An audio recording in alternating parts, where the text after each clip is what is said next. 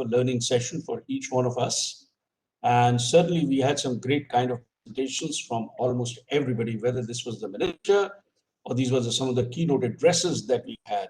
And as Dr. Vidya was just mentioning, a session on Global Hub was certainly very, very interesting. And we are going to be looking at today a whole lot of dimensions today in the area of online education. We're going to be looking at it from the perspective of how this online education could really make India, truly speaking, a global hub, reach out to the world market. And not only so, but also from the perspective of the skilling, which is one of the biggest challenges that we have.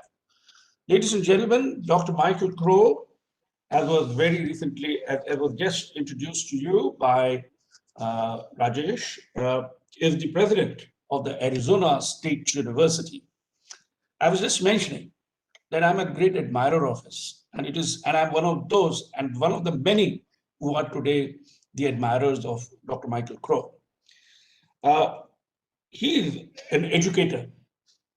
As he says, he's a knowledge enterprise architect. I'm using the words that are known about him and that everybody says about him. Science and technology policy scholar and certainly a higher education leader. He's the 16th ASU president, and which he took over in July 2002. And he has certainly spearheaded, as I said, the university into some of the groundbreaking transformation into one of the world's best known public metropolitan research universities.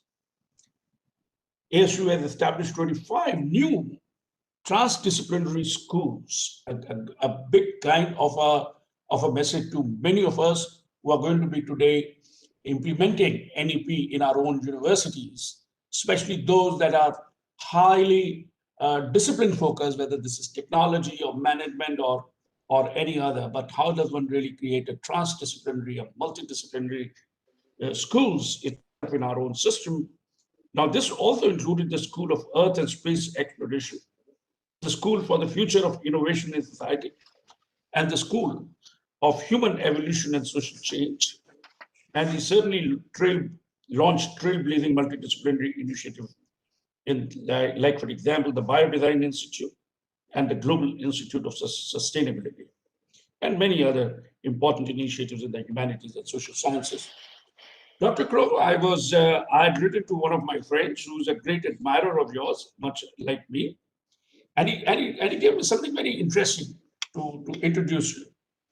Ladies and gentlemen, we in India today are very, very familiar with the fact that our universities have got to be inclusive and not just exclusive. Dr. Crow has really taken that kind of an agenda while developing ASU.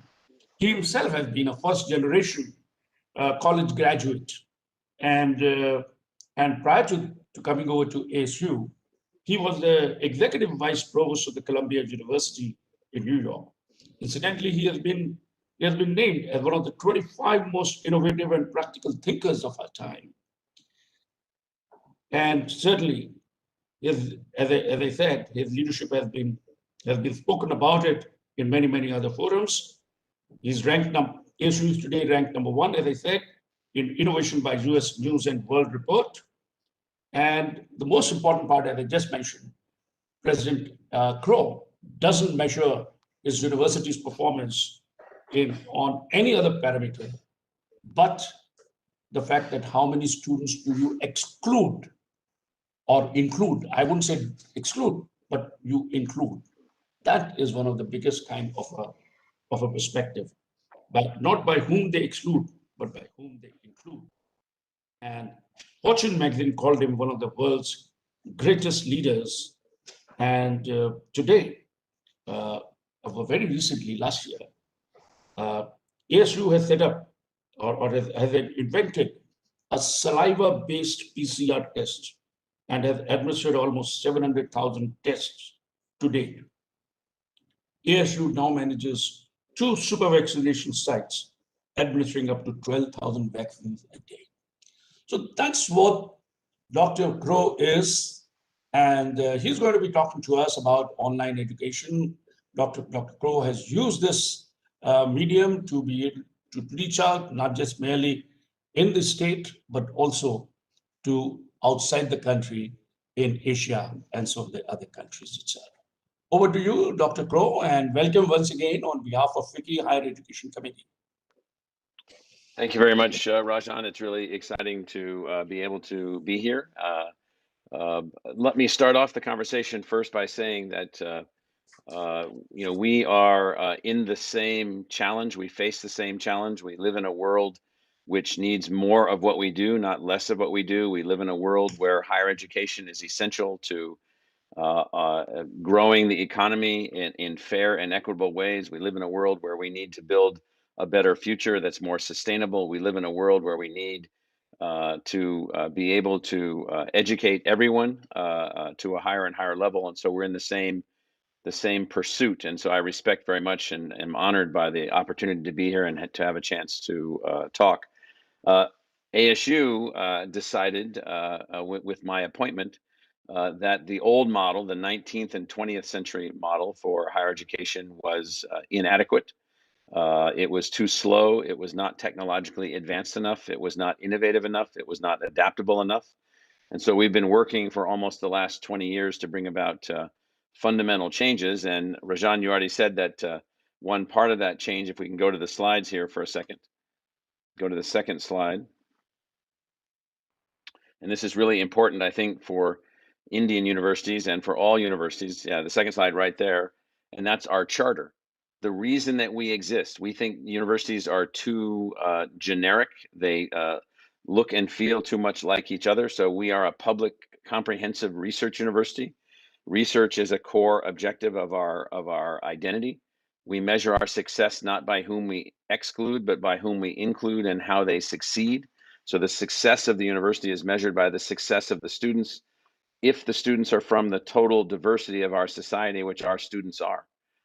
We have 150,000 degree-seeking students now, and they are completely representative of the socioeconomic diversity of our society. We do research. We're a major research university. We'll do $700 million of funded research in US dollars this year. That ranks us in the top 5 universities that don't have medical schools in the same class as MIT. But our research and discovery is of public value. And then lastly, and this is hard for a lot of universities around the world, I don't know about India, to focus on, and that is we believe that a part of our existence is to take fundamental responsibility for the communities that we serve, their economic development, their social development, their health and well-being. So for instance, Rajan, you talked about our high-speed robot-driven PCR saliva-based test for COVID. We invented that, deployed that, used that within the university community, and then it has become one of the main tools in our state. We've tested more than 700,000 people. That'll be over 1 million people shortly, growing, expanding, evolving. That's taking responsibility. So next slide. It's also important that we are driven by something that we call design aspirations. And you'll notice that nothing on here talks about online. But you'll see that in the upper left, one of our design aspirations is to embrace the cultural, socioeconomic, and physical setting. Every university exists in a different setting. Every university should have a unique identity. Transform society, the second one. We catalyze social change by being connected to social needs, which means we can't only hope that students can find their way to us because life is too complicated. Economic consequences are too differentiated. The bottom on the left, conduct use-inspired research.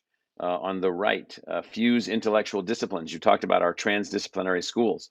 We think that the disciplines are really important. And we're not throwing them out, we're just connecting them, linking them together in different kinds of ways, which has given us huge capability to evolve the university. Next slide.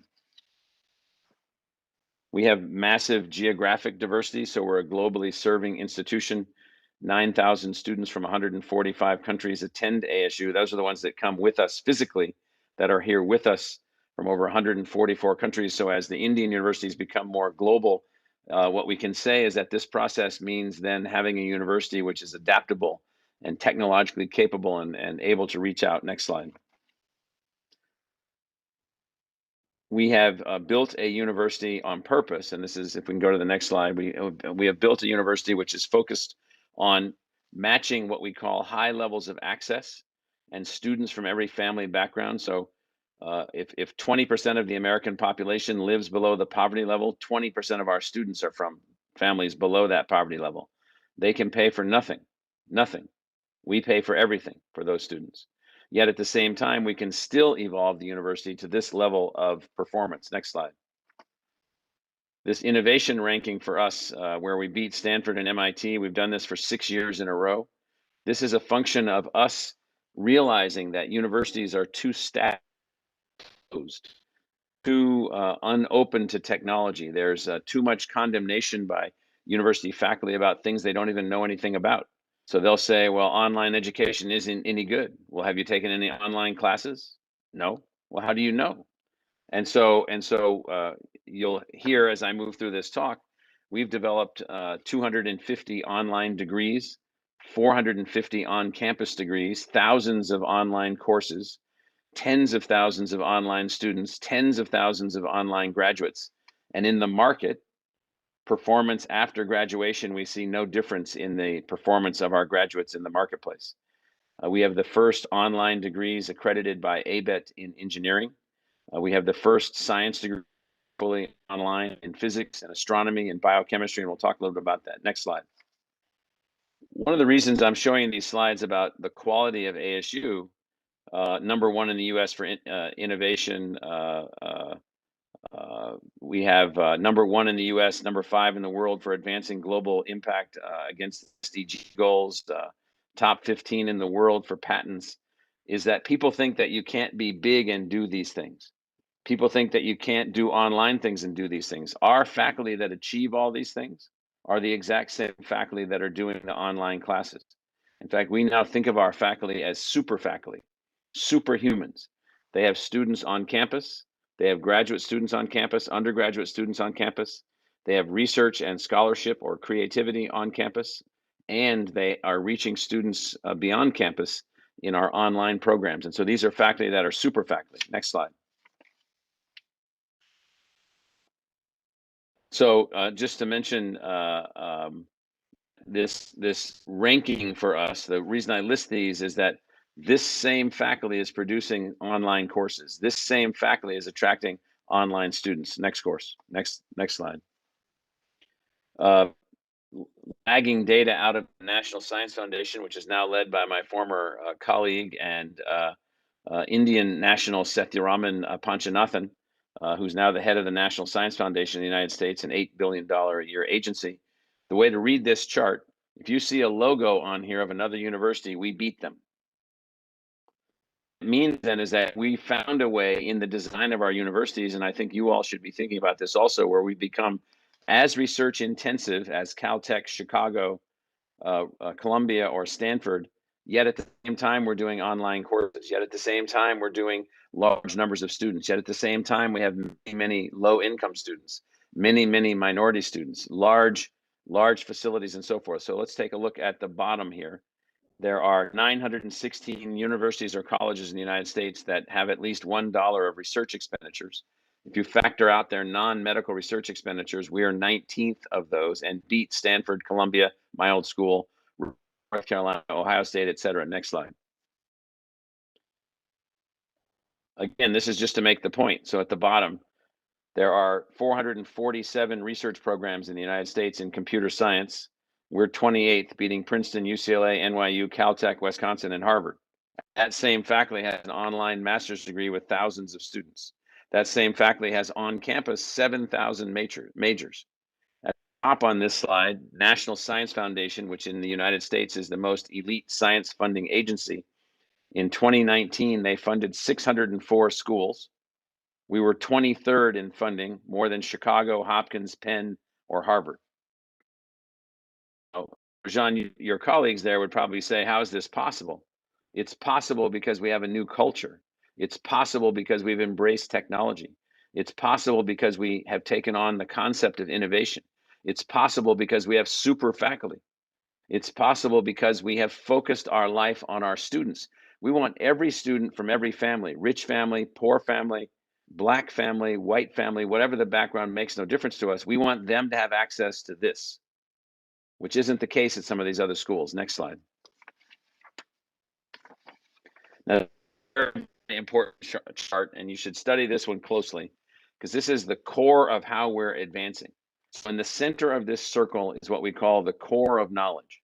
All things known, everything that every university is doing, every paper, every asset, every theory, every understanding, the core of knowledge. Everything ASU is below the core, the gold on this picture, contributing to the core, taking from the core. All of our libraries, all of our schools, we have 5,600 faculty members. We have 30,000 staff, 150,000 degree-seeking students. All of that is in the gold. And what we found in these is above the gold are what we call our realms of learning. So we have full immersion learning on the upper left, campus immersion. That's students that are with us on campus, 75,000. We have a whole new way of learning now since COVID called Campus Digital Sync. This is where we're in face-to-face live visual communication back and forth. And we've been using this for months as well as being on campus. We have digital immersion. So that's what you're calling online. We call it that also, but it's digital immersive.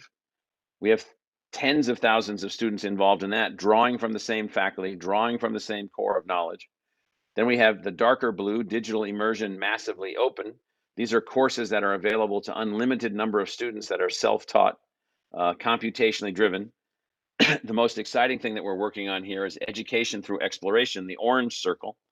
That's where we have full avatar driven, completely immersive science courses and ways to teach and learn in completely immersive, emotionally driven environments. And then green doesn't exist yet, which is infinitely scalable learning. That is devices and tools that go to every single learner, but still drawn by and drawn from the universities. Next slide.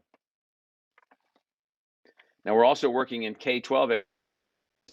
I don't know how things are going in India, but in the US, we peaked in our efficiencies. We have so many students that are not graduating with the right kinds of knowledge. They're undertrained, underdeveloped. We have all kinds of top-end students, all kinds of unbelievably capable students. And so, next slide. So we built a thing also called ASU Prep, ASU Preparatory Academy Digital.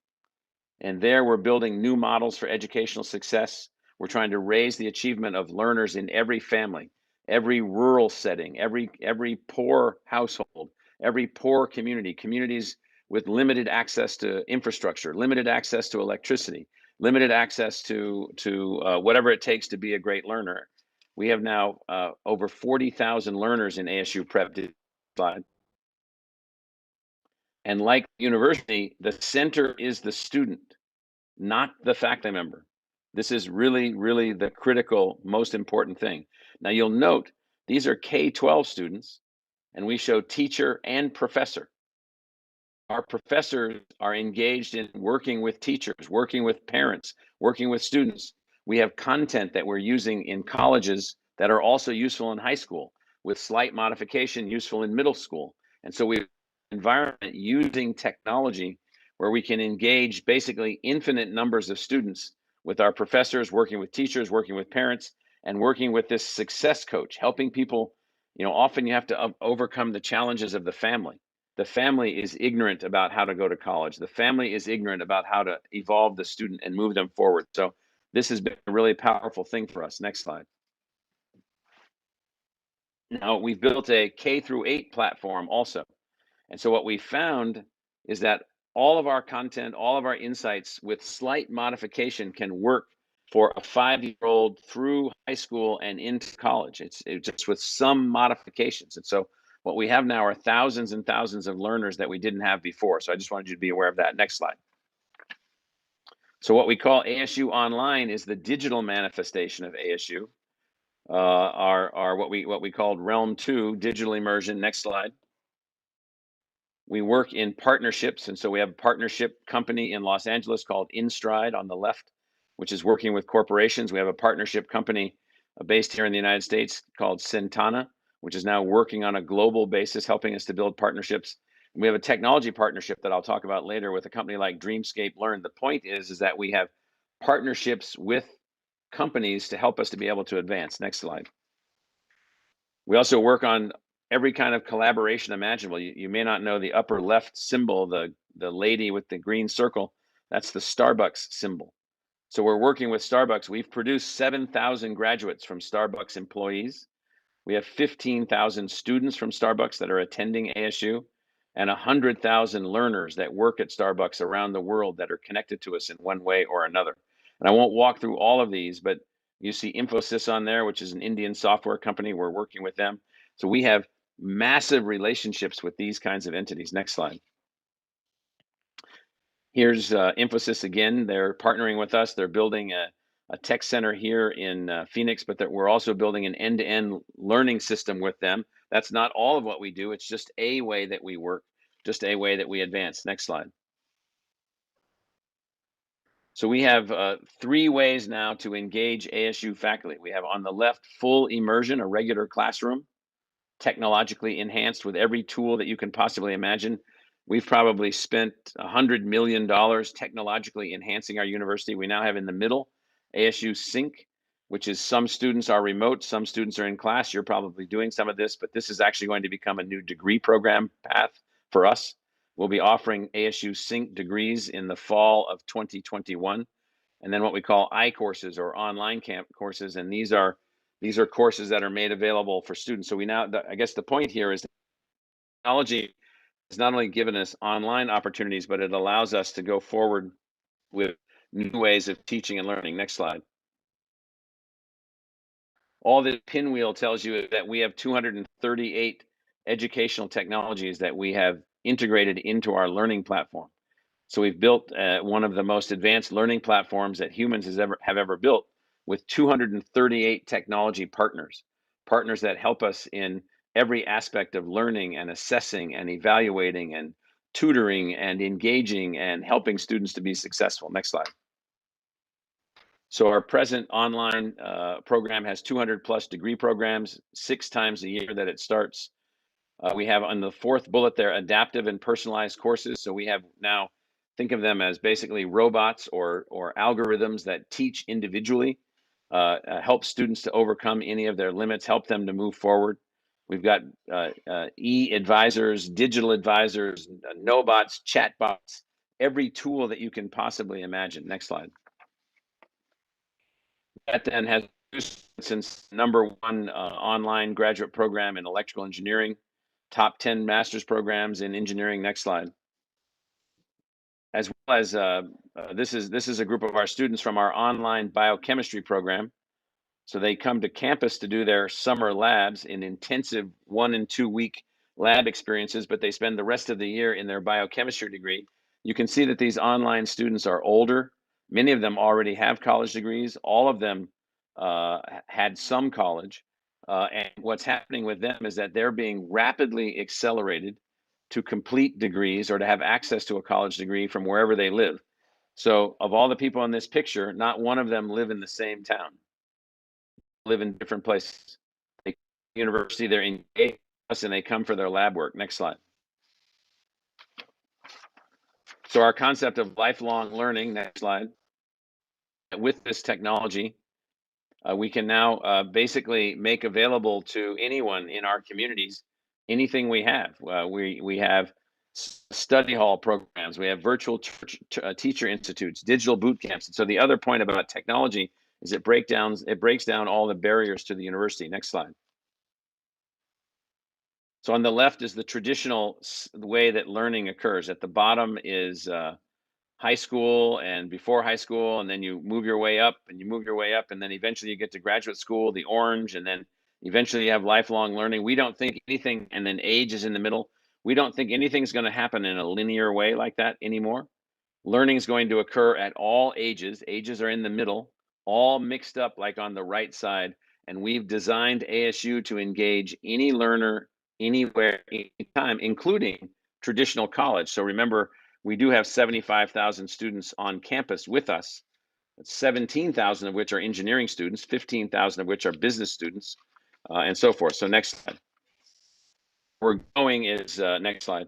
Where we're going is by January of 2022, you can be a student in that thing on the left, that little pod. That's an avatar human. That's an actual person fully immersed with other learners. See the other pods, traveling in a fantasied, made up alien zoo 11 light years from the Earth. You do not know that you're not there. I'm telling you, I've done this many times. We're investing many, many, many millions of dollars so that you now will learn biology in an unbelievable experience equal to being in a full immersive movie. It's an unbelievable experience. Dreamscape Learn. It'll be operational in January of 2022. Next slide. We also know that you need online student organizations and events. And so it's not just classes, it's also social and connecting and linking, bringing people together, bringing students together. Next slide.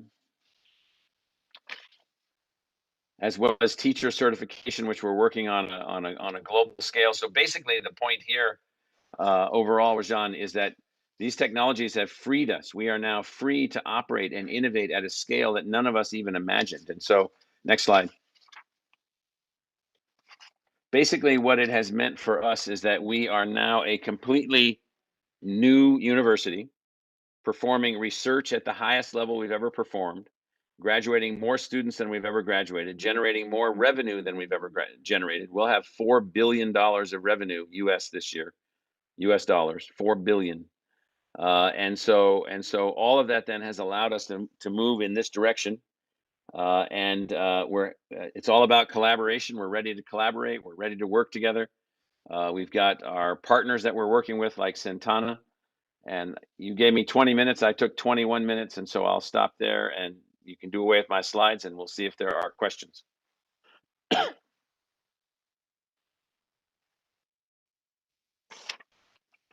For some reason, I can't hear you. I'll quickly move towards some of the questions that we had already shared with you. But in addition to that, I'll possibly start with something a little bit different from what we have shared. And let me start by that. What challenges did you have, Dr. Crow, when you looked at it from the perspective of infinitely scalable learning?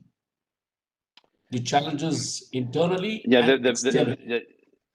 The principal challenge is the faculty, because the faculty, I'm a faculty member, I'm just like you, they're older, not generally used to this, haven't thought about it. There's a skepticism about new ways of learning and teaching. There's there wasn't at the time, there is now a deep commitment to the social outcome and the social benefit. So the biggest challenge was convincing the faculty that this was in their interest and that we could convert them into super faculty. So once they could see that we could convert them into super faculty, they could become world-class researchers, world-class teachers, and then engage students anywhere around the world, anytime, with their content and their courses. That got them excited. So that was the initial challenge. And then I think the second challenge to all of this was basically you'd have to stick with this. You can't start, stop, start, stop. You have to stick with it. And so those are the two, I think, significant challenges. Dr. Crow, you looked at it from the perspective of an inclusive education, an agenda that we all are pursuing today in India. At the same time, pushing the research agenda, and which is something which is really visible across and from the kind of data that you have shared. So these are two things.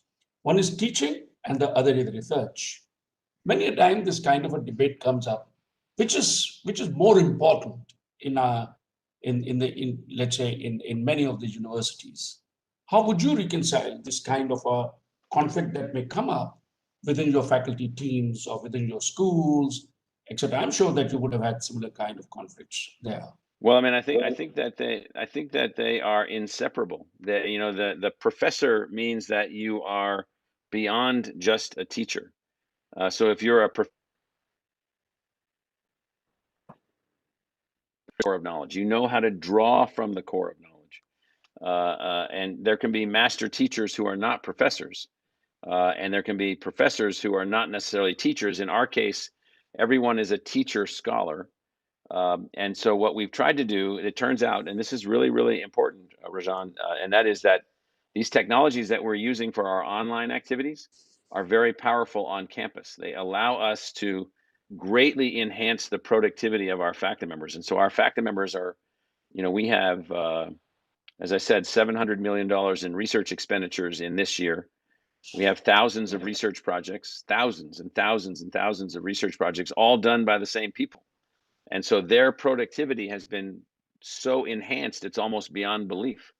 And not only that, it's accelerating. And so we're seeing even more things that we can do because we've been empowered by this technology. Great. And finally, let me ask you this question to you. Apart from some of the others that have just come up, I'm going to club many of them. When you look at India from an ASU perspective, from the US perspective, right? Where do you see us there? What kind of collaborations do you see with us?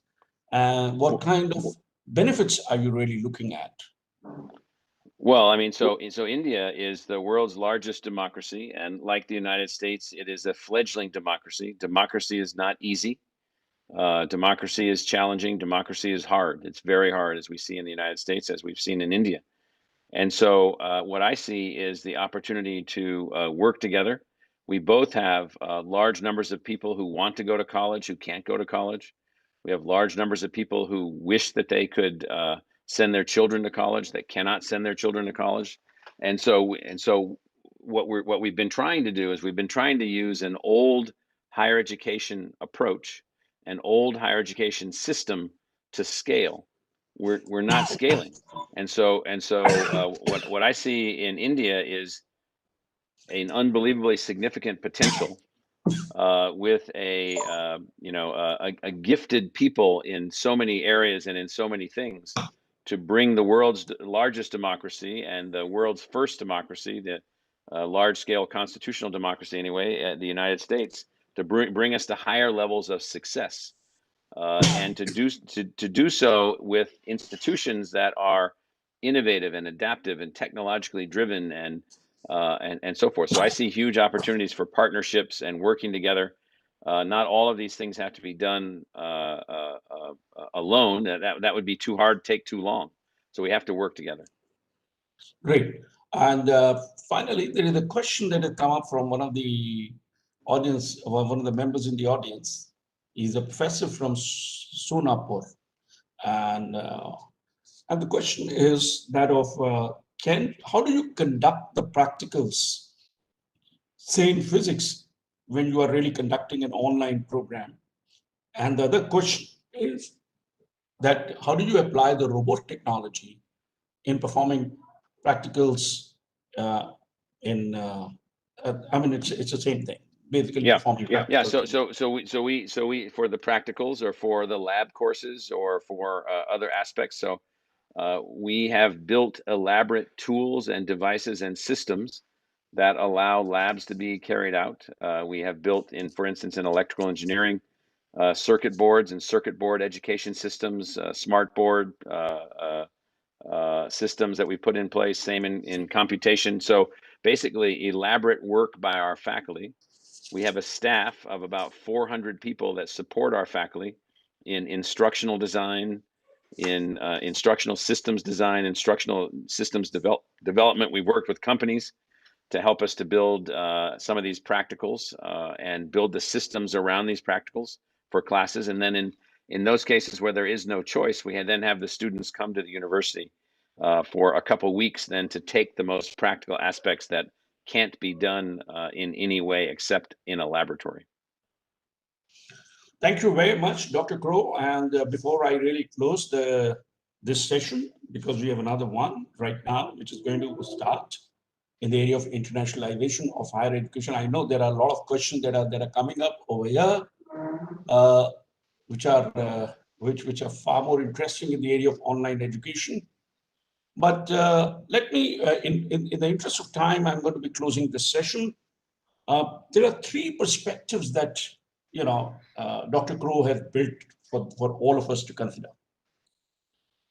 As we really grapple with the challenges that we have in Indian higher education, I know from my personal experience, and I was leading the transformation at NMIMS from a management school to a multidisciplinary university, the kind of challenges that come up. And the first thing that he did talk about is that, you could have a learner at any age. And that, I think, is today one of the biggest kind of a challenge that we have.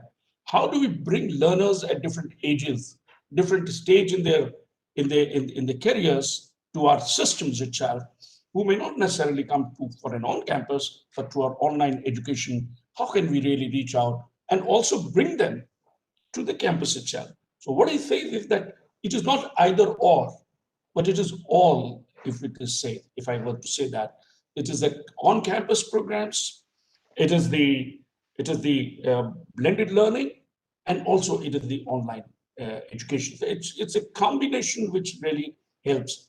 And the most important part of it is to accept the fact that the faculty can do much more than what the fact we are so much used to this whole idea. So it is our ability to really motivate them to reach out or to get their best potential out of them. And that's where his kind of a biggest kind of a message was, that possibly all disciplines are infinitely scalable. It's our imagination, it's our innovation, and how do we turn the education model of our universities upside down? And can we really look at it from moving away from an exclusive to an inclusive education, and therefore using the technology extensively? Well, he did talk about the challenges, and we all face those kinds of challenges, particularly when we talk about the resistance from the faculty, or the faculty kind of skill sets, etc. And I know for certain that he's one person who has really been able to do so well in the university, in ASU. Thank you very much, Dr. Crow, for your very, very wonderful presentation. It's been wonderful listening to you. And let me say that, and I'm going to run a range. I'm going to ask you to give me a rain check that whenever I'm visiting Phoenix to my daughter, I'm going to be, if you do have the time. Yes. We welcome you, and if there's other questions that we can answer, if you get us those questions, we'll try to answer them for everyone. And you have some time? Yeah, you just let us know. So okay, just one question is in terms of how do you manage face-to-face interaction when you have the online sessions? So we built all of our classrooms. We have 1,000 classrooms on campus. We built all of them with Zoom technology, and so we have every classroom set up so that you can have hybrids. You can have students in the classroom, students zooming into the classroom, faculty zooming into the classroom, and every classroom is set up that way. Right. Thank you very much, Dr. Crow. We have to start our session. Thank you very much. It's a pleasure having you with us this morning. Thank you very much, ladies and gentlemen. She's a member of the Global Outreach for Higher Education. We also have Sri Darpan Jain, who's the Joint Secretary in the Ministry of Commerce and Industries. I'm very glad that there is a representation of another ministry other than the Ministry of Education and the UGC here, because I have seen the dynamism of Mr. Darpan Jain, because we sit together as members on the Services Export Promotion Council, and he's a MTech in Industrial Engineering from IIT Delhi, and a Master of Science from the prestigious London School of Economics. He's been conferred the Honorable Prime Minister's Award for Excellence in Administration. And I see him, and his dynamism when we talk about education as an exportable service when we discuss this in the SCPC. We also have another dynamic lady, Dr. Pankaj Mittal, who is the Secretary General of the Association of Indian Universities. She's the only second woman Secretary General of the AIU. And we all know that AIU is a network of Indian universities. She's been a Fulbright scholar and a topper in MSc and PhD in agricultural statistics. She was also the Vice Chancellor of the Bhagat Phul Singh Mahila Vishwavidyalaya, which is the Women's University. Our friend Dr. Nicholas Patrici, who is the director of the Obrial Global Network. He's a political scientist with extensive experience in education management and international cooperation. Nicholas and I sit together on the Obrial Global Network, and they've just recently formed the India chapter. I know Nicholas loves India and he's missing India. He visits India almost every year, has a lot of Indian friends. And what he told me the other day is what he misses most is the Indian food. So Nicholas, I hope the borders open up and you can come to India to experience all this. Another good friend is, of course, Dr. Nina Arnold, who's the lead education specialist of South Asia World Bank Group. She heads she's the global lead for tertiary education at the World Bank. Since 2006, she's involved in the human development sector and coordinator for Central Europe and the Baltic states. She's a program leader for higher education, a task team leader for lending operations and technical assistance programs in the Middle East, North Africa, and Europe. So Nina is also involved now with the Indian tertiary higher education system, and she will look at our system and specifically the implementation of the NEP from the World Bank perspective or the funding perspective from the World Bank. So with this background, I will like to invite Dr. Manju Singh, and I would request Dr. Manju Singh to speak about the role of UGC and the implementation of the NEP in the background and context of internationalization of higher education. Thank you, Dr. Vidya. Ladies and gentlemen, I'm delighted to be a part of this 16th FICCI Higher Education Summit, Higher Education at 2030.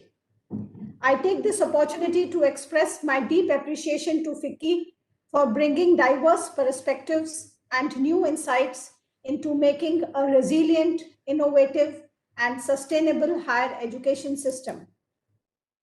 Friends, we are in the middle of, or can I say, struggling to come out of the challenges COVID-19 has imposed on our education system. As Klaus Schwab, the executive chairman of the World Economic Forum, put it, tragedy need not be its only legacy.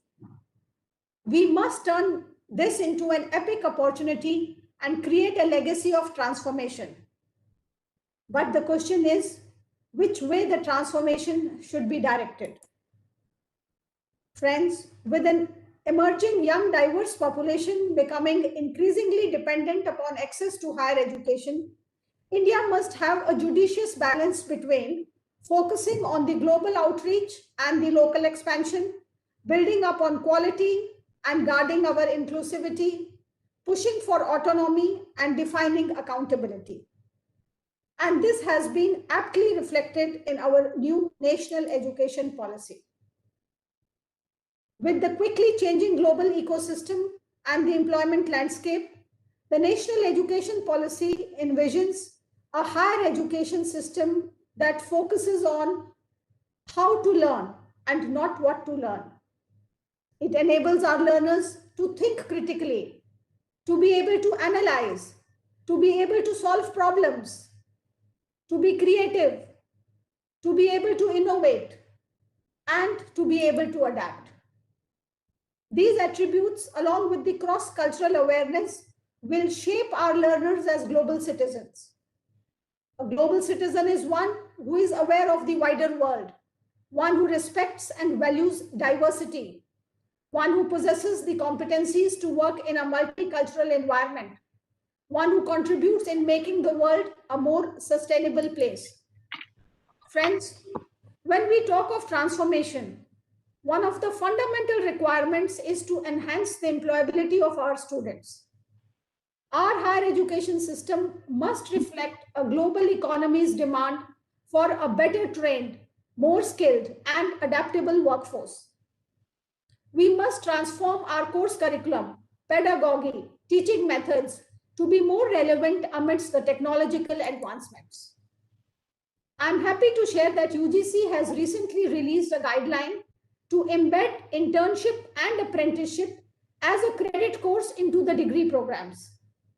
This will provide a hands-on experience to our learners during the course of their program and make them more employment ready. Ladies and gentlemen, the second most important focus area for us is to upgrade our research capabilities. We have been consistently growing in terms of our scientific contributions. According to US National Science Foundation, India's scientific publication average annual growth in the last decade has been 10.7%. 10.7% against the global average of 3.8%. Of course, in terms of numbers, we are still far from US and China, but we are on track. We all know that the QS ranking assesses the performance of the institutions on 7 major parameters. Out of these 7 parameters, the Indian institutions have performed their best in the parameter citation per index. Today, we have 2 institutions in the top 20 in this parameter, 5 in the top 100, 12 in the top 300, and 15 in the top 600. Whereas overall, we have only 8 institutions in the top 500. So the performance in terms of the research output is encouraging. To provide a significant impetus to research, the National Education Policy has proposed the National Research Foundation, NRF. NRF will cut across ministries and organizations and departments to fund, mentor, incentivize, and build capacity for global quality research and innovation in all disciplines. Friends, the next requirement is digital transformation. Technology and connectivity has transformed the world. Bill Gates has very rightly said, and I quote, "Internet is the town square for today's global village." Transformation in connectivity has led to an integrated global demand and supply chain from Delhi to Detroit, Mumbai to Moscow, Bengaluru to Berlin, Chennai to Chicago. And to cope up with this technological transformation, we must adopt digitized methods of teaching and learning. Education technology and its relevance to pedagogy, research, and organizational practices will contribute in the improvement of the educational processes and outcomes. The bidirectional relationship between technology and education, along with the unprecedented access to information, will be multiplied by emerging technology breakthroughs in artificial intelligence, robotics, Internet of Things, autonomous vehicles, 3D printing, nanotechnology, biotechnology, quantum computing, and so on. In this direction, setting up of the National Educational Technology Forum, NETF, as proposed by the National Education Policy, is a platform for free exchange of ideas on the use of technology to enhance learning, assessment, planning, and administration. NETF will become a watershed in the quality of academic interaction in the classroom, apart from reaching the unreached. Ladies and gentlemen, another aspect of this transformation is internationalization. Human society today faces a number of wide-ranging and interlinked global challenges, such as climate change, food security, energy security, infectious diseases, and the list goes on. The National Education Policy has given a tremendous push for internationalization of higher education. The principal manifestations of internationalization should be seen in several ways.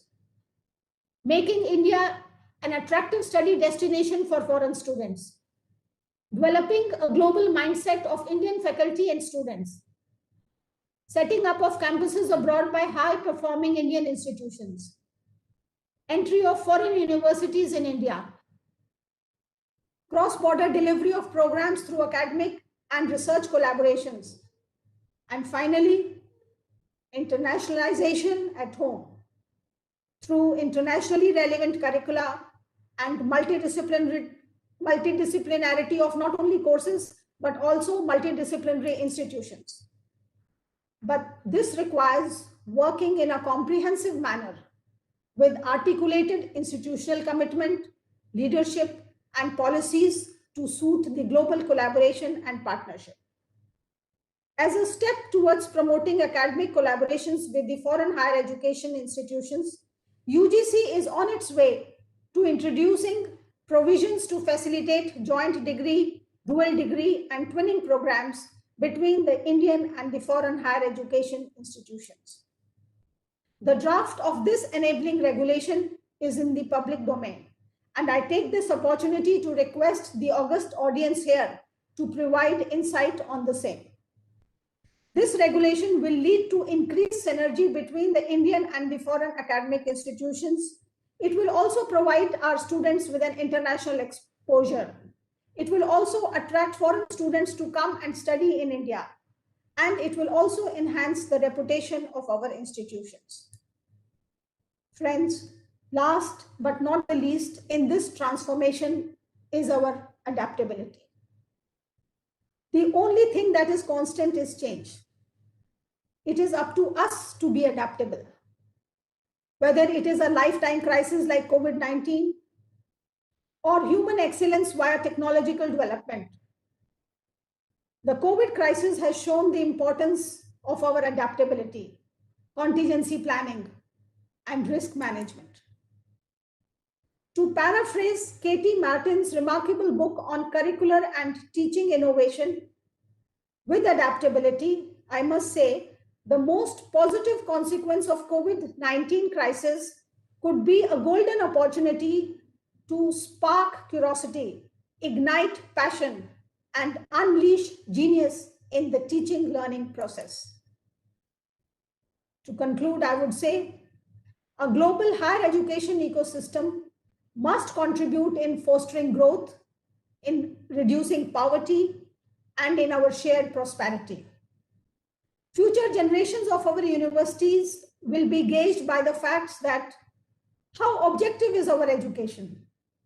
How inclusive are we? How ethical is our teaching? How relevant is our curriculum to address global challenges? And how much are we contributing to global cooperation? Here I'm reminded of Helen Keller's words, and I quote, "The world is moved. The world is moved not only by the mighty shoves of the heroes, but also by the aggregate of the tiny pushes of each honest worker. We, the government, the academia, the industry, and all the stakeholders must take baby steps together to move beyond the historical and the organizational barriers and sketch out the contours of a truly global higher education system." Thank you very much. Thank you, Manjuji. It was a wonderful, elaborate discussion on the various aspects of the national education policy and how that would help in creating India as one of the destinations, global destinations for higher education. We move on to the next speaker, Mr. Darpan Jain. And sir, we've seen that the role of Ministry of Commerce has been pretty instrumental in even these higher education summits that we have been organizing from FICCI for the last couple of years. And earlier on, we never saw other ministries really participating in discussions on higher education. So I would like you to discuss on the role that your ministry can play in higher education, and now that education is one of the champion services that the Ministry of Commerce wants to export. So if you can throw light on this subject. So thank you so much, Dr. Vidya. And at the outset, I would like to thank FICCI for inviting me to this panel discussion and speaking to your audience. I mean, the inaugural speech of Dr. Manju Singh was a very beautiful speech in which she has laid down the vision of higher education. And you also in your opening remarks mentioned about the context, the background in which we are in.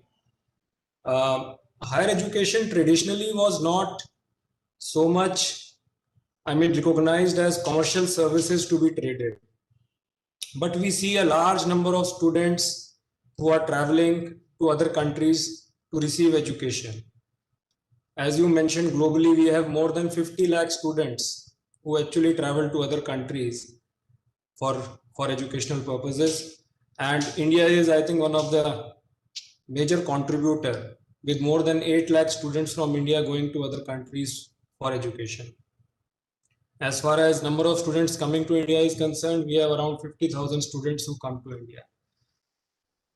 So in terms of the higher education sector itself, I mean, all of us are aware the sector is very, very critical for all sectors of economy, not only the higher education sector itself, since it has significant role in skill development, knowledge development. So it has a very high impact on the competitiveness of the entire economy. And if we have to have India seen as the leading economy in the world, we need to have higher education sector which is very strong. And a very strong higher education sector means a sector which is number one in quality, which is globally on the top in terms of research and development, in new disciplines, in its interface with the industry, in its interface with the basics, I would say, disciplines. So the higher education sector needs to be very dynamic, needs to respond to the needs of the society in which we are in. Now, as all of us are aware, I mean, as far as international trade and services is concerned, there are 4 modes. So to structure my thoughts on what can be done in future, I would like to organize my focus areas into 4 areas. So we know one of the important area which has grown because of COVID is basically e-learning. The export of services or import of services, or within the country also, delivery of services through mode 1, as we call it, that is cross-border transfer of services without service supplier or the service receiver moving out of their territory. Now this has significant potential in times to come. We have seen short-term courses, long-term courses, lot of combinations which actually the users can pick up, the students can pick up, they can update themselves, skill themselves, reskill themselves. The number of courses which have grown on the health sector, epidemiology. So I think this is a sector which will see tremendous growth in future. All of us know how Baiju has grown. I mean, Baiju, Khan Academy, these names were unheard of around 10 years back. And over a short period of time, they have grown like anything. They have catered to demand for education services. So similarly, I think the mode 1 of education is a mode on which we need to focus on. And to give fillip to that, I think the regulations, supportive regulations for promoting mode 1 are very important. UGC has already done a lot of work on that. Even our higher education institutions, they have been given some relaxation in terms of delivering the education through electronic mode. So I think going forward, as Dr. Singh was pointing out, accountability and autonomy and the need for maintaining quality, we need to ensure while promoting the delivery of services electronically, the delivery of education electronically. So this is a big area for us to focus upon. The second important, which is the most, I would say, known area of international education exchange, is basically the mode 2, in which the students basically come to the country in which the higher education institution is located and they receive education. So there again, as I was saying, I think quality is something which is very important. Why would a student come from other country to study in your country? I think the most important thing is the quality, the course curriculum, the interface with the industry, with the employment opportunities in future. I think that is something which is very critical. And we have seen how countries like US, UK, New Zealand, Canada, countries which are much smaller than India, countries which like Singapore, I mean, they have really put their policies together, put their mechanisms together in coming out with promoting their higher education institutions abroad, in coming out with support for the students in terms of scholarships, in terms of ease of coming to their country, in terms of setting up the ecosystem. So I think on this mode 2, already in our champion services sector, which Dr. Vidya you were mentioning, we have also tried to basically incentivize the Study in India program by offering scholarships, by also investing in the infrastructure, the hostel infrastructure, by also working with Ministry of Home and Ministry of External Affairs in easing the visa processes, in easing the compliance requirement of the students when they are in India, and also seeing whether we can provide some working opportunities to students post their studies. So I think on mode 2, we need to strengthen our initiatives on these lines for attracting more and more students to India. And India is a traditional kind of destination for many of our neighboring countries. For countries like Nepal, Bhutan, Bangladesh, and many of our African friends. So number of these countries actually find Indian education to be high quality, to also be affordable. So I think that is another area, mode 2, on which we need to work in strengthening our education hubs, the entire ecosystem around it. So that is what I would like to say on the mode 2 part. As far as the mode 3 part is concerned, so this is basically setting campuses in other countries, which has also started to some extent, but I think it needs to be further strengthened so that it can realize its potential.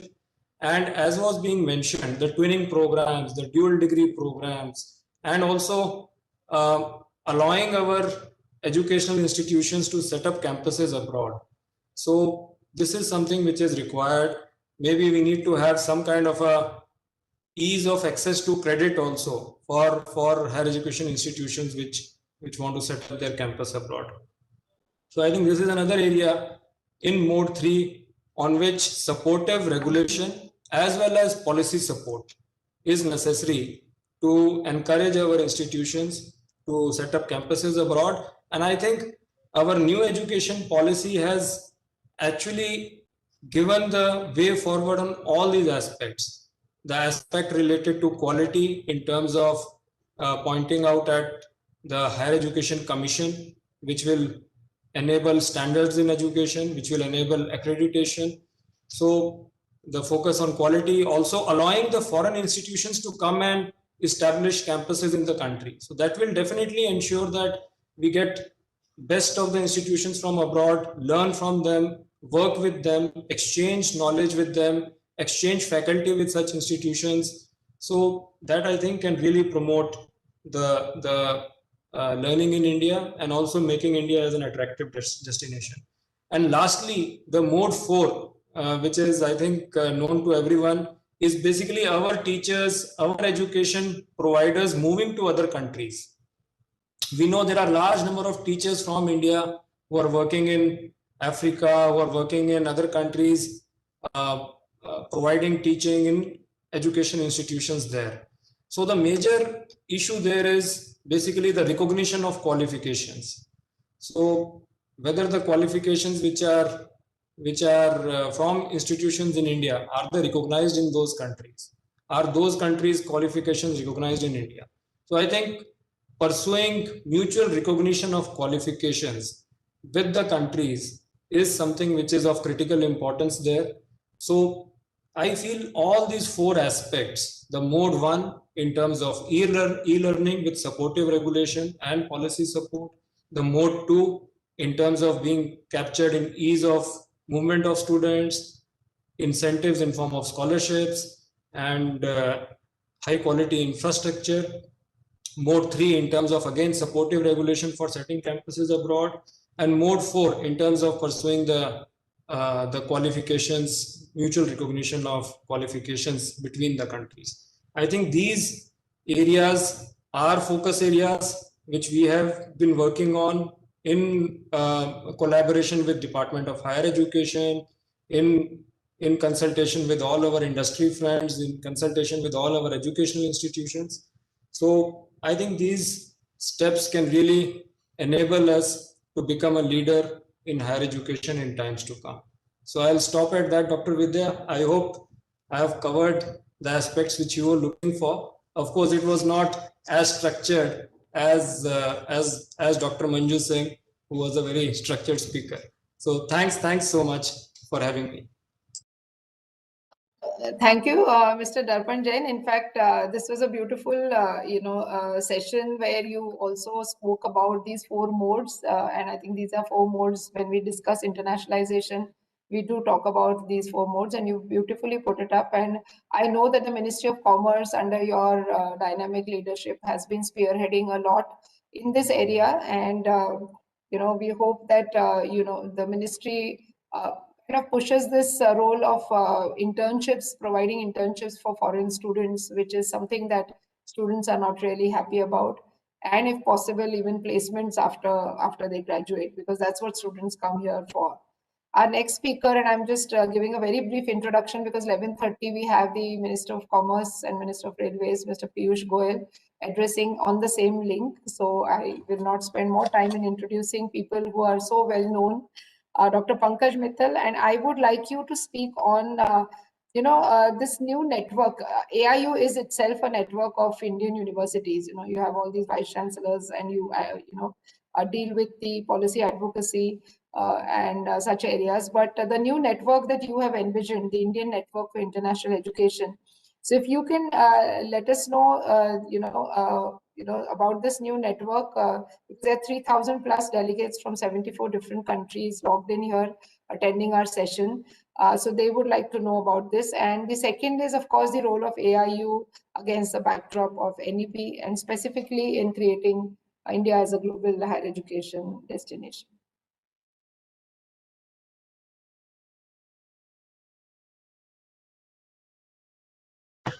Thank you, Dr. Vidya, and thanks to FICCI for inviting me to this summit and for this session on building a global higher education ecosystem. I will build upon the previous 2 speakers who have already spoken at length about how to build a global higher education ecosystems, and I was just taking some notes and some points, like what all they have spoken about how to build a global higher education system, and just making a summary of that. I think there are 6 points, 6 issues required for creating a global higher education ecosystem in India. First is international curriculum. We do need an international curriculum if you want a global higher education ecosystem. Second is international academic calendar, so that the entry and the exit or the admission dates or maybe the months are common all over the globe. Third is world-class quality. Fourth is international collaboration. Fifth, mobility of teachers, students, semester curriculum, as very extensively explained by Mr. Darpan Jain.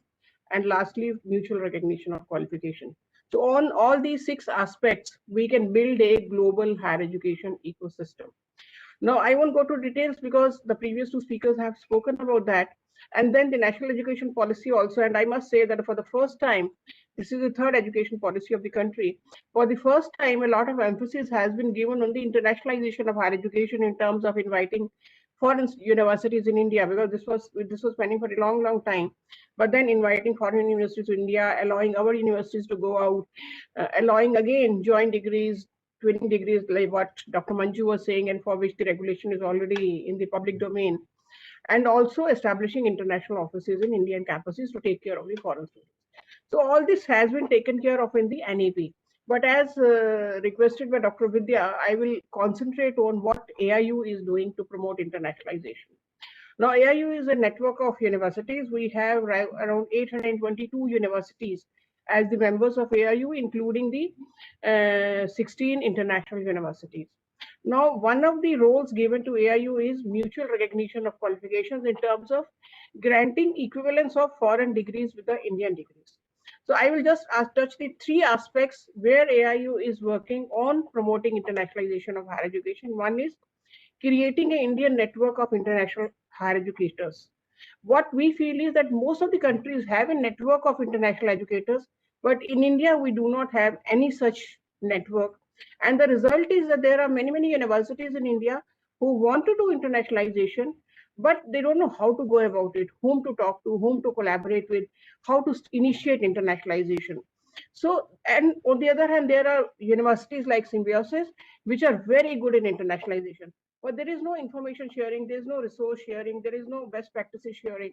So we want to create a network of universities which will consist of international educators, in which there is a lot of resource sharing, lot of information sharing, lot of knowledge sharing, so that the good ones can help the not so good ones to enter into internationalization. And we will be at AIU helping in the international collaborations with the universities. Otherwise also, we do collaborate with many international organizations like UUKI. We have collaborated with to facilitate collaboration between UK universities and Indian universities. We have collaborated with NUS, which is a AIU counterpart in Mexico, to allow collaboration between Mexican universities and Indian universities. So this network will be something, and then we will have the global. Aubriel is there, Nicholas is here. So these type of networks also, we will first learn from them a lot, and then we will request them to be a part of our network also, so that it becomes a larger network. So that is one thing. Second thing is, in India, we do have, say, NAC is there, which is giving the accreditation, which is also giving the ratings. We have NIRF, which is giving the National Institution Ranking Framework, which gives ranking for the universities. But if you really want to know in a particular subject which university is good, I mean, these two parameters are giving the overall ranking of the university or overall rating of the university. But if you want to know that in, say, quantum physics, which university is very good, and if a foreign university wants to collaborate with the university in quantum physics, there's no rule or no information available on how to do it. So what AIU is doing is, we are creating a AIU collaboration portal in which every university will be indicating that what are their best areas, best facilities, best researchers, best faculty, so that and then that will be uploaded on the AIU portal. It will be AIU collaboration portal. So every university will say 5 to 6 areas where they feel they are the best. But it won't be sufficient that they say that we are the best. They have to give the credentials also in terms of facilities, in terms of publications, in terms of patents, in terms of faculty, in terms of researches, in terms of PhDs produced. So they have to give the details of all this, and then indicate that these are my best departments, and I am ready to collaborate with foreign or even national universities in these areas, and we can do a lot of good things by collaborating. So this type of collaboration portal we are building. Thirdly, which also partially relates to mutual recognition of qualification, is that the Ministry of Education has given the mandate to give equivalence of foreign degrees with Indian degrees to AIU. So far, we were doing it on many parameters, and one of the parameters was duration of the degree. So if the duration of the degree in the foreign country was less than the duration of that particular degree in the Indian university, we used to deny equivalence. But now, slowly, we are realizing that in the contemporary world, duration is no longer important, and credits maybe, and then maybe from credits also we will also jump on to the approach of outcome related approach. But right now we are shifting to the credit approach, that if the credits are equal, then we can give the equivalence of degrees. And for that, again, it's not a very simple thing, because credit definition in every university is different, in every country is different. Everybody sort of defines credit in a different manner. So right now we are on a credit mapping exercise to first have a standard definition of credit in India, and then to do a credit mapping with the credit definition in other countries. So we are on it, and once the credit mapping is done, I'm sure it will be much more easier to give equivalence of degrees, and this will really promote internationalization, because many of our students right now are not able to go abroad, because they know that when they come back, even if they earn a very good degree, it will not be equated just because of the duration approach or the credit approach. So we are trying to build up on this, in a sense that to promote internationalization, we are trying to ease out the system. We are trying to ease of working or ease of studying abroad, and ease of coming back to India. That is what we are trying to create.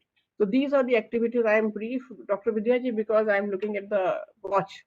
So with this, I would just stop. And these are the activities which are we doing for promoting internationalization of higher education. Thank you very much. Thank you, Pankaj. As usual, you are not just brief, but you're point. And I think specifically the area of credit mapping that you spoke about is going to be very essential when Manjuji spoke about the joint degrees and dual degrees that the UGC is now trying to roll out.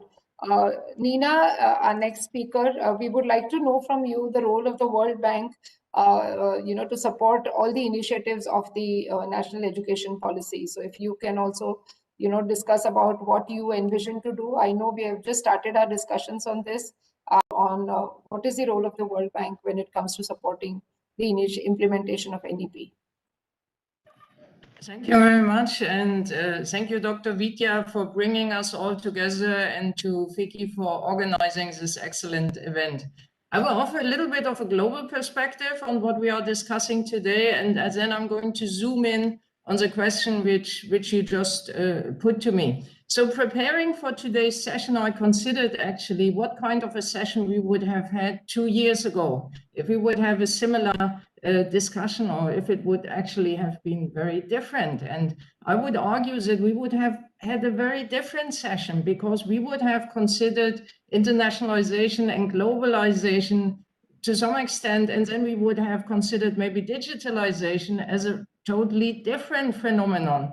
And now we come together, and through the COVID crisis, this has merged to some extent. And we look at internationalization, as some of the other speakers have already said, in a very different way. Of course, we still look at systems and institutions, but 2018, we would have discussed student mobility a lot, which is the most visible sign of internationalization, as we could argue. And of course, we have seen globally a huge increase in student and academic mobility. And we would also discuss internationalization at home, and of course, these topics also remain relevant. Now, why is internationalization such a key topic for all of us? It is indeed about the exchange of ideas, and it is about bringing new ideas to a different environment. And as such, it is closely connected to matters of quality and attractiveness of institutions and of systems. Connected hai, but audio or video I'm clear. sorry, I hear somebody who is, I think, not a speaker in this session. Hello. Someone from the minister's office is joining. Rajesh, can the host just mute, that speaker? Hello. Am I audible? Yes, sir, you're audible, but we are already in a session. So if you can just put your mic on mute, because we are already in the earlier session. Okay. Okay. My video is coming clear. Thank you, Vidya. Thank you. So we stopped at the point, why is internationalization so important to us? And also, if we look at the literature on world-class university, it constitutes an important component. So there are 3 key ingredients. It is a matter of resources, it is a matter of international academic staff, and it is a matter of an international student body.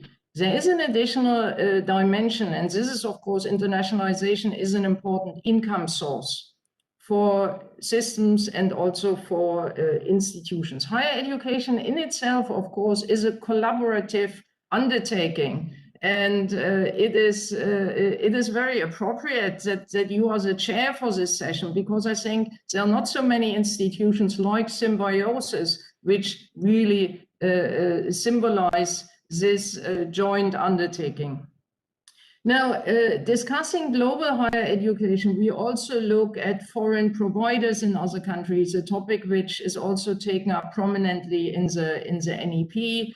And we started discussing MOOCs, blockchain technology, the whole set of instruments. And digitalization, let's say 2 or 3 years ago, however, was either like a phenomenon which was on the side, or there was a group of people who said that's a solution to everything. But I think through the COVID pandemic, we have all learned in a painful way that a crisis amplifies the unresolved issues which we all have.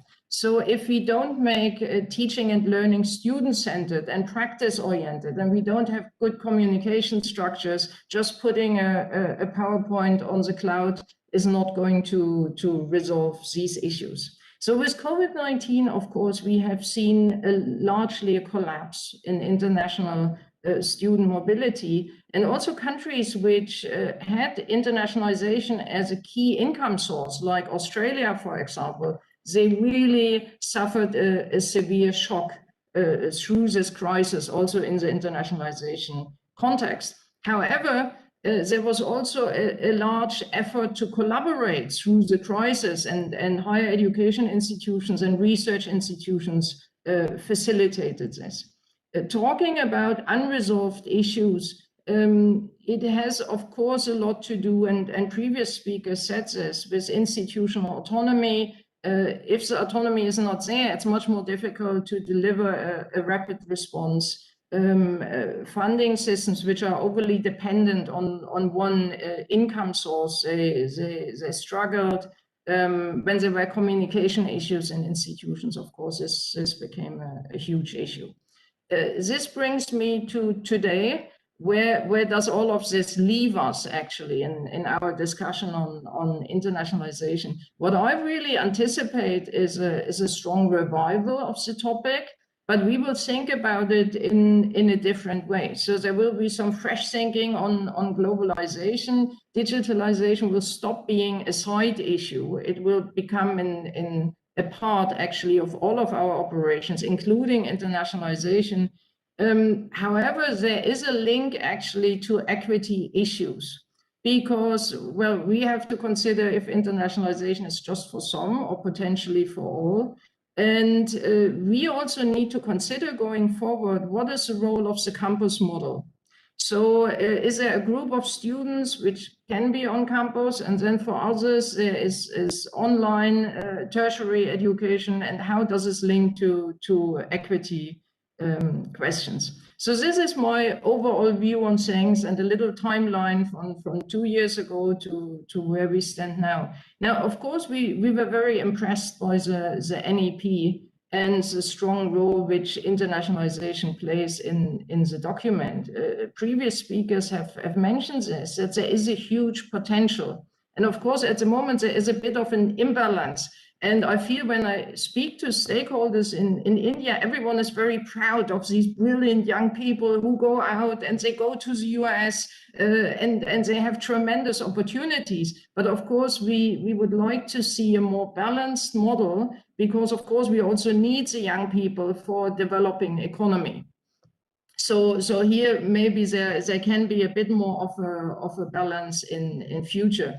We are looking forward to looking at the regulation which UGC has proposed. We will be happy to provide comments from our perspective, from a global perspective, on this document on recognition. We think these are crucial steps also in terms of joint degrees. This often has a signaling function. When you say, yes, we prepare our legislation for this, we make it possible, that's often a key step. And we will also work with AIU. We look forward to this on topics like credit models, where other regions around the world, of course, have invested and accumulate experience, and these are often tricky technical issues. In terms of our own work, and I will close with this, the World Bank has some active projects in India in the tertiary education sector, and actually we are preparing for a new generation of projects. So for us, the NEP, with this important aspect of internationalization and topics like governance, quality assurance, digitalization, it comes exactly at the right moment of time as we renew our engagement, and we are in discussion with the ministry and with many of you, and we are looking forward to collaborating on these topics. Thank you very much. Thank you, Nina, for wonderful, outlook that you gave from a perspective from an outside person who's looking at internally at what India has been doing and what it should do. Nicholas, I'm very sorry, but I'll have to cut short your time because the Minister's office has joined in. So quickly, if you can tell us about, the OBRIAR Global India chapter and how that can help us build an ecosystem, a global ecosystem in India. And Dr. Vidya, thank you very much. It's a pleasure for me to be here sharing this short time with all of you. I will try to be very, very brief. My first reflection on the general comments that have been made by previous speaker about the nature of internationalization. I think internationalization is a perspective at the end of the day. And I am happy to see that that perspective is taken very, very well cared in India by all these initiatives. I say it's a perspective because it's a way of thinking and looking at higher education. And it's in that dimension that Obrial Global has been built. Obrial Global is an association, it's a membership association of university associations, universities and research institutes across the globe. We have members in Africa, in India, in the GCC, America and the Caribbean, and of course in Europe. We are based in Barcelona with offices and chapters in different parts of the world. One of these chapters, it's the India chapter, or the Global Observatory India chapter, composed by a series of members of Obrial Global, some ITs, Symbiosis, and some professional vocational training centers located in Bangalore, AIG, where we have our physical, let's say, office. What can we do, and what do we do? Well, we try to work in a very concrete way. We try to organize ourselves around the priorities of our members, and in this case, around the priorities of India. Dr. Vidya is chairing our Indian chapter. So what we have been doing so far in order to support or to tackle some of the priorities that are there in some of these are mentioned, but we have worked very concretely on concrete cooperation projects with European and Indian partners on digitalization. We had a very successful project together with NPTEL, where we created joint modules between European universities and Indian universities that were offered or at the NPTEL platform. We have a running project on quality assurance with NAC, where we are discussing quality assurance and benchmarking are coming together, and how this is important for internationalization. And we are running now a project on skill and upskill of curricula, and we are trying to build up in an international perspective when discussing the upskilling of existing academic curricula. So the intention of the Obrial Global India chapter, and the intention of the Obrial Global Association in itself, is simply to be a humble facilitator our members, to promote, to help our members to build bridges that we expect to be built from a south-south-north perspective. And I just want to finalize this short intervention with a comment that I think can bring value to all what it is being done now in India. When you see India from outside India, like I used to see before I knew India, not only the food, but something that I do miss, as Vidya was saying. It is true that India is very well known in some parts of the world, but some other parts of the world still are missing the opportunity to understand the complexity and opportunities that India offered. And one of the missions that we have in Obrial Global is to try to help our partners in the South, in South Africa, in Eastern Africa, in North Africa, in South America, to know and to build bridges with India on all these perspectives. My colleague from the Indian University Association was mentioning a meeting between Anuyes, which is a member of Obrial Global, and the Indian University Association. We have been working strongly in trying to bring the ANDIFES, the Brazilian Federal University Association, the Argentinian University Association, the Colombian University Association, trying to understand the opportunities that are in India. So I am very, very happy to know that this network that you are putting together might help this, and I am very proud and honored to be part of this journey that you are taking, and thanking you once again the enormous opportunity for me personally and for Obrial Global to be part of this wonderful transformation on the perspective that it is happening in India, led by all of you. Thank you very much, Dr. Vidya. Thank you, Nicholas. In such a short time, I think you mentioned everything that you would have otherwise elaborated. So we are happy, to be associated with your network, and I'm sure with the Indian Network of International Educators, Obrial Global will find its place as one of the members, and we will be able to do a lot of work. I'm also glad that Nina, you could spend time, but I would request all of you to also be, also join in for the next session. It's on the same link, and we have a very dynamic minister who's going to speak on the role of Ministry of Commerce, and of course the industry academia partnerships is what we have requested him to speak on. So it's 11:30. Rajesh, if I can hand it over to you. I formally want to thank all of you who've participated just now in this earlier discussions on creating India as a global higher education ecosystem. Rajesh, over to you. Yeah, thank you. Thank you indeed. Very enriching session. And we will just start the ministerial session. He will join in anytime, Shri Goel.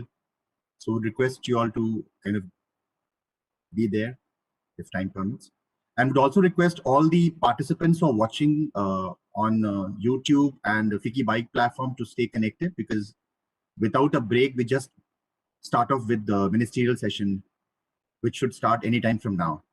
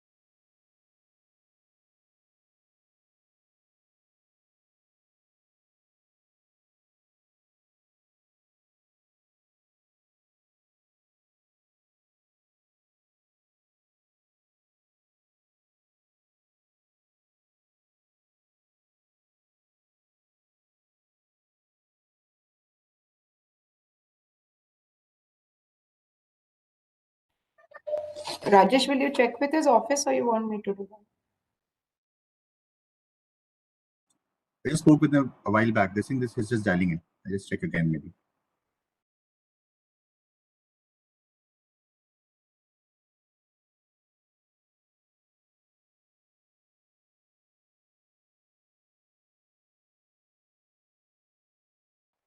Yeah, I'm speaking again. Yeah, I'm speaking with him.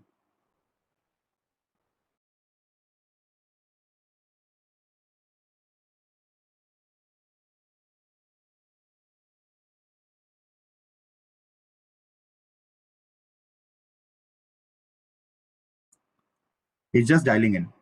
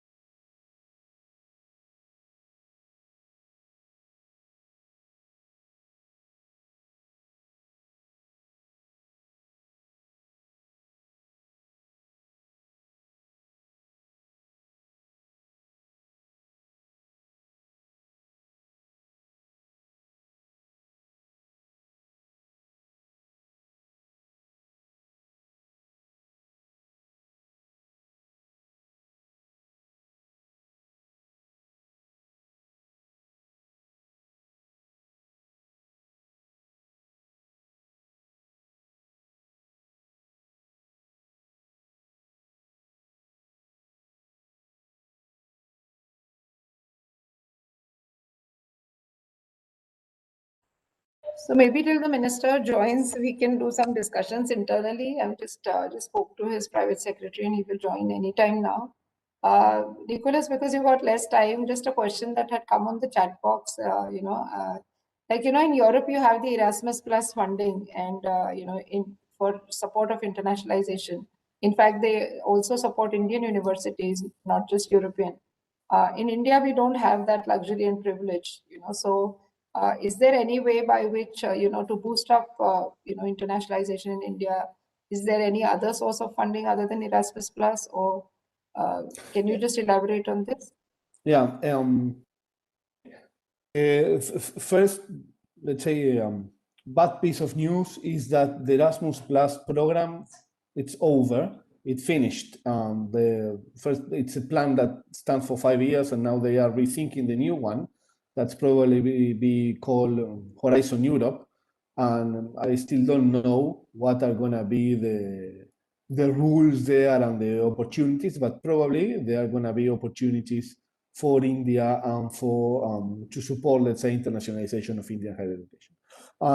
Funding around the world on internationalization is very scattered, and it's not so easy to get. So my point of view on this is try to use what it is available, and this is what we do in Obrial Global. We have been trying to do projects that benefit both Europe and our partners from the perspective of our partners.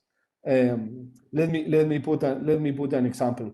We run the Mieles project with the Indian Institute of Technology in Chennai, with Symbiosis, with AAD in Bangalore, and with KTH in Sweden and TU Berlin. And the project was about e-learning and to build e-learning strategies. This was a priority in India, but also in India there were priorities about internationalization of curriculum. And what we have done was we transformed the project. We flip it in a way where we ended up building not only strategies for help universities to build the strategies using that funds, but also creating international curricula that have been plugged, in this case, at the NPTEL platform, and that's open for all students. We also try to look at the equity of what we were doing. So the question, Dr. Vidya, is how you can find windows where you can put the priorities of Indian universities in the framework of the programs that are available, at least in Europe, that more and more are looking at European priorities and not so much at global priorities. It's a little less hand in writing the proposals and looking at that, and looking at the opportunities. Sure, thank you, Nicholas. Nina, would you like to say something on this? Yes, thank you very much, Vidya. I second what our colleague Nicola just said. Just to add on a small note that around the world in World Bank projects, there is support for internationalization. So as we discuss with our government counterparts, what could be the shape of a new World Bank project in India, this could be potentially a topic which could be covered. So this is normally for twinning initiatives, it is for mobility program, it is also for internationalization at home initiatives.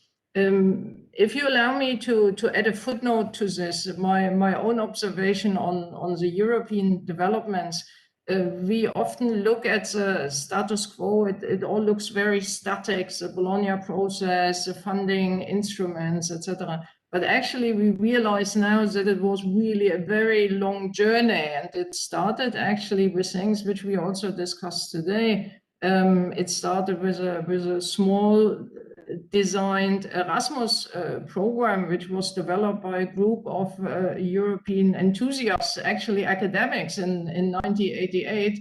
And then you come very quickly into the whole technical issues. But if we do this, how do we go about recognition? Do we need a common academic credit system, etc.? So this tool set was developed out of this initial consideration. And of course, also Bologna started small with 4 countries before coming to the point where we are now with nearly 50 countries. So I feel as internationalization as a topic maybe takes off more in India, we can jointly consider a timeline for this and also look at the international experience where things did not always happen overnight, but you had a certain past dependency and development of instruments. Thank you. If I may add Yes. Sorry. Yes, why not? If I may add one line, that's why I was saying that for me, internationalization is a perspective. So you need to try to look at things from the perspective of internationalizing what you are doing. It's not only about mobility. It's not only about recognition of qualifications. It's about a strategy. It's a transversal strategy. Sometimes I have discussions with European university colleagues that are looking at the university structure, and they have the internationalization of their Office of International Relations.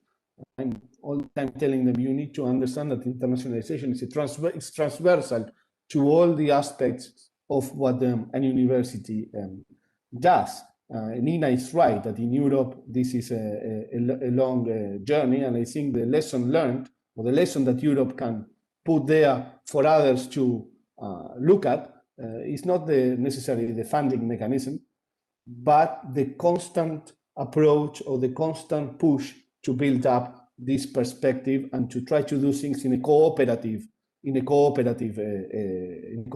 way, trying not to leave anybody behind. So when you see the distribution of funding, things like equity or access or local regional development are being looked with extreme care.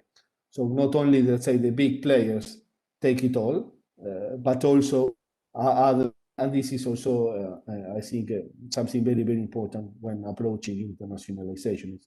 With whom, what's our mission, and what are our values as an institution? I think the minister has joined us. Rajesh, can you take over?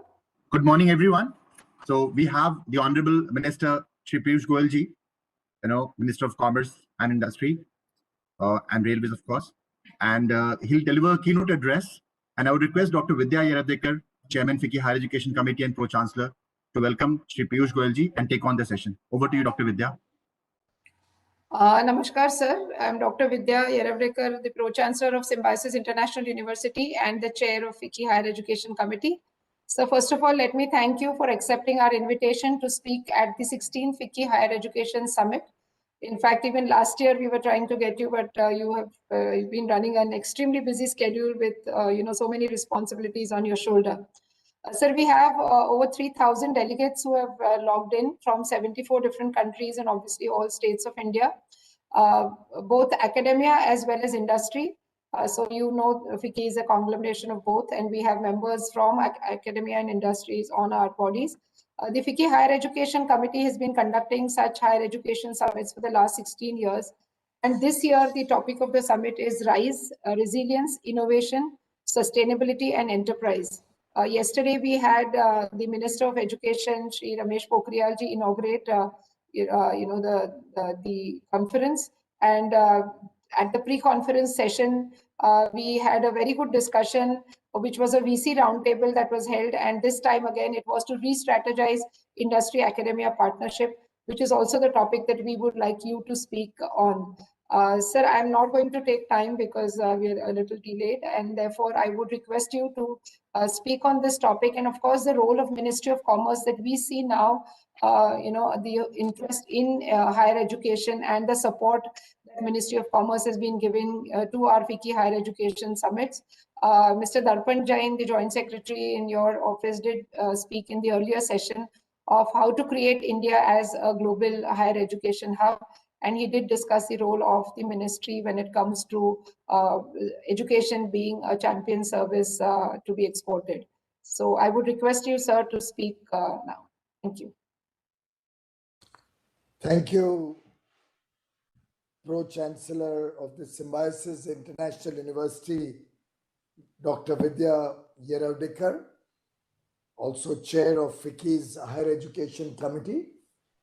Dr. Rupa Manjari Ghosh, co-chair of the FICCI Higher Education Committee and Vice Chancellor of the Shiv Nadar University, all the distinguished academicians, other delegates from various countries who have joined this very important FICCI Higher Education Summit, physically, virtually, in different forms. Ladies and gentlemen, over the years, the FICCI Higher Education Summit has truly evolved into a thought leadership forum. And I'm delighted that you have brought together key stakeholders, both at the national and the international level, with I'm told, a registration of over 3,000 delegates to deliberate and discuss and engage on subjects which are very, very crucial and very important to India's future, to the future of our young boys and girls, and to the way we develop both the socio-economic and the physical well-being of our country. Well, once upon a time, India was called the Gurukul of the world, what with Nalanda University and Takshashila and all those great centers of learning. Though I am not one of those who believes that we should just live in that old age glory, but I certainly believe that a lot of lessons have to be learned from history and a lot of reflection has to go in on what went wrong, why did we reach a situation where in every ranking, whether it's the ranking PISA rankings at the school level education or even at international fora, other than a few institutions like the IITs or IIMs and a few in the private sector, we are not recognized globally as a center of learning from where children from good and important and developed countries would also desire to come and gain quality education. While we do have a number of international students coming to India, I think the defining feature will be when a student from Europe or a student from the United States decides that he will get a better and more grounded education in India at a value which is really both affordable and worth every money every rupee that he spends, every dollar that he spends, and would choose to come to an Indian university as against one of the so-called Ivy Leagues or among the universities who are currently ranked amongst the best universities in the world.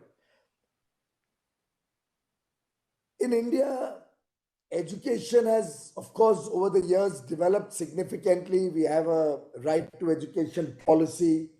We have had several efforts to bring about new forms of education or a new thrust to the quality of education. But I think the latest national education policy is truly going to be the defining feature of the future of education in India. This is one policy that was long awaited. Several governments and ministers have tried to bring out a policy but could never find consensus. But Prime Minister Modi's direction to have a very inclusive consultation process, which would take all stakeholders on board, spread over several months and possibly more than a year or 2 years, with engagement with academicians, with universities, with stakeholders like even parents, state governments, at every level. And I'm given to understand there were over 100,000 suggestions that came in during the consultation process. Almost every one of them was responded to. A large amount of engagement with chancellors and leaders of the education field was undertaken. And it's probably a matter of record and history both that we have an education policy that's been widely accepted throughout the country with very little murmur, very little dissent. I think that itself is a great starting point to see how this new education policy will help India grow and prosper. In fact, in one sense, education is a great equalizer. It can empower everyone for a better future. And therefore, the role of teachers, the role of our schools and colleges and universities can never be undermined. I still believe that at every point of life and at every decision-making situation, something that was probably taught to me at school or college, some personal experience that I may have gone through in my education days holds me in good stead when I have to take a decision. And it could be a simple thing like an admonishment by a teacher, or a simple thing like a pardon by a teacher, which helps us take decisions today. I mean, I can lose my head over somebody making a mistake and then just look back and remember what I had gone through in a similar situation in school or college. And it really helps you, it grounds your decision making and helps you take the right decision at the right time. Now, I remember with great deal of fondness a visit to my school 4 or 5 years ago, where I almost got emotional remembering all those experiences, all those trials and tribulations that we go through school, the discomforting moments that you have experienced, the friendships that you have created, the teachers you remember who have literally used the whip on us, not used anymore, unfortunately or unfortunately, I don't know. But remember the slap that one Father Gatti had given me. He was an Italian. My God, he must have been about 200 kilos, if not more. And one slap of his you could never forget in a lifetime. And so many such instances, the naughty elements of you, the pardon that you often receive for something you've done wrong, and which actually became a truly an experience of a lifetime that you will never forget. All of those things have a significant impact on each one of our lives. And therefore, ladies and gentlemen, the role that you are playing in our lives, the contribution that you are doing to nation building, to preparing a nation to deal with the future, to engage with the world, preparing the nation to eliminate poverty, to eliminate and all the despair and deprivation that we see across the country is actually praiseworthy. And I bow my head and compliment each one of you engaged in the field of education for the wonderful work and contribution that you are doing for the country. As the Prime Minister once said, and in a way, it's like a teacher talking. And I quote, "I know it will be difficult, but it is doable. And I'm confident it will be done."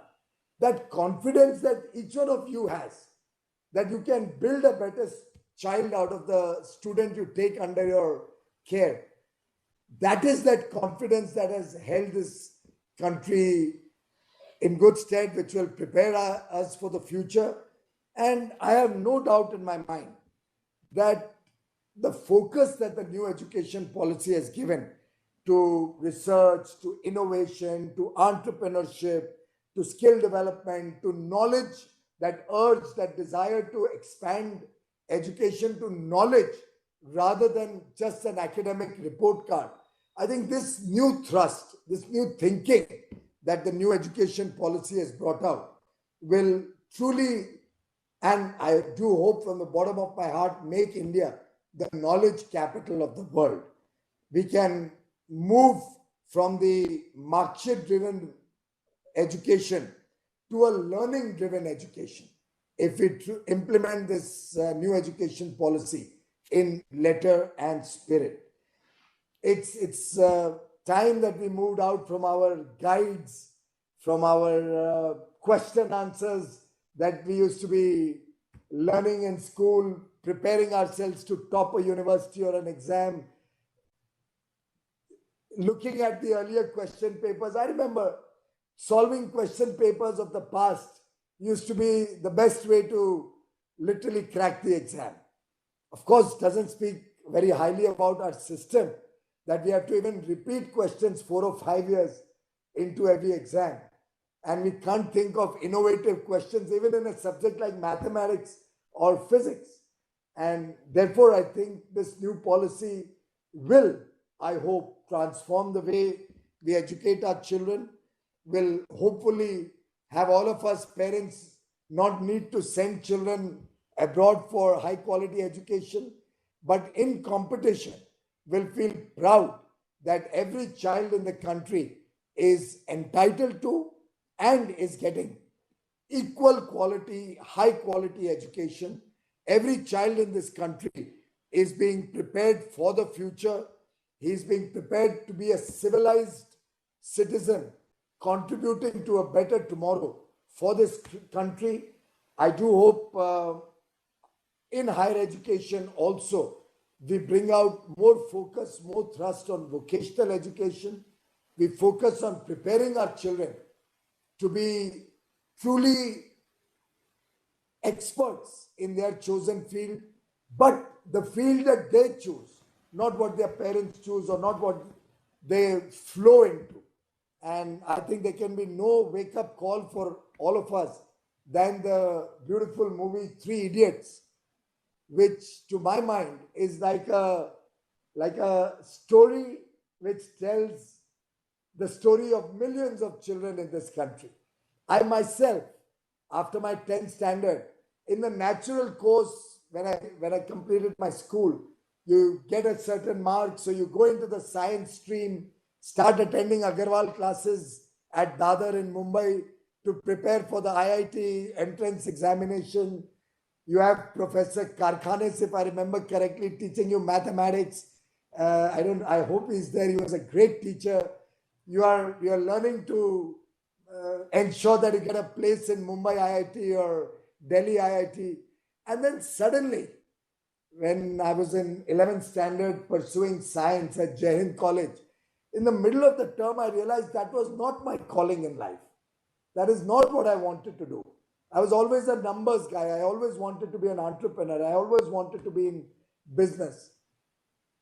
And I remember how difficult it was to change midstream in 11th standard from science to commerce, to get admission in a commerce college, to then start all over again to revisit your calling in life.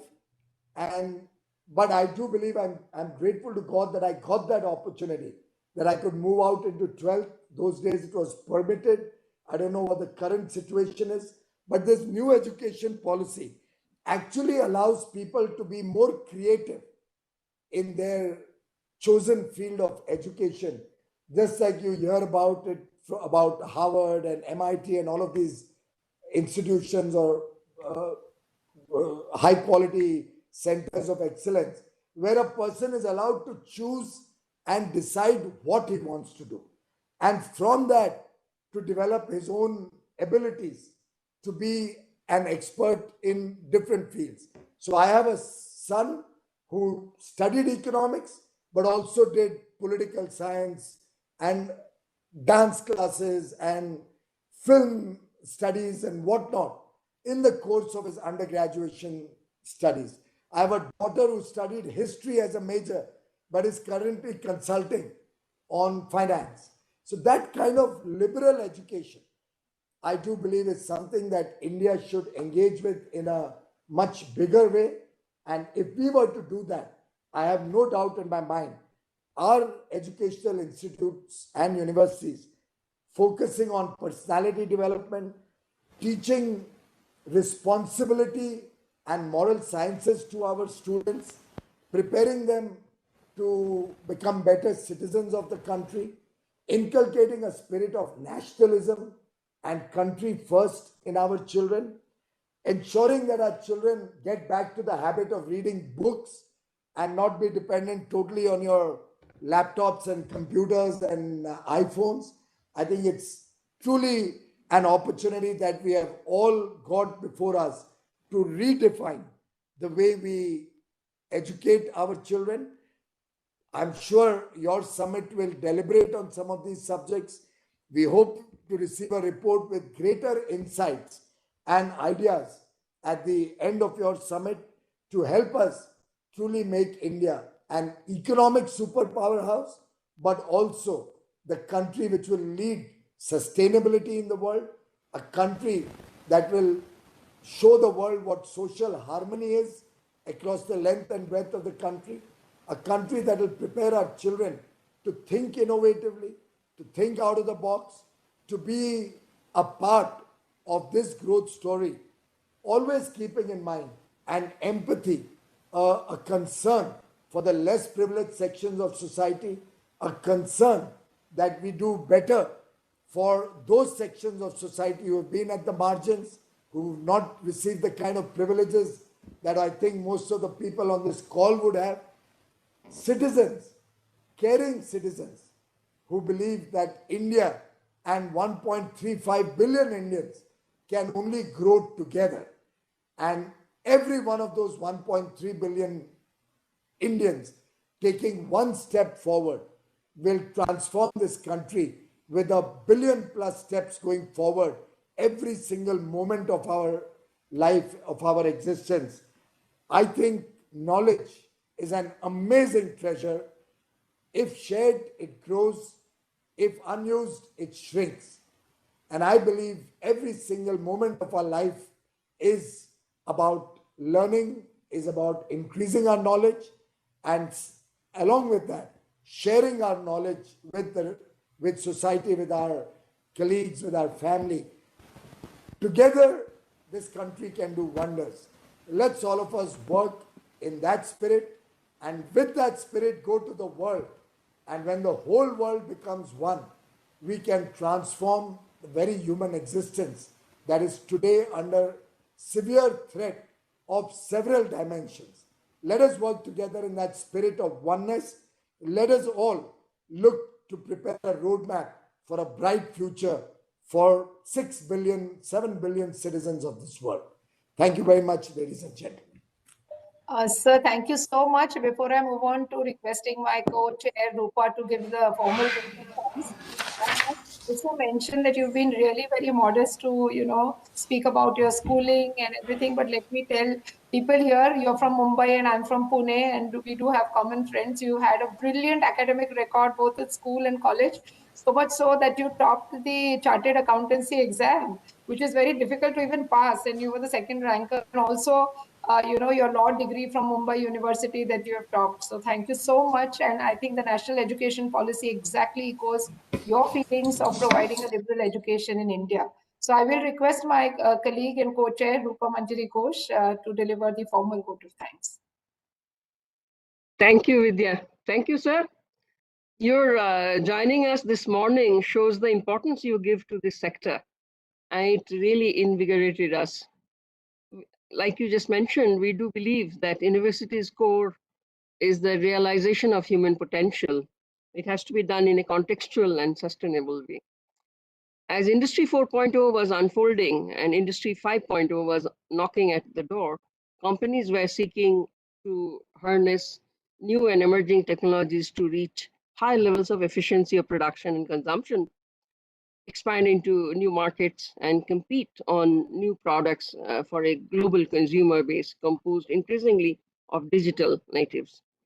Evidence also show that when advanced technologies like robots are cheaper than the existing manufacturing processes, firms become more amenable to relocating production closer to consumer markets. This creates more localized jobs like marketing and promotions, retail, and customer relations. In certain quarters, there are increasing concerns that rapid technological innovation and adoption may lead to job losses. We talk about this in our sector as the future of work. There is a real concern that if machines could do what humans are doing today, then what is the goal of the higher education? And it's not just the rote jobs with AI, now it's the thinking jobs that are at stake. There has been rise in productivity in certain job roles that require cognitive and creative thinking, independent or project-based work, and have low dependence on physical proximity have also been maintained, or this may be even rising productivity levels as employees use their working hours more effectively, as we are doing through this mode. So export of education services earns forex for the country, and we are fully aware of that. And setting up Indian universities abroad contributes in creating international brand of Indian higher education. Although today India provides corporate leaders for top Fortune 500 companies, doctors in the best of hospitals and educators for the best of has not been able to break maybe the shackles of Macaulay's education system, the English Education Act 1835. So higher education institutions across the world, unfortunately, Indian higher education system, the majority, though some new ones have actually broken the ground, but we have not been able to break the shackles. And hence, this system has not established itself as one of the favorite destination for higher education. In the last session, we talked about steps for credible internationalization, and the NEP 2020 has, of course, been the topic of discussion in almost every session. We are really grateful to you for sparing your valuable time to be with us this morning and sharing your thoughts. And from our side, we promise that collectively, we'll break the shackles that are holding the Indian higher education back as we embrace what we call Society 5.0, or the digitized society. So thank you very much for being with us. It's been really a pleasure, and hope to have your blessings with us as we move in this journey together. Thank you so much, sir. Thank you, madam, and all the best for your conference. Thank you. Thank you, sir. Thank you, sir. So we'll split for now. So we have about 13, 14 minutes break, and then we reassemble for the next session. I mean, we'll have two parallel sessions from now, after the break. So there's one on new financing model, and the other one talks about, of course, the digital education that we've been talking about in all the sessions that we've had. So one of which will be held in Auditorium 1, and the other one would be in Auditorium 2. So would request all the participants to join into the respective auditorium based on your preferences for the sessions that you've highlighted in the registration form. Thank you. Thank you, Rajesh, and thank you, Rupa, and thank you, my participants, for the earlier session. We've had a great beginning. Thank you. It is wonderful. Good.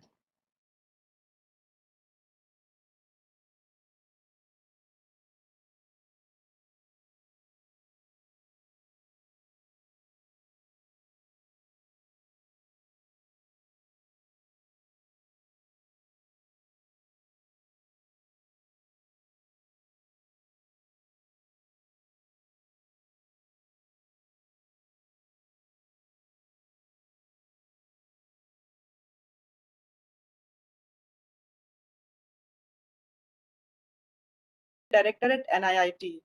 Till 2012, he has been the Vice Chairman and Managing Director of Manipal Education, and he currently advises companies and entities in the education sector, and is also a fund advisor with TVS Capital. He's been very active in supporting the Government of India in policy formulations, and is the member of select committees and task forces of Niti Aayog, as well as the Ministry of Education. So with this, I now hand over to Mr. Anand Sudarshan. Thank you so much. Thank you, Nidhi. Good afternoon, everyone. Good afternoon, fellow panelists. Pleasure and an honor to be here with all of you. We have a wonderful panel with us today. A very, very quick introduction. We have Shweta Rajpal Kohli with us. Shweta is the head of public policy for India and Southeast Asia at Sequoia Capital, one of the leading VCs, and in fact, I should say early stage VCs as well, with their new initiative in India, covers the wide spectrum. She has been previously advising companies on government affairs and public policy at Salesforce and earlier with Uber. And prior to that, for a number of years, she was in the world of media as a journalist and a TV news anchor. Shweta, thank you for being with us here today. We have Dr. Shekhar Vishwanathan. Dr. Shekhar Vishwanathan, Shekhar, I've known him for a long time now, been almost 3 decades in the education sector. is one of the key movers behind VIT, which is, of course, you all know is one of the dynamic young private universities in India. Shekhar has had a number of involvements that I'm aware of, some of which includes advancements in academia, processes of teaching, expansion into multiple campuses, and some CSR work, particularly in terms of support for students in rural side segment. These are some of the areas that Shekhar has been. So Shekhar, thank you. We have Sanjay Padode with us. Sanjay Padode is a BITS grad. He also comes from the world outside education, and therefore brings in a lot of input from that world, which he was pioneered. He was responsible for pioneering order routing and risk management at the internet. So he really comes from a you could even call it as a pre-internet era. So he kind of ushered in stuff in the internet side. And I've known him for a number of years now. He is the president of IFIM, a well-known management school in Bangalore, and the chancellor of Vijay Bhumi University. Sanjay, thank you for being with us today. And we also have Ajay Bohra, co-founder of HDFC Credila Finance, pioneering person who started Credila, which has been acquired by HDFC later. Credila was one of the first companies, private companies in India, which was founded on the principle of extending loan finance to private individuals to study. It's very pioneering thing. Ajay, thank you very much for being here with us today. Ajay, of course, is another person I've known for a long, long time. And finally, I'm pleased to welcome Raghavendra Pandey. Raghav has more than 2 decades of extensive experience in the capital market side, in investment banking, in advisory, and worked on commercial debt capital, equity capital. I hear that he has raised over $5 billion for infrastructure companies over the last few years. So, Raghav, education is infrastructure too. So we are looking forward to your inputs, and especially because we are at a very interesting point, and I will come back to you on that very later. The session advisory says there's a clear demand to formulate strategies for innovative sources for funding to meet targeted GER and at the same time enhance quality. And I'm fine with enhancing quality. And for a moment, I would want all of us to just get out of the targeted GER part and start, focusing around the institution and the individual, which is the student. And if you'll make this entire conversation around 2020 has taught us something very profound. It's changed the rules of the game. It's demonstrated that it's possible for educational institutions to reinvent themselves literally from the seat of the pants. We are not out of the woods yet, but it's remarkable how resilient educational institutions have demonstrated them to be. It has also brought in to the fore, accelerated to the fore, acceptance and adoption of technology in EdTech and technology broadly in education. And what it has done, it has changed many things. It's changed the primary thrust of growth of education, which was there before, into something very different potentially and very new looking forward. So that's what I'd like to do today. So the format that we are going to follow today is simple. I'm going to ask each participant in turn. I will ask one question, and we will use that as the fulcrum. They will respond for a few minutes. 3 to 4 minutes is what I have requested them to stick to. And then we'll use that as an anchor for continuing a conversation. So that's what we're going to do. And I'd request the audience to start noting down your questions, and then you can pipe them to Fiki. I'm sure there is a box that's available for you that you will be able to use. Please pipe the questions, and we will try and spend as much time as possible on addressing some of those questions by the panelists. So Sanjay, I'm going to start with you, right? So my first question to you is to ask you to look at a fundamental principle that I've been spending a lot of time on, which talks about conscious capital, right? And these isms have always bothered me. So capitalism has bothered me, all these single isms, and I find the lack of adjectives to be a bit of a problem because you've not given shape to it. So we won't get into capitalism right just as yet. We'll do it a little later.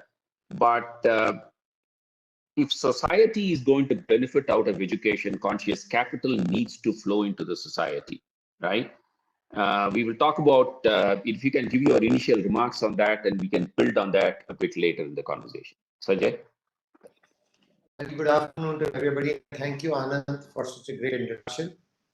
So, I mean, starting with conscious capital is probably the best way to start this kind of panel discussion. Just before we get into conscious capital, I would just like to, spend a few minutes on how the capitalism pendulum is swinging. So it's actually, in my view, it is swung to the extreme side where it's become extreme capitalism. Today, everything in capitalism is anchored upon just two metrics: scale and bottom line. Those are the two things on which the entire valuation game is being played, and most of the companies are running for that. In this whole process, what has been actually forgotten are the employees, the customers, and the society that need to be getting impact. But very tacitly, we can see that the shift is happening. So there was John Mackay of Whole Foods who created this concept of conscious capitalism along with Raj Sisodia and wrote a very famous book on that. Right. And if you look at the way valuations are going in the the startup ecosystem world, though companies are bleeding, there's yet a lot of value around them. Whether you look at ed tech, whether you look at food tech, whether you look at all the agri tech, all the techs that exist. I mean, a lot of them are bleeding, and the conventional mechanics of applying valuation is being challenged and being thrown out. But the reality is, what are these companies doing? The impact that they create on the society is very large. So if you look at some of the companies like Flipkart, they might be bleeding, not a problem, but the number of deliveries they're making, the kind of convenience they're creating for the customer is huge. And I think the value is being created by impact more than the bottom line. Essentially, conscious capitalism is a move away from bottom line to impact. And I think that's where education plays a very, very big role. Because if you want to transform society, changing the core of education. And it's more than infrastructure. I think it's a fundamental of building a more, educative and a more sort of fulfilling society to live in. So from that perspective, I think it's important that we create some form of a capital and asset class within the framework that we have of financing, wherein educationists are able to, reach out, raise money legitimately and not cross the line of profiteering. So I'm all for the fact that education should not be for only profit. I'm not saying for profit, I'm saying for only in quotes. Okay, definitely there has to be profit, but it cannot be driven only for profits. And there has to be a very fine balance between profiteering and profit. And that's what the conscious word in capitalism should really define the difference between profiteering and healthy profit. And that's where, so we could create many asset classes in a very well regulated market like the financial markets, which is already I've got all kinds of governance norms. I think a few more could be added for education, but that infra which is already available for governing, for regulating, is available in India, and it's pretty mature and can be used for providing a legitimate way to educators to raise money, raise capital to build educational institutions of good caliber and quality. So I will stop there and allow you to move Thanks, on Sanjay. Yep, thanks, Sanjay. I appreciate it. Conscious capital, which defines impact on the society. Very early in my entrepreneurial journey, I learned that value is real and valuation is an opinion. And I think it's the real side of it that one needs to focus our attention on. Shweta, I'm going to just ask you to expand on this as a broad theme, looking at it particularly with the focus from an investor perspective. So you're an investor, you invest capital. The one-line definition for investors is use money to make more money, right? That's the job description. That's what you do. What is the role that you see from an investor perspective on what Sanjay just spoke about, which is the impact part of conscious capitalism? Sure. Thank you, Anand. I would change that definition slightly. I think investors are creating huge impact by building legendary companies, by creating value, by building brands that are here to last. So I think definitely the role goes well beyond just the narrow definition around capital. So, but I do think it's interesting that we're talking about this, especially in the education space. And if we can step back slightly to see what's really going on when it comes to investments in the education space, and then go on to debate this rather hotly debated subject of not-for-profit education versus for-profit education. So I think first and foremost, I'd like to quote Lenin, who very famously said that there are decades when nothing happens, and then there are weeks when decades happen. So I think that clearly sums up what happened to education in 2020. I mean, in one single shot, billions and billions of students, around the world, whether it's school students, college students, had to, move online for education. I mean, look at what has happened to the education industry in just a matter of this last 1 year of 2020. But it's also led to a huge mindset shift. Like overnight, technology in education became acceptable. Overnight, we said it's okay. You know what? Children can learn online. Students can learn online. Higher education can go on online. And not only did it become mentally, mindset-wise acceptable, but obviously it also led to a lot of debate around whether the future of education here on is going to be hybrid. What are the kind of investments that will go in? What is technology doing to education? Is it an equalizer? Is it making education more democratic? To your point of conscious capitalism, are we now seeing a better delivery outcomes in education, especially education going to, in India's case, say tier 2, tier 3 cities at a fraction of a cost that was being envisaged earlier? I mean, now you simply need an internet connection and a good device to access the best quality and the best form of education that was perhaps not available to everybody as a matter of choice earlier. So look at what higher education institutions around the world are doing. They're offering so many online programs that so many people can access today, which they would have not been able to afford earlier. So I think a dramatic shift, just to step back and say 2020 inflection point, a year that would have changed the education sector more than any other for decades to come. And I think it's interesting to see what technology is really doing as far as, I mean, I speak at least for the investment world, for the edtech world, and we've been rather amazed, to see that edtech emerged as one of the most attractive sectors that attracted perhaps the highest amount of funding in 2020. So there were huge tailwinds naturally. At Sequoia Capital, we were very fortunate to have identified edtech as a space many, many years ago. I wouldn't say many, but like at least a few years ago. And, we're very fortunate to have partnered early on as an institutional investor in companies like Byju's and Unacademy that today are not only India's largest edtech companies, but they're among the world's largest edtech companies today. So education in India is now being looked upon, edtech sector, as a sector where India can be a global leader as far as edtech is concerned. And I think that to me is an interesting trend. I can definitely talk to, later in the panel discussion. But I think where edtech as a category, as a space is headed, why has it become so attractive? What are investors looking for in edtech, and what's going on? I think those are some of the very, very exciting pieces we can continue discussing as we think of financing models for higher education. But very quickly to respond to your question around for-profit versus not-for-profit, I mean, we have to, I think, get over the ideological barriers around education just simply being a not-for-profit. And while there is complete understanding and appreciation of the fact that there are certain sectors like education and healthcare where you do require, the public sector to step in, where you require the government to step in and do their role and fulfill their role, because these are social sectors. At the same time, when we do not accept that there is room for private players to exist, to make money, to be there for profit, we're doing disservice in our overall idea of being able to leverage these sectors, because these are the most important sectors. When you think of education and healthcare, there is room for private sector and public sector to coexist. And I think we have to get over the fact that if there is a private sector institution, or if there is a private sector company, an edtech company that is making money, it's looked down upon just because it belongs in the education sector. I'll pause there, but happy to take Thanks, Shweta. Thank you. So, and we'll come back to that point on for-profit. I want to touch upon that a little more in detail a little later. But here is what we have heard. Number one, Sanjay talks about conscious capitalism, talks about the impact education institutions and education per se makes. And he also spoke about reaching it out to a wider audience. And Shweta, you spoke about the fact that 2020 has been a seminal year.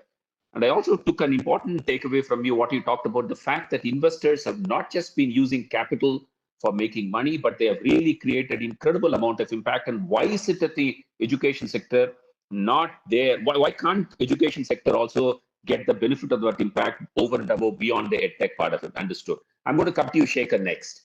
My question to you is, so this is what we have heard so far. Now, I would like you to wear the hat of an institution, right? From an institution perspective, where do you see institutions sourcing their capital from over and above fees? Fees is one part, and look what's happened. The money that you needed earlier was predominantly for capital that went into infrastructure. You built buildings, you opened new universities in Amravati, in other places, in Bangalore, in other places. And you built newer buildings, you built hostels, right? So they're physical stuff into which your money went. Now with technology coming in and technology getting blended into what you do, the nature of deployment of capital is quite different than what it used to be. So from an institution perspective, in the US, for example, fees constitute not more than maybe 20 to 20% in the case of best universities to maybe 50 or 60% in the case of mid-level regional universities. A lot of money comes from other sources. Research, for example, is funded in an entirely different way in the US. So keep all of these things in mind very quickly. If you can wear an institution hat and talk about interesting models of financing that you would like to see happen in India. Thanks, Anand. So as you correctly pointed out, if you look at the grown, well-established institutions in US, for example, bulk of their revenue comes from endowments. Endowments which have built over a period of decades and decades. For example, you know about Harvard's endowments in billions. So if you look at the culture of Western countries like US, there's a lot of giving back by the alum. But that culture has not started in India. We are working on it, but that culture is very, very little in India. And that too, it goes only to IITs kind of institutions where the alum have gone to US and started companies and giving back. So that is a big piece which we are missing in India, which we need to work on, raising funds from alumni. So, and the second part is about tech transfer, right? You look at Stanford, they have, the Google came out of it, the Sun Microsystems came out of it, all the Yahoos came out of it. So the university holds a lot of shares of those companies, those intellectual property rights. That gives plenty of income. University of Rochester, for example. There are many good universities which are earning tons of money because of the shares they hold in the companies which grew out of the university. So that model has also not yet come there in India because we don't have such great companies yet in India like Google or Yahoo, which came out earlier. So, in Indian institutions, most of the institutions like ours, they're primarily dependent on student fees, which is not correct. It needs to change. So we are working on this, but fortunately for us, the expenditure is shifting from physical infrastructure to digital infrastructure. Hopefully this trend will continue because physical infrastructure like land and building costs us a lot of money. If you want to build hostels or academic buildings or research centers, they cost a lot of money. And hopefully we'll start reducing the expenditure when the things shift to digital infrastructure. But then there are bottlenecks. For example, I cannot offer an MTech program in engineering online. There is prohibition by the government. Even if it's MTech computer science, UGC and AICTE says no, it's illegal. So there are a lot of policy changes which we want to happen so that institutions which are primarily engineering like us can reduce the expenditure and save on the capital expenditure. Of course, we are right now relying heavily on debt funding. We go to the banks, the traditional debt funding, it is cheaper. But for us to attract equity funding, we cannot do it in the current structure, which is the non-profit model, a trust or a society and a non-profit company. So ideally, to attract foreign direct investment or to get money from the market, the equity investment, we need to change the structure, which is not allowed as per law. So I think we'll come back to the debate. I think there is space for non-profit and for-profit sector to coexist in the country. I'll stop here, but we'll come back. Thank you, Shekhar. So two things that you said. I'll leave aside the for-profit. We are going to come back to that for sure. Two things that you said. Number one, we cannot live on fees alone. That's what we have been doing so far in India. We have to learn from models that are there, where money is generated by the universities over and above the fees. And the second thing that you talked about is the fact that today digital infrastructure is now inherently has the capability of making universities far more. You also, of course, talked about what I call as the regulatory adipose. There is a whole amount of regulatory fat that's sitting in there. This is one of them. And like I said, I don't want to get into regulatory bashing early in any of the discussions. We'll do that in the end. It's a part and parcel of whatever we do in education anyway. But we'll keep that for the end. But let me go to Raghav now. Raghav, based on all of what you talked about, there are two things that I would request you to touch upon, right?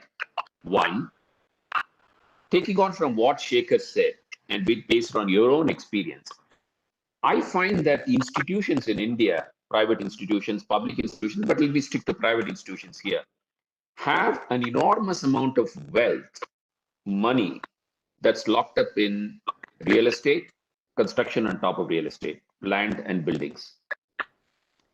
Is there a room for that capital to be unlocked in some way, which in turn can be utilized by institutions to grow further, particularly through investments in digital infrastructure? And number two, spinning the conversation from institution to the individual, one of the things I've always held is governments should stop funding institutions and start funding individuals so that there is a level playing field. Leave aside the philosophy here for a moment. Look at the entire financing model from the perspective of the student. Now you take US, for example, you have Title IV. The entire US education system, in one sense, the fee part of it is balanced out on the student loans and the Title IV entire infrastructure that gets created. Is the time ready in India to create something like this? And how would commercial banks and institutions view something like this as an opportunity? If you can touch upon these two things, it will be great. Thank you, Anand. Well, I heard all the speakers till now. It's very simple. There are different class of investors who would be funding different class funds. So the biggest amount of conscious capital comes from the taxpayers of this country. When they fund institutions, when they fund K-12 schools and that schools, it is conscious capital because there's a return. There's no return expectation. The way modernization technology has come in, and as a result, funds like Sequoia and the likes are the ones who champion that field. And the third one is which is a hardcore infrastructure related business, which would be university, even K-12 schools, which have to be funded primarily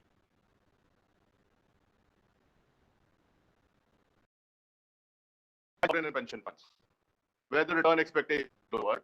So different class of investors would be looking at different set of assets. That's the most important thing to look at.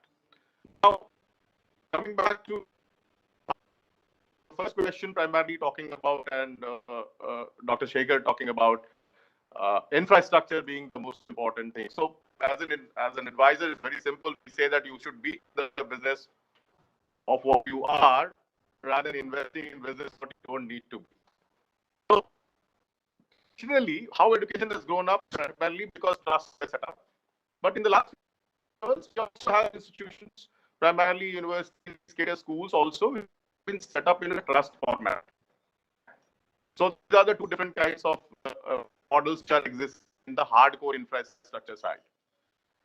Now, how do we look at it? For a trust one, very simple. I guess you have taken an approval for an academic campus. Rest everything is just ancillary to it. Very simple. Your student housing is ancillary to it. Anything else we have built apart from that academic building is ancillary to it. Simple. Say that back. That's a good model. I don't see too many universities looking at it, but that's a simple model to look at. Coming to the debt part of it, you know, which can be done also with trust, organize a trust in educational institutes. I don't know if you all are aware of something called the Infrastructure Investment Trust or IITs. So it's primarily designed to free capital invested in infrastructure, whether it's roads, whether it is telecom, power, and why not healthcare and education also. So the most important thing, I guess, what we see today, you start looking, if you to advisor like me, I'd say building is real estate, campus is real estate, student housing is real estate. Core is basically the academic. So all this needs to be lying with investors. You should be focusing on your business. So what should you do? In that case, can these assets be transferred into a trust and issue units to investors, or which are basically of sovereign pension or public in nature, not the hard private equity funds. So if that is done, free up capital. Decide whether you want to hold 30, 40%, 50%, 49%, 76%. I would say, why do you want to hold? You should divest as much as possible. Okay. So, I'm saying this is not a thought process, which is because of this FICCI conference. We started this something 2-3 years back when we could champion the InvIT REITs in this country. And well, we did it with some 6 roads into the asset, into a trust, issued units to investors. We took geo assets and the TAR, which is not core to their business, put it into a trust, issued it to investors. We are doing it with Power Grid, some assets, picking it up from there, and then putting it in a trust, issuing it to investors. And 2 to 9 months, we'll be able to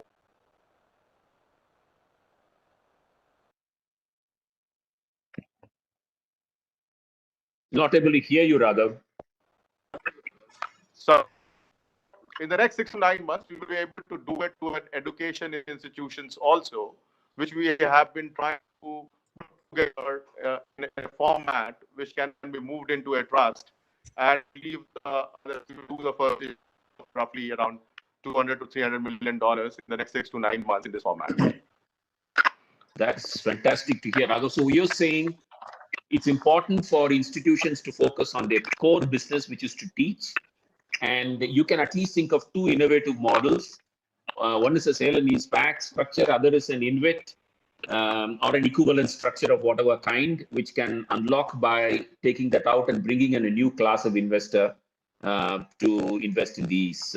And you may want to mute your microphone, Raghav. I think there's an echo that's coming.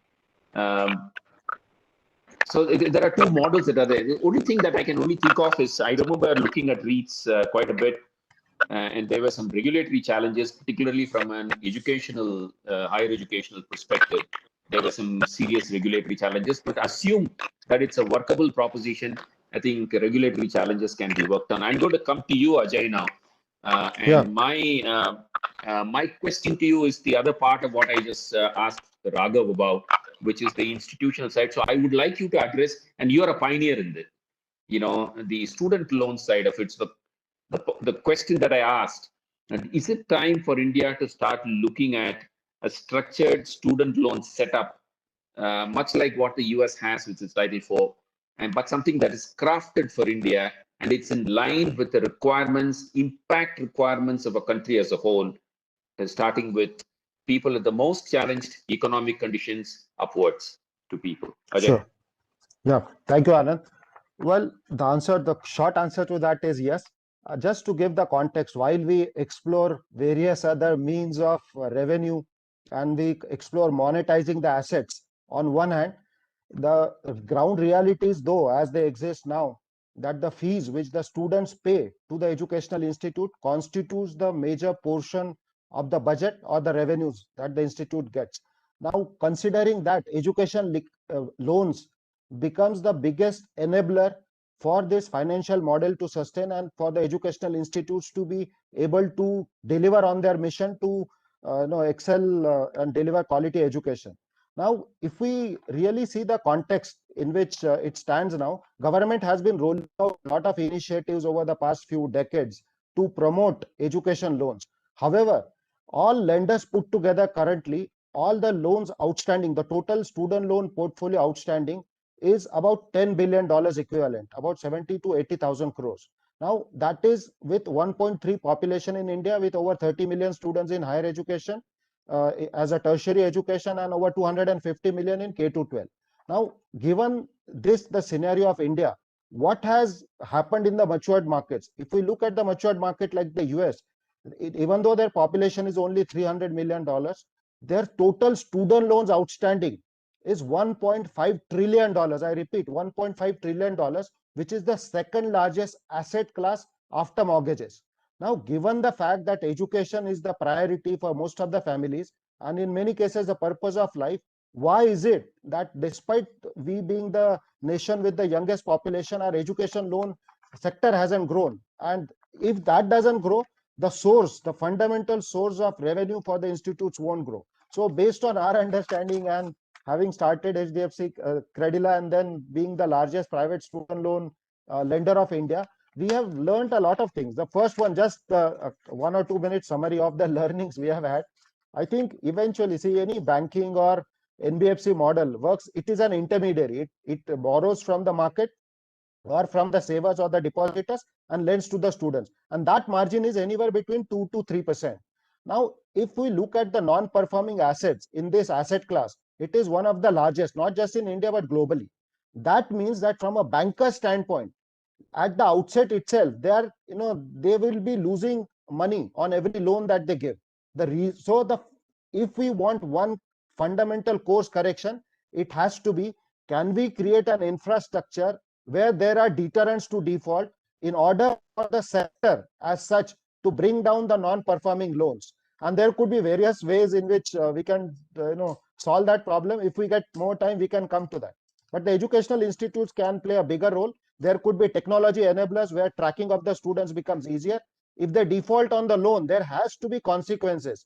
Now, considering that it's a social sector, no doubt, but at the end of the day, if the lenders are unable to collect the money they have lent, the model doesn't become sustainable. Over to you, Anand.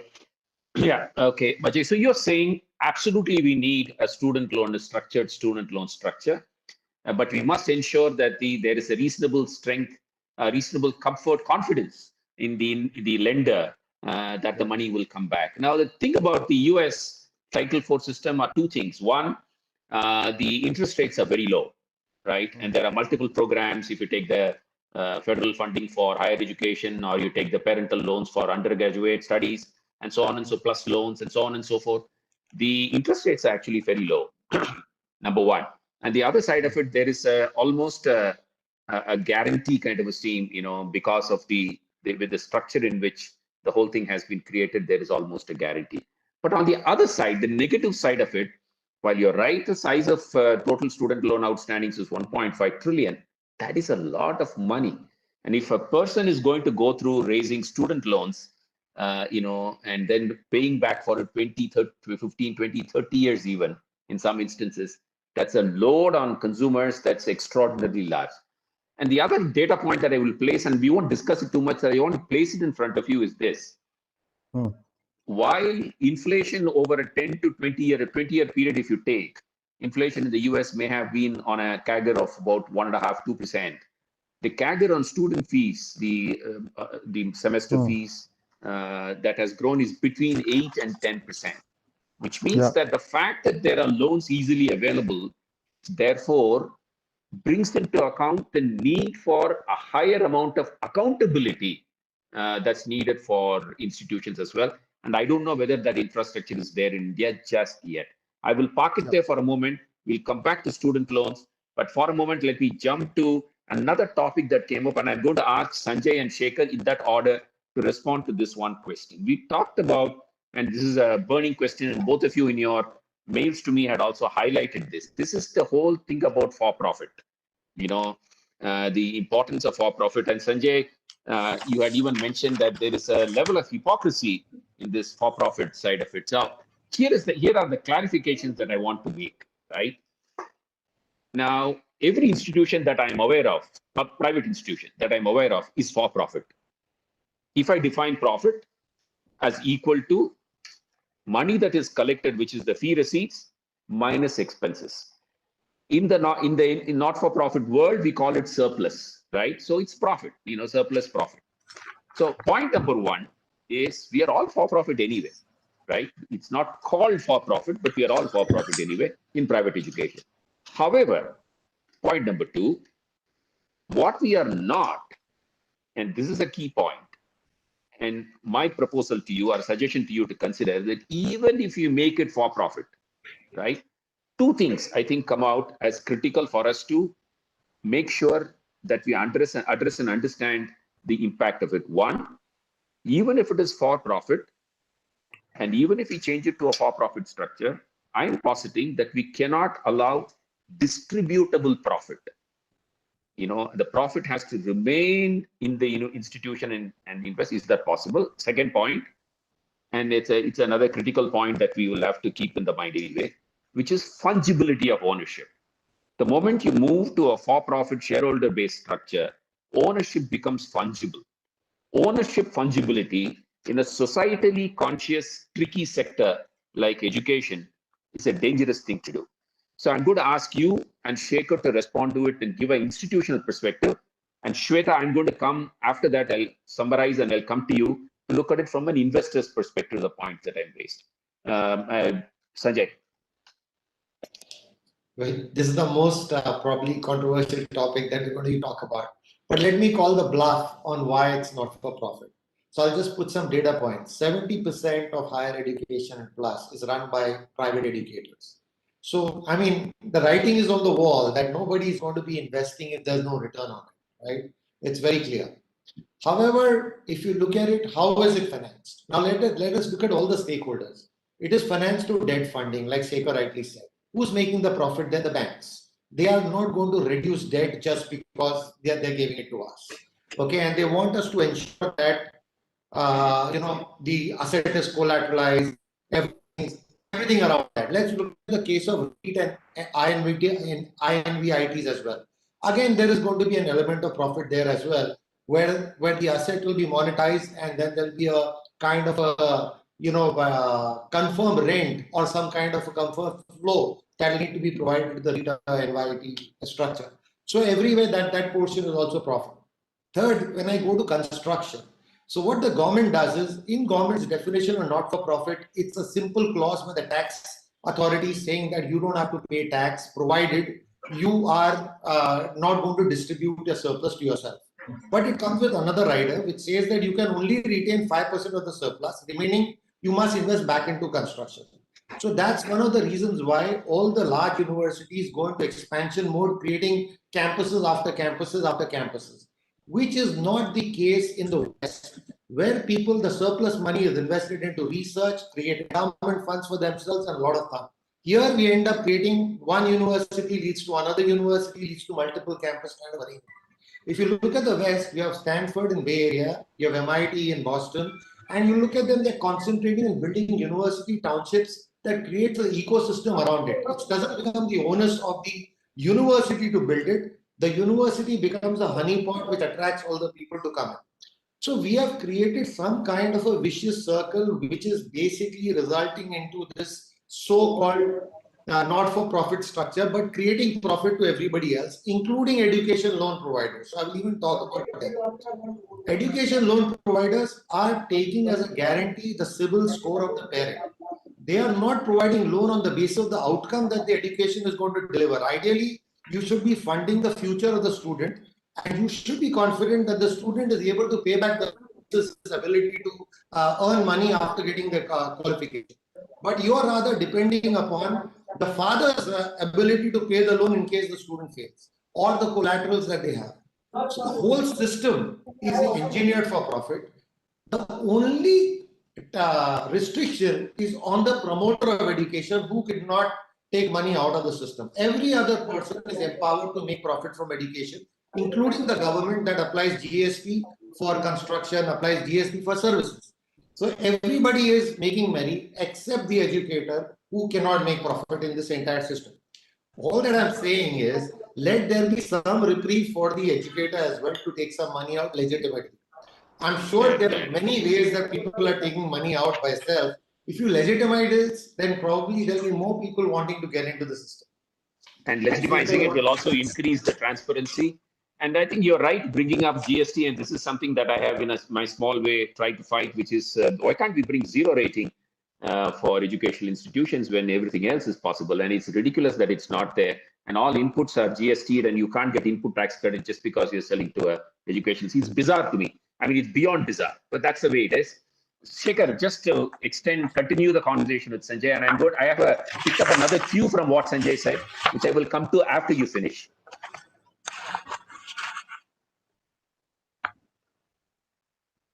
Mute.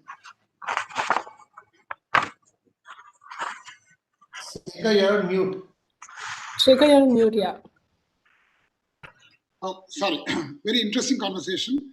You know, just VIT pays more than 100 crores a year as GST. So a lot of money goes in GST. So anyhow, coming back to the main point, why can't we about distributable profit versus I was talking about raising funds. That's why I was talking about being in a fixed structure, not possible to raise funds. So, I am not in favor of totally corporatizing the education, but sectors can coexist. VIT's stand could be different from somebody else. See, in US, you have the MITs and Stanfords, which are not they are not for profit, but there are many institutions like DeVry's and others which are for profit. So both sectors can coexist. So coming back to the main point, yes, there are problems if you want to attract investment, foreign direct investment or equities, if you are having the structure model. But as Raghav pointed out, and many of the leading schools are doing it, and some of the higher education institutions are doing it, where they have separated out the trust and the company. And they have put many of the assets in the company and kept the core business in the trust. And that company attracts investment and then makes profit. That model is in nascent stages in higher education, but it's more common in school education. So that model could be considered, as Raghav was also pointing out. But still, if you look at regulations, there are many regulations that says you need to have 100 acres of land, you need to have this many square foot of building, etc. So there are some regulatory issues also. And coming back to the fungibility of ownership, now I see a problem where if the core business, if it becomes, there is a lot of shareholder pressure to make money, then the objective might change. I see the point where Anand is making. So I'm not talking about that form of profitable businesses. I'm just talking about changing the structure or allowing the trust to attract equity investment. So I'm limiting the sector there. I think, Shekhar, the issue is cadence. Capital which seeks profits and seeks returns from profits, either through dividends or through fungibility, works at a certain cadence. It works if it's a public company, works on quarterly results. If it's not so public, it's driven by investors, works perhaps on an annual cadence. Educational institutions don't work on that cadence. They work on a much longer cadence. It's like Garba in Gujarat you go in, right? And if you have to move into that circle and join the dance, you must understand the cadence with which the dance circle is moving. And I think that is the issue that today, I don't think there is answers. I don't think we'll be able to get answers in this group today. But that's the point that I wanted to get. And Shweta, I'm going to come to you now. Now, based on whatever you heard from Sanjay and Shekhar, does it make sense at all? Would investors be interested in long tail, long lead time return kind of, when your funds are all, 12-year funds and so on and so forth, that you pick up typically limited return. This is a long, only evergreen and a few other types of funds can really invest in stuff like this. You think there will be attractiveness in case the government actually opens it up for profit? Absolutely. I couldn't agree more with, I think, everything that all the panelists have said, and I want to make a stronger case for it. I do think that, most people, the impression really is that, you're looking at quick exit and quick returns. As you yourself said, most funds have a life of over 10 to 12 years, and that's a long enough period for a business to mature, to build, and to build for the long term. And I think the whole philosophy and the mindset in India, which is age old, and it's absolutely understandable why it is there, that education is based on a fundamental belief that the purpose of education or an educational institute is to educate and not to make profit. So we understand where that philosophy comes from. But as times change and as models change, I think we need to adapt, and we need to understand that there is the surplus which is generated could be used, of course, for expansion of the institute concern. But if you also allow institutions to make for profit and stop viewing it with the kind of suspicion that is viewed, I think what I find very hard to understand is that when we know for a fact that education as a sector is a sector that requires quality outcomes, when we know for a fact that allowing for-profit education can be that big game changer, when we know for a fact that there is room for both to coexist, a social sector to coexist as well, the public sector to coexist, the not-for-profit to coexist along with for-profit. But I think we still view private capital in education with suspicion, and we're okay. We're absolutely okay with this, as you mentioned. I call it a pseudo not-for-profit model. What is happening right now is absolutely, we cannot say it's not for profit. It's actually pseudo not-for-profit, because we know for a fact that most schools or chains will operate through a trust or a society. We know that there are several related party transactions that happen. So I think I don't understand who are we fooling here. We do understand that, why are we ashamed of the fact that a promoter of a school would want to earmark profits? He's spending his life, blood, sweat in building an institution, and let market forces operate. We're talking about a time when it is important that best quality outcomes and quality is delivered once you allow market forces to operate. I also think that we need to attract more FDI in the education sector, and the more we open up, we're going to see more of that happen. I'll also quickly quote certain data about especially for-profit institutions gaining traction around the world. So it's not a problem only in India. I think we've seen the US, we've seen China, we've seen Brazil, we've seen a number of institutions, a number of countries where there is a clear move. UK has allowed for-profit education. So there's a clear move towards, acceptability of that model around the world. I think in India, we're still not comfortable, and I think we need to, as a business, provide the comfort that there is room to declare education a for-profit sector and remove the resistance and that deep ideological barrier that we're seeing in that issue. So I'll pause there. Yeah, you're absolutely right. And I agree with Sanjay's word that he used when he sent the briefing notes to me, hypocrisy. And there is a massive amount of hypocrisy there. The original, in my view, the original principle with which education was made into a socially conscious sector, and I think conscious capital and the structure that he talked about will also actually come into play here. Maybe over a period of time that has lost its meaning. As things transform, and as things are going to transform now even more as we go forward, I think providing agility to institutions, in addition to capital, agility to institution, it's a lot more important, because that's going to translate itself into greater benefits for individual students. I think that's critically important. What we have not answered so far today, and I don't think we'll be able to touch upon it much, is I still don't have an answer on institutional accountability. And I think that's without institutional accountability, I think I think we have to find, and Vicky perhaps can take a role in understanding and formulating an accountability structure. I think opening up, I think the way we have to look at it is that without accountability, you can't open up, cannot be a reason. I think we need to do both together. We need to create accountability and create a structure which will open and, within a defined time frame, make it politically acceptable. It's politically far easier to gain more votes by being populist in talking about controlling school fees and all that stuff that goes around. And I think it's silly, actually. A larger statesman-like view would actually see India benefit far more, hit the 50% and 70% GRs and much more than that. And a GR is not the be-all and end-all. We haven't had a chance to talk about research much in this conversation. Running out of time, I don't think we'll be able to. But I think the research is another area which requires a huge amount of funds.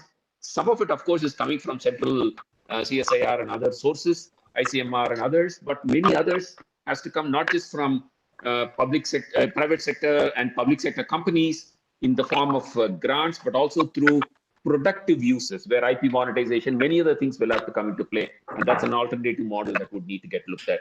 Raghav, I'm going to come to you now very quickly, 1 minute. From an institutional perspective, ICICI Securities is what you're a part of. If the institution comes to you, if an institution comes to you, Shekhar comes to you tomorrow saying for VIT, could you please help create a structure with which we'll be able to either release or raise so much of capital. Is that something that will be exciting for an institution to do?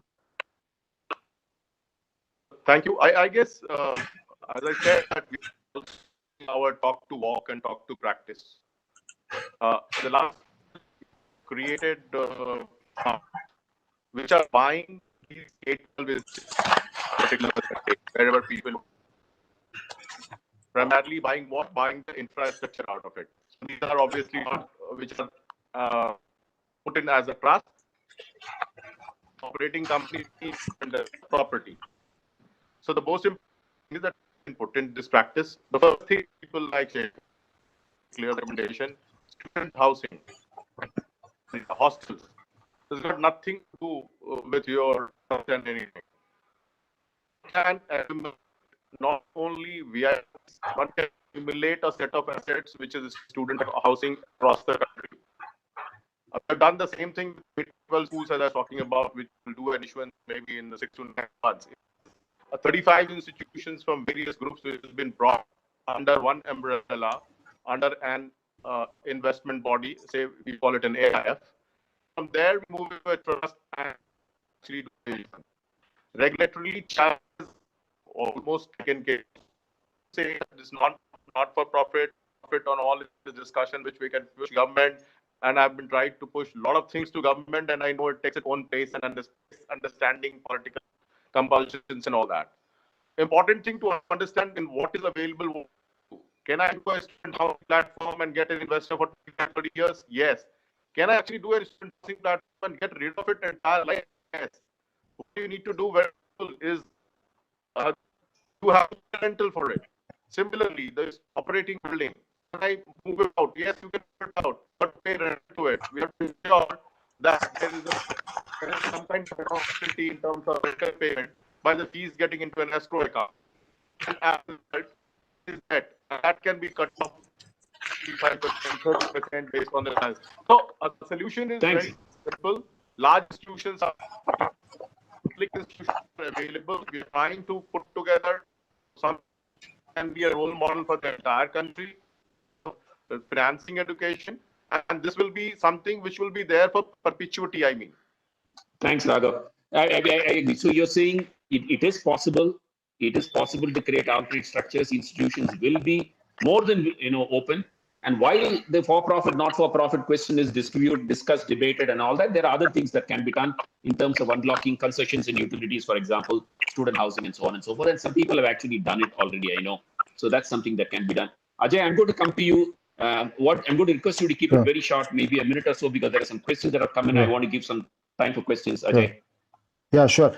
Well, if I just think that while planning all of these, the financing part, the most important thing is to explore what does the next normal, the COVID-induced next normal mean to us. That means that it has triggered the gig economy. People are working from home and whatever other disruptions have happened. That means the return on investment from a student standpoint can only make sense if the cost of education goes down. And the fact that the unlearning and relearning has to happen for life, each student will need to continue to come back to the institutes and keep learning. So there could be a subscription model. But more importantly, to add to what every panelist has said, where would the money come from for education sector? If we see 12 to 17 trillion dollars globally has been yielding negative returns. That means 12 to 17 trillion dollars of money, the bond money has been put in the bank, and the saver, the investor, is paying money to that entity holding that cash.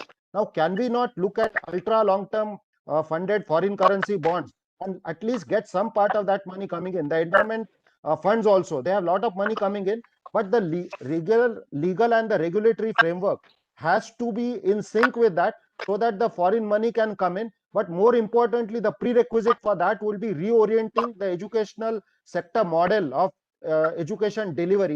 It will probably convert into nano degrees and a subscription model where instead of charging a fee for a given year, the student would come in for the 5 years. That student can subscribe to that educational institutes and choose the modular courses as and when they require it to be ready to really be relevant in the gig economy. Ajay, sorry, I'm going to interrupt you, and I want you to spend 30 seconds on another idea. I wanted to talk about it. We don't have time, but I'll ask you this question. 30 seconds on your view in creating an innovative model, which is not based on a student loan, but based on the ability and the willingness and the commitment of the student to pay the institution back over a period of time, let's say the first 5 years after he or she graduates, based on their earnings, while the institution gets covered through support from a finance funding institution, for that, and with some insurance, etc., built in on top. Is that something that's doable, you think? Yeah, that's income sharing plan. There are some models which have worked in that. In my opinion, the endowment fund could be created backed by the alumni. So there is a peer pressure. And that corpus of money, there are a lot of, in the US, some institutes are lending, they are direct lenders. So that pool of money can go to those students as and when they require it, with a caveat, very important caveat, that there is an integrated self-sustaining ecosystem for the money to come back. So there has to be some peer pressure, alumni group, that these are the people or the students who have taken the money, they are not paying. So if there are some deterrents to default, and if we have that ecosystem in place which is sustainable, it can definitely work. And then the skin in the game of the institute would also be there. So if the students are unable to find the jobs, they will get to know, their moment of truth will be how much money can come back. Moment of truth. And I think I like that phrase. The moment of truth for the institution is the ability, and if it's a variable that you set up, so which means the student earns more, the institution actually gets more. It's a very fascinating model, needs to be discussed and decided. Let's move very quickly, if it's okay with the panelists, to questions now. There's several questions that have come up. Let me try and take as many of them as I can. The first question that is come up is from Dr. Grewal, which talks about, and Shekhar, I'll request you to take this one. It says, is it possible that we can adopt a social business model? When you talk about the for-profit, is it a social business model possible? Yeah, I mean, social business is nothing but, you making it self-sustaining. So it should not be subsidized by somebody.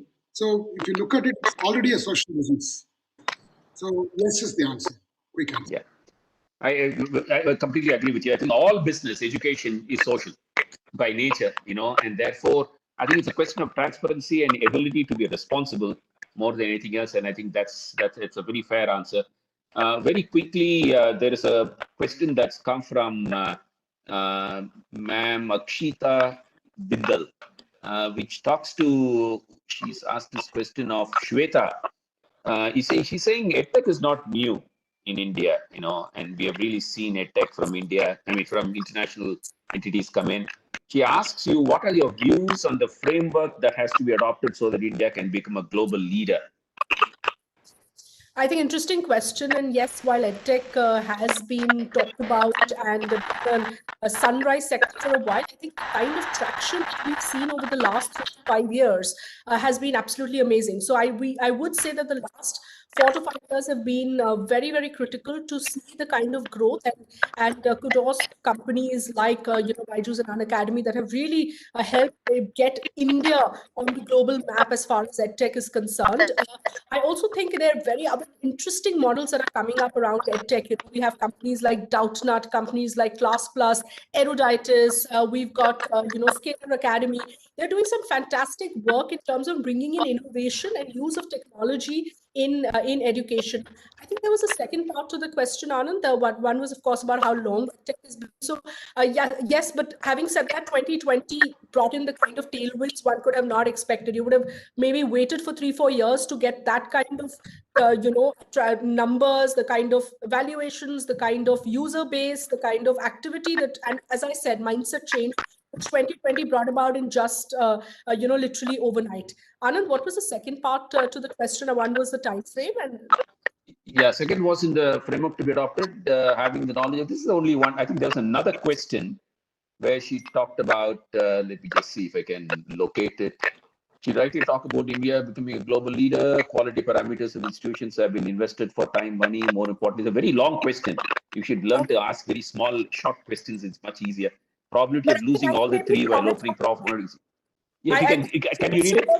Yeah, you can answer it. Yeah. I do think that India is today. So if you look at the top edtech companies in the world, if you look at that data and the most valued edtech companies in the world, Byju's and Unacademy fit in the number in the top 10. So I think we're already set ourselves up for success when it comes to taking global leadership in edtech. I think the framework that needs to be followed is exactly what some of these companies are doing. You know, the fact that today you have a market like India where there's growing penetration of internet, growing penetration of devices, a fantastic user base, a market that allows you to innovate and also serve different cross sections of society. So you've got, you know, different models that you can adopt. So I think as long as the framework, there is no framework as such, but as long as you continue to grow, build your product, continue to invest in a good product market, in a good product that has a great market fit that they have done, continue to have global ambitions. I mean, we do think that many of these companies would be global leaders, you know, not just having a market in India. Now, I want to quickly mention, for instance, you know, a company like White Hat Junior, which was acquired by Byju's at an exit, which became the talk of the startup industry. You know, $300 million exit. In a matter of 18 months, the largest is among the largest and definitely the fastest exits in edtech. I mean, a company like White Hat Junior is today going global, and it is expanding well beyond India. So we're seeing those kind of models emerge where India will be the hotbed for edtech and will take, you know, edtech to the world. So I think we do have that entrepreneurial energy as well as those business models that exist. Thanks, Shweta. I think one of the problems is really that, you know, is as exciting as a White Hat is and the amount of money that's been raised by tech companies is transactions like that actually worries the larger educational establishment, because that's tsunami. Things don't change so quickly, because when you're teaching kids over 4 years and stuff like that, and you know, that's something. And even more, it worries, or I would say it gives reason to regulators to hold back. To change. Trust me, it's a mindset issue where any change is resistance. So it's all about, oh, we've done this in a traditional way all these years. How can this young, you know, 20-something come and disrupt it overnight? And you want to resist that change. And that's the only resistance. I agree with you. The technology will bring about changes that we need to embrace sooner rather than later. Otherwise, you know, we're going to see they will grow any which way, you know, because sooner rather than later. And I completely agree with you. And disruption that's what disruption is. And things get disrupted and they move. Ajay, you wanted to add a couple of points to this. Go ahead. Yeah, I was just thinking that, see, if we take that discussion forward to the, you know, logical evolution, potentially, given the fact that now the role of the educational institute as content delivery is getting questioned, because once it's in a mixed mode, blended mode, content could be from any country, it could be from the best of the institutes. Now, given that scenario, would it evolve? This is just a question or the, you know, thought for us to think through, is that would it evolve in a way where the students can choose how they want to learn the given subject matter, by video, by audio, by online classes, reading books, whatever be the mode. And the educational institutes become in a fully evolved model like the certification agencies. They can acquire skills, knowledge, competencies by their preferred mode of learning, and then come back to the institutes and get certified, because this is a massive disruption which has really come in, and COVID had made it probably good or bad, but it has taken it to the extreme. Sanjay, just a follow on to that, I'm going to ask you this, and this is a sequence, right?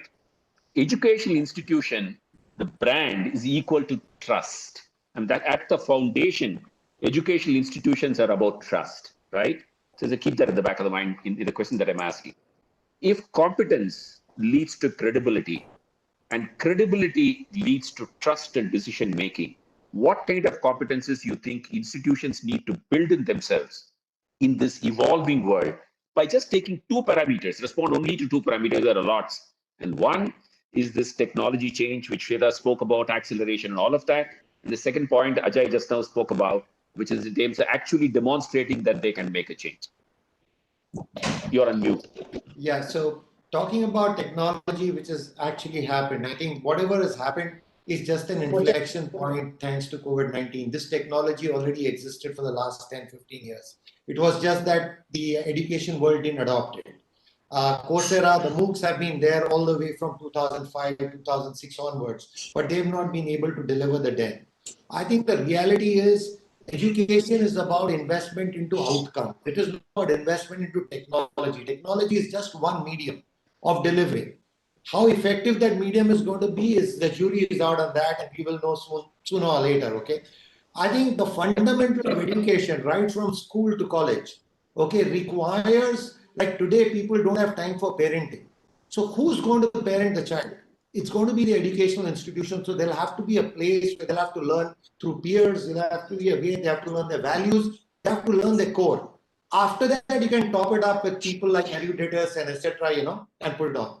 Now, looking at the whole valuation, if I look at the EdTech world and the valuation, are they valuing technology? I'm sorry, they're not. They're actually valuing IITs and the NITs for whom the unacademies of the world and etc. are preparing the student to. The other thing that they're valuing is the potential of the job that the student will get by giving them, telling them that White Hat Junior will make your guy a coder, not realizing that coding is akin to typing in the yesterday world. And in the future, coding will not be anywhere. So I think the whole thing is about, again, we're forgetting that investment in education will only work if it is outcome based.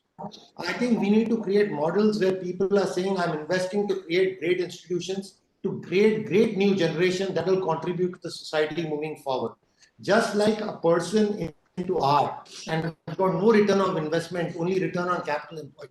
I think we need to create certain asset classes where people will invest into education only for the sake of output. Now imagine I own a Stanford share. I'm not going to look at dividend. Just the pride of owning Stanford would be great for me. And I think that itself will have a trophy value which will get traded on the markets and get me the capital employed. So I think we got to look at it differently. I think education is about outcome. And it's the source of creating an economy that will generate returns for everybody in the future. I think that's a fair point. It's interesting to think about it. Why do you fund art? Because what the person is going to generate after that is going to be societally important and individually relevant. And there is no value that you can actually attach to it. Very difficult. EV, EBITDA multiples cannot be found easily for that, I suppose. Shekhar, I'm going to ask you to take one last question because we are running out of time, which is a question. I don't know if you can see it on your screen. Look at the chat from Malika. You'll be able to see. I'll read the question. It's from Ms. Karma Yongdon. It's right on top. It says to one of the panelists, education cannot be just for profit. I wish this was embedded in some way in colleges in India. What could be one such measure to have a checks and balance, I suppose that's what she means, on the education system in 2020 during online and offline classes? So this is the traditional view that is getting expressed from the heart by somebody. How do you respond to it? Sorry, I didn't understand the 2020 part. I understand about the profit. Yeah, just respond to that. I think the 2020 is more from an offline-online balance. Respond to the first one. Yeah. See, I am not saying that, education should become like a fierce, cutthroat, profit-making sector. I'm not saying that.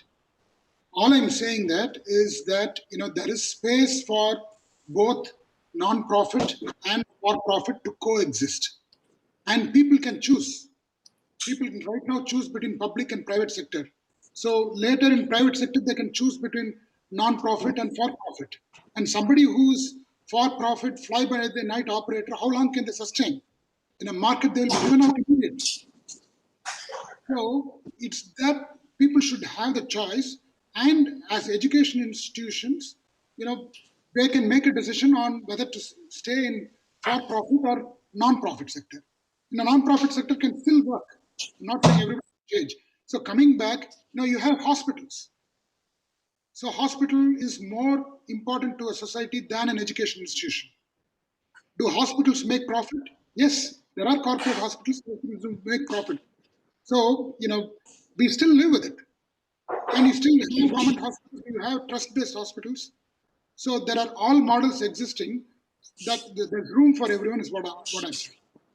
Yep, fair enough. I see somebody said, let 1,000 flowers bloom. One last question that's come up, and that's for Sanjay. And then we'll have to, unfortunately, close with that. Sanjay, I don't know if you can see. This is from Mr. Nishit Jain from New Delhi, who says, so Sanjay and me. Okay, Sanjay, you please answer. Can foreign institutions benefit financially by coming to India? Sanjay, you're on mute.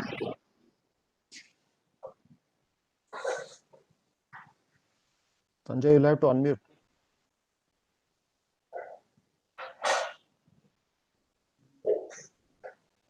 Okay, let me answer the question in the interest of time. I think now we can hear. Go ahead.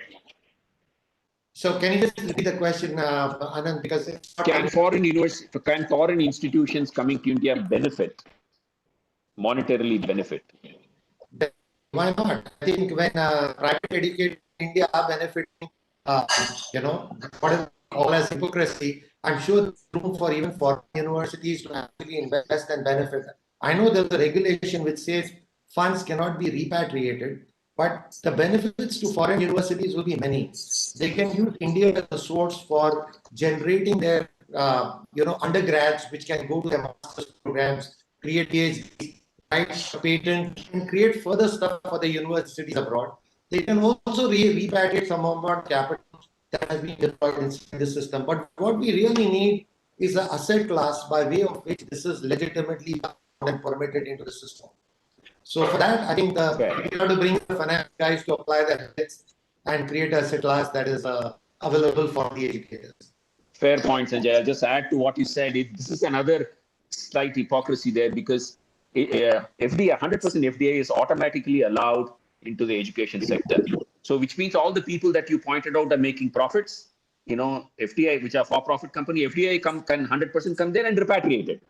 But any foreign institution comes to India and sets up institute, you can't repatriate. This is honestly, I think this is an area which requires a lot more conversation. I know we have run out of time. We are 1 minute over schedule. I apologize to Fiki, but I thank all the panelists. I hope audiences were able to take away 3-4 very interesting alternate models that came up. What is clear is there is a lot of conversation that's required. Fiki, I request you to take note of this and take it up as a part of the higher education committee. And there is some more substantive work if it can be done. I think it will benefit the entire sector.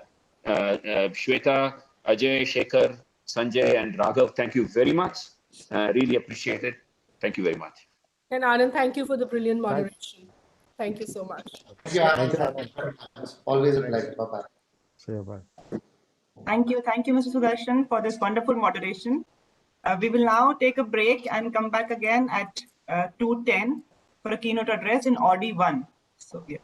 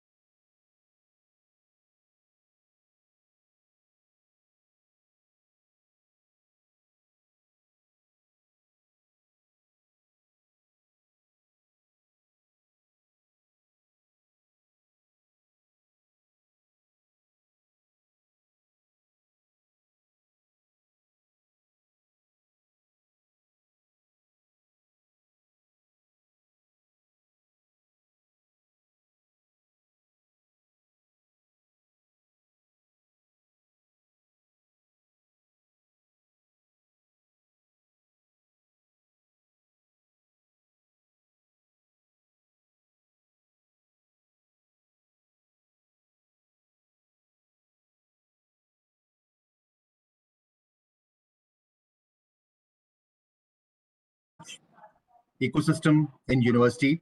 And we have a keynote address by Dr. Subra Suresh, the president of National Technological University, Singapore.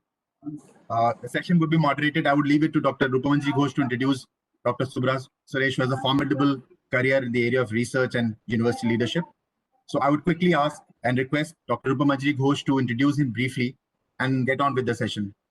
Dr. Rupamanjri Ghosh is the co-chair of FICCI Higher Education Committee and also the Vice Chancellor of Shiv Nadar University. And she's one another researcher that our country is blessed with. University leadership, and at various positions she's been there. So she would be the right fit to moderate this session, and that's how we had her, with you, Dr. Suresh. Over to you, Dr. Ghosh. Thank you so much, Rajesh. I welcome everybody after lunch. I know we are not giving you much time for not much break, but this is one session we all have been waiting for.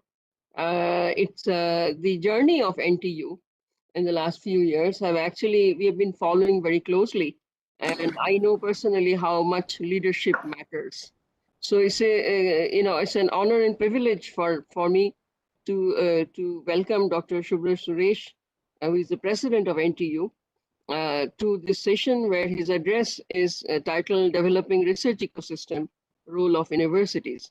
Now, this is something Indian universities, I think, have been trying to follow. And in his very distinguished career, he took over as NTU president, I think, in July 2017. And then tenure started in January 2018. And is a scientist, engineer, entrepreneur with decades of distinguished and impactful leadership in academia, industry, and government. He is the 9th president of CMU from, I think, just before this, so 2013 to 2017. Before that, he was the director of US NSF for 2010 to 2013, Obama's time, and MIT dean, etc., etc. So actually, nobody is more, I think, more fit to talk about not just individual research, but developing a research ecosystem. Gone are the days where we talk about individual institutions as centers of excellence, but essentially they are the driver of the ecosystem. And we have a lot to hear from you, Dr. Suresh, and maybe follow some examples in Singapore. So rather than wasting any more time, let me get started and welcome you to this session. So over to you, Dr. Suresh. Thank you very much. Thank you for the kind introduction. And I want to thank FICCI and all our colleagues here for inviting me to join you today. Our time is limited, and I think we have a very diverse audience from across India. So I will try to focus on a few themes so that we can go into some depth. Let me start following the introduction. Let me just start with NTU, the university that I'm now fortunate to lead. NTU was founded in its current version in just in 1991, 30 years ago. So this is the 30th anniversary. At the time of its inception, the university was primarily an engineering educational institution. Then a decision was made in the late 1990s to transform the university into a global research university. And I was at that time a professor and at MIT in Cambridge, Massachusetts. So I've been participant as an outsider in the process that some of the discussions that took place with external entities. In fact, I visited NTU in the capacity of an external advisor in the late 1990s, and I watched the transformation of the university. So what are some of the ingredients that transform universities into leading entities in education, research, and innovation? It's of course very case specific. It depends on the local conditions. It depends on local government conditions, political conditions, and also the community, local community that's involved in this. In the case of NTU and Singapore, there were a few ingredients that were quite remarkable. I was part of an external team that produced a report for the Prime Minister's office in Singapore in the late 1990s about how to elevate both the top universities in Singapore to globally competitive entities. And the remarkable thing about that report was that many of the recommendations in the report were followed in the succeeding 20 years or so, which in itself is quite extraordinary, because usually when you produce reports to governments change, people change, and as a result, processes change. In Singapore, it was followed through, even through different governments. So that was one thing. Secondly, most of the recommendations were followed through, even though with appropriate modifications. And that was quite remarkable, setting up of funding agencies, introducing international peer review systems, etc. The third item was that consistent long-term vision over a 15 to 20-year period, including funding to support that vision. And these were ingredients, at least in the NTU context, to raising NTU from its original global stature in the early 90s to its current stature as one of the leading educational and research institutions in the world by pretty much everybody's metric, and by some metrics as one of the top few institutions in select areas of research or pursuits. So rather than looking back if we could go to the first slide, if we could share the first slide, rather than looking back at what happened, I want this to be a forward-looking discussion as well, because what works for one university in one country may not work for all the universities in all the countries. And secondly, even within India, what may work in New Delhi or Maharashtra may not work in Tamil Nadu or Kerala, and vice versa. So no one recipe fits all, but I thought I would look into what are some of the current challenges facing all the universities. With an introduction that I just gave, what are some of the things that universities can aspire to, and what are some of the issues that all of us face? And that could be a framing point for discussion, not just for today, but moving into the future. So with that, let me start with the first slide, which shows one of the global megatrends that we are facing today. Let me highlight that with this chart. This is taken from a picture that was in an article in Wall Street Journal a couple of years ago. If you look at the following issue, how long does it take for any technology to be adopted by 50 million users, the first 50 million users around the world? In the case of telephone, it took 50 years or so, in the 75 years. In the case of an automobile, it took many, many decades to do this. It took 46 years for electricity to be adopted by first 50 million customers. Credit card, 28 years. Television, 22 years. ATM machines in a bank, 18 years. Even computers took 14 years. Mobile phones, 12 years. Internet, 7 years. Facebook, 4 years. WeChat, 1 year. And Pokemon Go, it took 19 days for the first 50 million users around the world to use Pokemon Go. We know from last year during COVID, Zoom probably had 50 million users in one day, new users in one day, because of the need that COVID-19 produced. So the lesson from this one slide is the pace of adoption of technology, not only the pace of development, but the pace of adoption of technology is extremely rapid. And universities are at the epicenters of not only creating knowledge, but contributing to the development of technology, and also imparting that knowledge to future leaders, future workforce. So universities have a huge role to play in this highly accelerated process of technology development and global adoption of technology. So as we go through pandemic now, and we don't know when we will completely get out of pandemic, but assuming we come out of it in the not too distant future, what are some of the mega trends and issues that we are likely to face? First, as I just showed in the previous slide, the accelerated pace of development and adoption of technology is going to stay with us. If anything, it'll continue to accelerate in the post-pandemic world. The second is the pandemic itself has highlighted social stresses of many different kinds all over the world, both in developing countries and in developed countries. The most prominent among those social stresses are inequality.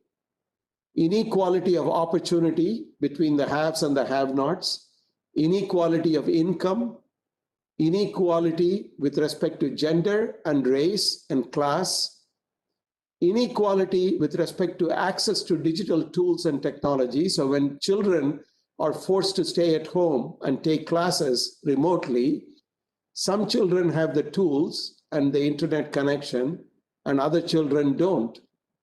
So there is that in itself is a significant impediment. The same applies to universities. So how do we make sure that we don't create new classes of inequality in the digital world among those who have access to digital tools and those who do not have access? Then we have challenges. On the one hand, we have increasing globalization and tools like remote access, whether it's WebEx, whether it's Zoom, or whether it's Microsoft Teams, etc. We have increasing and instant access to connect globally. At the same time, geopolitical factors and the pandemic itself has forced us to get in a direction of less open borders around the world. So there is a tension between increasing globalization through technology and travel and decreasing globalization through politics and through the pandemic. And on top of it, we have grand challenges affecting the globe, which are borderless, and universities are at the epicenter, are trying to understand and study the grand challenges, create tools that mitigate grand challenges, create policies that address them, and at the same time, they are also affected by the grand challenges. So what the universities have a major role to play in understanding, addressing, and hopefully mitigating these grand challenges as we move forward. The fourth is there are new opportunities created by the post-pandemic world, not just because of technology, but because of the perspectives that we have developed and the accelerating pace of technology and Industry 4.0. New opportunities in economics, and I'll come to some aspects of this, learning, social opportunities that exist, for example, healthy living and aging, lifelong learning, and having a productive life, and reskilling and upskilling, not just through universities, but also through industry, government, and nonprofits. New opportunities in lifestyle alterations, and new opportunities for healthcare, including remote healthcare. So these are examples, these are at least 4 major areas where in the post-pandemic world, not only we have opportunities to address societal issues on a global scale and on a local scale, but universities are at the epicenter of addressing these challenges. That brings me to Industry 4.0. Industry 4.0 is already in full swing, and this is even before 5G hits us in the next year or two in a major way, and that's going to transform many aspects. For example, universities are at the cutting edge along with industry in creating new science, new engineering, new medicine, and new technology, and new policies. Technology connecting with humanity on a global scale. Areas such as robotics, artificial intelligence, data science, blockchain, Internet of Things, personalized medicine, smart healthcare, precision medicine, individual healthcare, autonomous systems, both ground vehicles and aerial vehicles. In the middle of all of this are things like regulations, ethics, policy, insurance, etc. So the Industry 4.0 in a nutshell is the unique and unprecedented convergence of the physical world, the digital world, and the biological world. On the one hand, entities such as the World Economic Forum have addressed this in a major way. On the other hand, books and scholars have addressed this. For example, the book by 21 Lessons for the 21st Century by Yuval Noah Harari highlights many challenges associated with the fourth industrial revolution and digital technologies, healthcare technologies, biotechnologies, and information technologies. In addition to technology itself, one of the unique things about Industry 4.0 is the unprecedented way in which the intersection of technology will happen with humanity and how human characteristics and human intelligence will intersect with machine intelligence and artificial intelligence. And at the core of all of this, at the Venn diagram of this intersection, are intrinsically human qualities and characteristics, such as compassion, dignity, empathy, ethics, kindness, trust, and respect, and values that are individual for different human beings based on their upbringing, based on their DNA, based on their life experiences, based on their family and their local communities in different parts of the world. But at the same time, when massive data gathering takes place on a global scale and is aggregated, what kind of implications will it have in machine intelligence, machine learning, and decisions made by machines, which increasingly will influence our day-to-day lives? So that brings me to 6 issues for the post-pandemic world, and the universities have a major role in addressing each one of the 6 issues. So let me go through them one by one. Job creation versus job destruction. The 3 previous industrial revolutions have shown that millions, tens of millions of jobs will be destroyed by every industrial revolution. But the previous industrial revolutions have also shown us that ultimately, many more jobs are created than destroyed, but very different kinds of jobs, sometimes several decades later.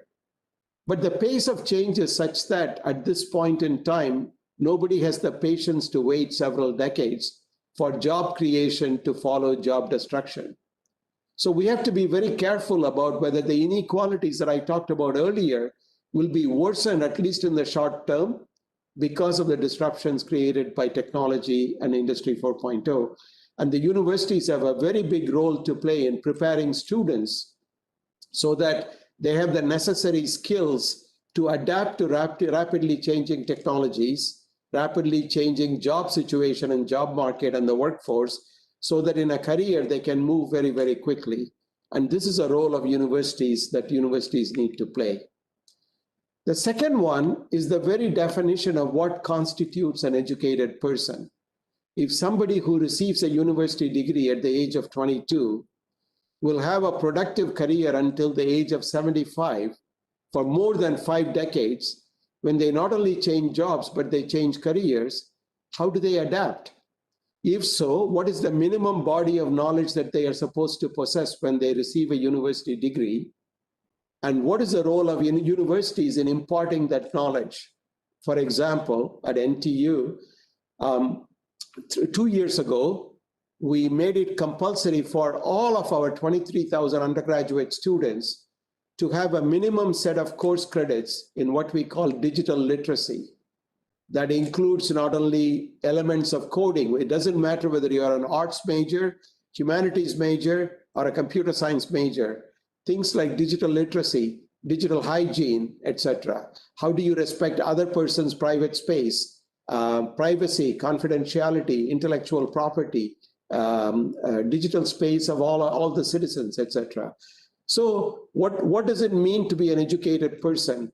So if you're a computer science major, we expect you to know something about humanities, to read Shakespeare or Bhagavad Gita or whatever it may be. Conversely, if you're an arts major or a humanities major, do you know anything about coding? If not, why not? So these are some of the questions we want to ask. Then the question of being human. As machines make more and more decisions, do we run the risk of someday losing our innate humanity, if not completely, at least partially? Do we lose the ability to make decisions that uniquely characterize me as a human being and you as you? And if so, What steps do we take in programming machines, in making day-to-day decisions, and in policy? And this is an important issue that we want to sensitize our students to. Then some people talk about the so-called point of singularity. Will we reach a point where machine decisions will be almost as good as human decisions? Will we reach a point where in some areas, machine decisions may not be reversible by humans, or if they are reversible, not in time to prevent serious consequences from taking place? Will machine decisions worsen intrinsic conscious or unconscious human bias? Will they exacerbate them? Or will they make it better? Will they lessen human bias? Of course, it depends on what goes into it, what kind of data we produce. So these are interesting questions, but at the university level, when we teach students, at the research level, at the policy level, at the discussion level, this is something we want to pay attention to today as universities play an important role in society. Then for every intended benefit of technology, we have unintended consequences due to either intended or unintended use, abuse, or misuse of technology. If so, what are they, and can we stop them? Can we maximize intended benefits and minimize unintended consequences of technology? And the last point I want to make is technology is pushing us to be more and more perfect and more precise, from atomic clocks to instant messaging to instant responses that we send by email or social media. At the same time, imprecision and imperfection lead to often truth and beauty of humanity, and they lead to creativity, failing and learning from failure. Will technology push us in a direction where we lose the luxury of reflection, relaxation, and consideration before response? So this is something that universities have a role to play in making sure that students don't lose that capability. While technology has many good things to offer, we don't want technologies to push us in a direction that is not in the best interest of humanity. So with that, I want to highlight a few issues for universities to address, especially in the post-pandemic world, as they rise to not only become leading research institutions, educational institutions, but also contribute to society, whether it's local society or global society. One of the issues we want to focus on is the role of social sciences as we talk about technology all the time. What is the role of social sciences, ethics, government regulations, because technology is always ahead of regulations. So in a university like NTU, where we have primarily a technological university, the largest program we have is engineering, but the second largest college that we have on our campus is the College of Humanities, Arts, and Social Sciences. So this year, we will introduce a curriculum for all our undergraduate students. It doesn't matter what area you specialize in, you take classes with everybody else for up to a year. And this forces students to commingle, to collaborate, to work in projects with somebody from a completely different field that prepares them differently. We also want to create interdisciplinary faculty positions that foster between, whether it's medical humanities, whether it's digital humanities with computer science, humanities and ethics, humanity and industry 4.0, or economics and data science and so forth. This is what we want to foster, a borderless exchange between technology, science, natural sciences, and medicine on the one hand, to social sciences, humanities, and arts, business on the other hand. The next thing is digital literacy, digital hygiene, social responsibility, and commitment to sustainability. We want to embed that part and parcel of a curriculum moving forward, both in education and in research. Then with distrust in science or mistrust in science, when fake news, sometimes overwhelming real news, and vetted and peer-reviewed information and authenticated information. We want to train our students to be prepared to identify fake news from real news, to manage information wisely based on evidence and based on substantiation and verification, and to identify misinformation. And this is going to be very important, especially with respect to data science. Responsible innovation addressing grand global challenges, whether it's climate change, securing cyberspace, preventing nuclear terror, etc. Then lifelong learning or forever learning from cradle to grave with public-private partnerships. Then critical assessment of core skills for an educated person of the 21st century, so universities can work on that. So these are some areas where we are focusing at NTU for education, for research, for faculty, student, and postdoc recruitment, so that we create opportunities without silos within a university, even as a young university. So for our next 5-year strategic plan, which we call NTU 2025, which we just completed a month ago, we have identified 4 challenges, global challenges that we will address as a university. We cannot address all of them. And the first is mitigating our impact on environment. So we have 4 research centers at the university that will look at energy, water, environment, and connecting them to policies, human behavior, etc., so that we can move the needle with respect to grand challenges and sustainability. So that's the first grand challenge that we will focus on.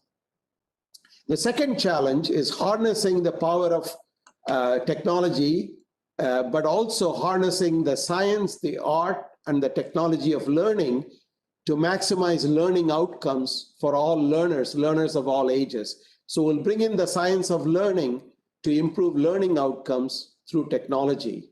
And this is going to impact every field that we cover in our university, from medicine to engineering, to natural sciences, to social sciences, to business, etc.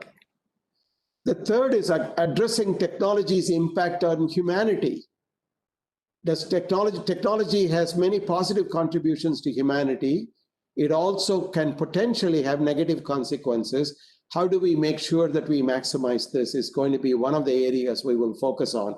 We established a center called the NTU Institute of Science and Technology for Humanity, and this will focus on this particular aspect and work with governments and nonprofits. And last but not least, responding to the needs and challenges of healthy living and aging. As globally we have an aging population, and as people live longer, how do we make sure that people have a healthy lifestyle close to the very end of life, and how to maximize learning potential throughout life? So these will be 4 things we will look at. Now, as a university, we create new knowledge, we do new research, we publish new papers, but at the same time, we also want to walk the walk and not just talk the talk when it comes to sustainability. We are fortunate to have a very large campus. On our campus, we have 235 buildings. It's a modern campus, and as you can see in this picture, on rooftops, we have solar panels, so that by next year or the year after that, we will have about 10% of all the electricity for the entire campus will come from solar energy.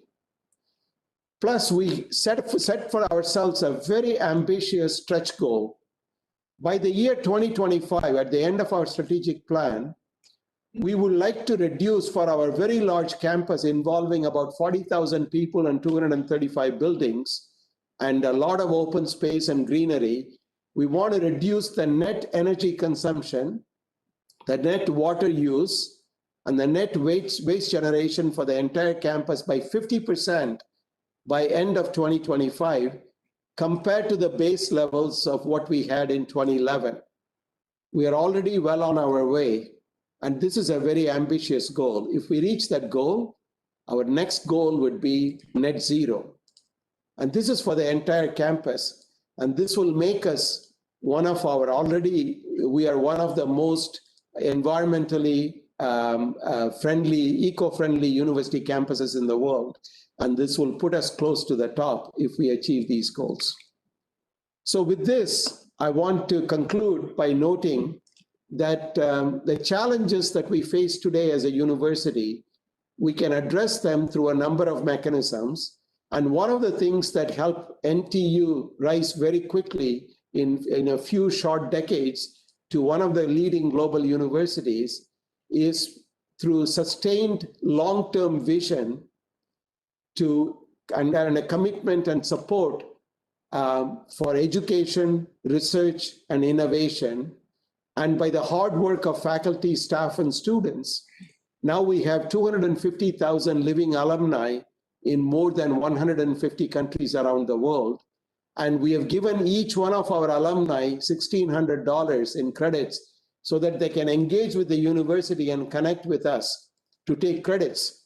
That's on top of the course credits given to all Singaporean citizens by the Singapore government.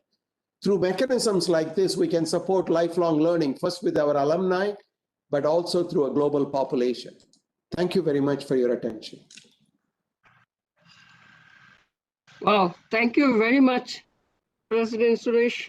It's a very, very comprehensive presentation. And definitely, we appreciate the vision, the wisdom coming from your own journey. On what you focus today is on the university's role. We are actually running out of time. Do you have time for a quick question? Maybe one? Vidya, please go ahead. Yes, so I have a question for you, Dr. Subra.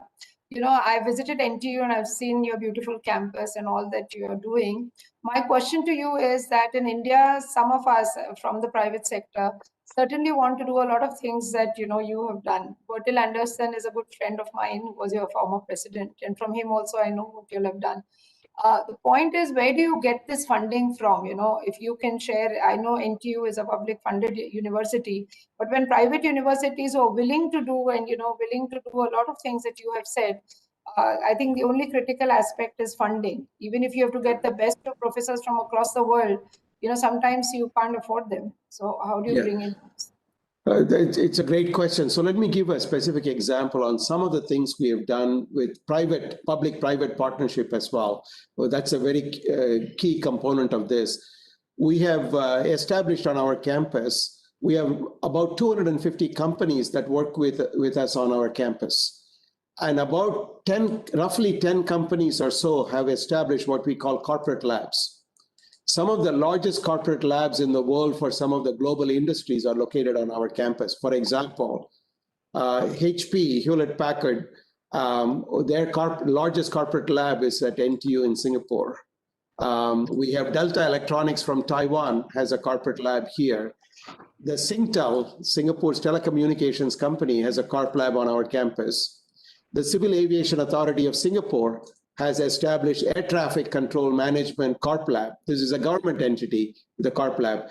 We have an autonomous bus sustainability program with Volvo buses from Sweden on our campus. Now, to your question with India, there are a number of major Indian companies which are also global players.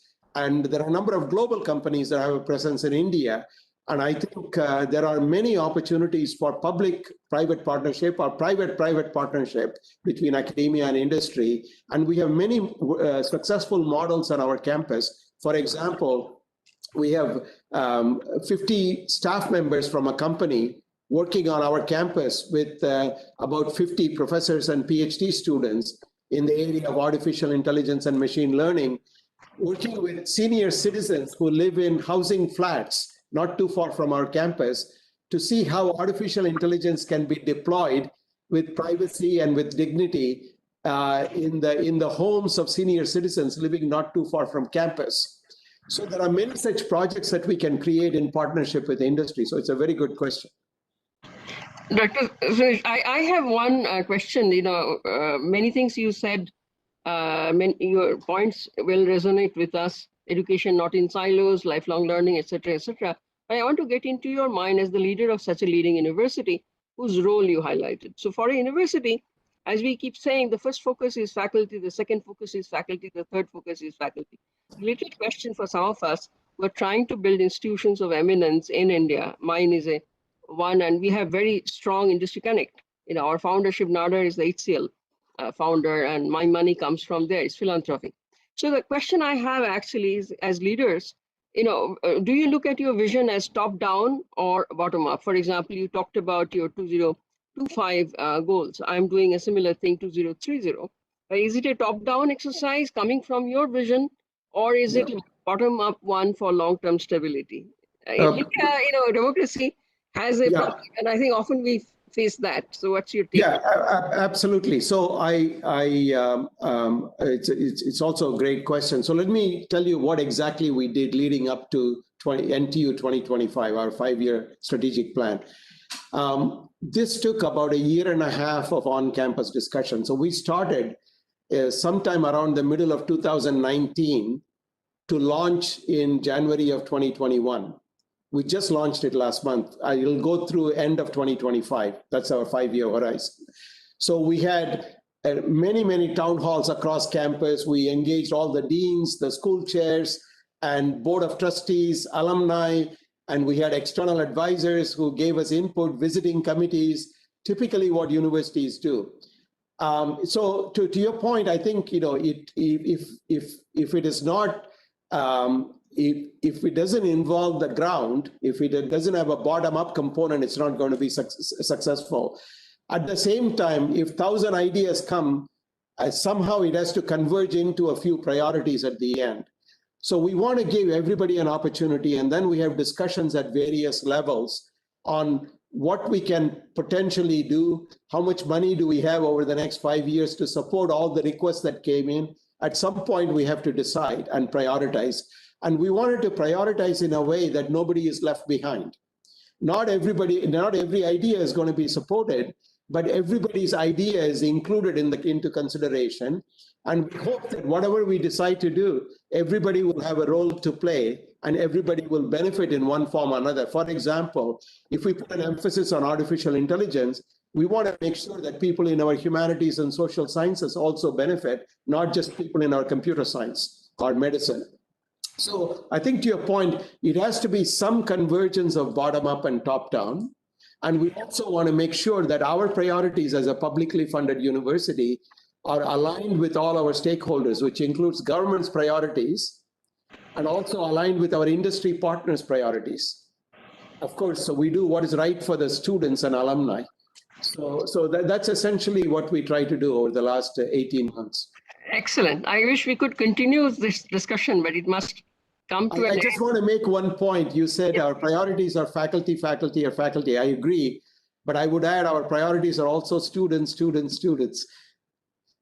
Absolutely. And I actually wanted to prompt you to do that because we talked a lot about student-centric education in our conference today. So I completely agree with the last point you made. It tells well with us, digital literacy, because I believe data is the new English for social sciences. So I think we need to sort of take people along and get the positives of each. So my only dream and wish is effective engagement of NTU with Indian higher education institutions. And I think we look forward to that now that we have made this connection through FICCI, which is the largest, industrial, it's a club. And we are academicians in here. Vidya chairs the committee. I co-chair. Shikhar is somewhere. He's also there. So I think we'll like to get you engaged with us to see that how we can learn. Each one is context specific, but they're broad pointers that you talked about today. Sort of is ringing in my ears, and they're almost all that I've been thinking about and we discussed in our conference. Anyway, thank you so much for sparing the time to be with us, and these slides are just great. Maybe we'll take a second look at all of them to absorb the full impact of what you said today. So this is not to say bye, but to say that let the journey begin together and help us out with your wisdom and with your support in the Indian higher education system. So thank you so much. Thank you. My pleasure. Thank you very much. Yeah, thanks from all of us, really. Thank you. Back to you, Rajesh. Rajesh is not part of the session, but on behalf of FICCI, I'd like to thank Dr. Suresh and Dr. Ghosh for moderating this session. We will now move into our next session in OD 1 for developing research ecosystem role of universities. So we form. And in this research, it really opened my mind. And these 2 points that we are not there, we are R&D ecosystem, and we need to strengthen it, really stands out. So I really think it's very, very important. Okay, so now my 2 minutes up. I would now request Professor Anant Saraswate to give his opening comments. He, as all of you, I'm sure everybody knows, he is the chairman of AICT. He's been the chairman for years. Before that, he's been a vice chancellor, professor, and a very, very distinguished member of the academic community. Anything else he may want to tell about his background, I request him. So, over to you, Anil.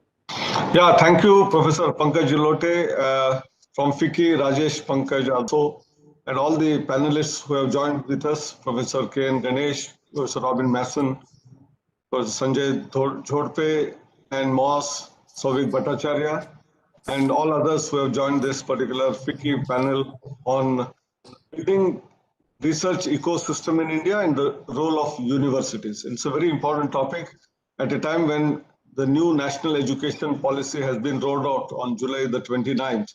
And we are in the midst of implementation of that policy. And that is where this particular topic becomes absolutely topical.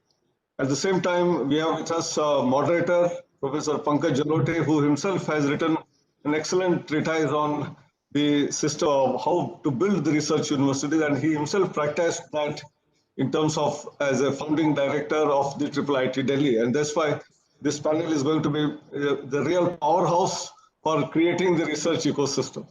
Having said that, if you look at the universities, by definition itself, they are the ones where it is a crucible for variety of knowledge which has to come in, and you have to melt it and then digest it. And that's why it is not just the science and technology, but it is whether it is humanities and social sciences, the law, the medicine, the management, all the fields of education, they are supposed to be there as part of the universities.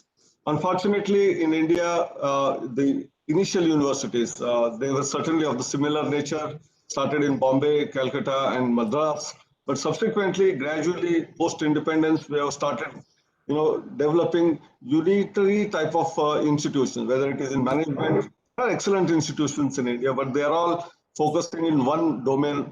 And that's why when we are talking about building research universities, we must look back on some of the best research universities that exist in terms of the nomenclature that is used worldwide. Whether it is Stanford, Harvard, MIT, Cambridge, Oxford, Berkeley, Princeton, all of them are, in a way multidisciplinary, and that is what this policy of India, which talks about today as all the universities have to be multidisciplinary. There is a very fundamental change which is happening, and gradually some of the institutions like IIT Kharagpur started with first a management school, then subsequently a law school, and now even a medicine school. That means gradually we are moving in the direction of becoming anyway multidisciplinary. So there is very essence of a research ecosystem to be developed. But we always look at those universities from different countries as the research universities, and we always lament that we are not somewhere anywhere there in terms of whether it is world-class universities, in terms of Times Higher Education ranking, US ranking, and so on and so forth, whether it is in terms of accreditation system. But we must be aware that some of the best world-class universities, or whatever you call research universities, existed in this country itself.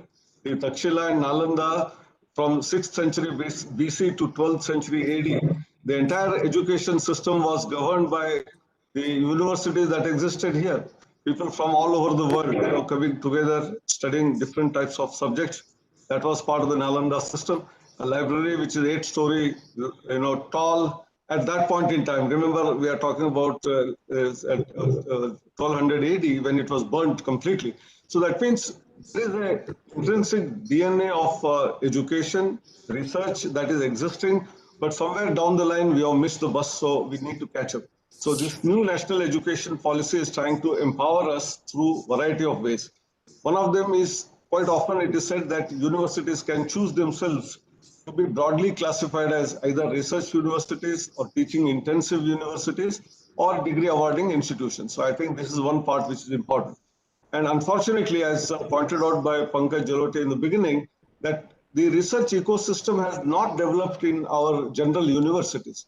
Somewhere it was there in pockets here and there, but otherwise, except the Indian Institute of Science and some of the IITs, it is not visible in all the universities. And this is what we need to completely transform. One of the reasons is we have continued with a system of affiliation. You know, a university has about 500, 600 colleges which are affiliated. And the role of university there has become bogged down to that of a certain level of certification program of a bachelor's degree, master's degree. That means you create a curriculum once in a while, once in 5-10 years, revise it, and then continuously conduct the examination. Except the examination and results, universities by and large are not doing anything. So how do we really create an atmosphere of ambience of research in those universities? I think this is a million-dollar question which we need to address when we are talking about implementation of the new national education policy. So when we say research intensive, the research ambience starts from various things, actually not necessarily at the university level itself, but from the school onwards. You know, our nature of examination papers that we set, the type of questioning that the student should ask every time, you know, when there is something being told to him, whether it is right or wrong, whether he should be able to debate, discuss. I think this is generally discouraged, unfortunately, from the school system till the higher education. And that's why in most of the classes, it is almost becoming one-way traffic of lecturing by faculty members for about an hour or so. No questions asked. Very rarely a student asks a question, and sometimes he's snubbed for asking certain questions as well. I think if you need to change it, one is have a lot of interaction between students and the teachers, which is very significant and important on one side. And then the type of examination questions we ask them. It is not rote learning based questions, but where your analytical ability, critical thinking, your ability to innovate, your ability to create some new system which is possible even at the lowest level of school, create a toy, create a game, all of that should create an innovation culture leading to research culture.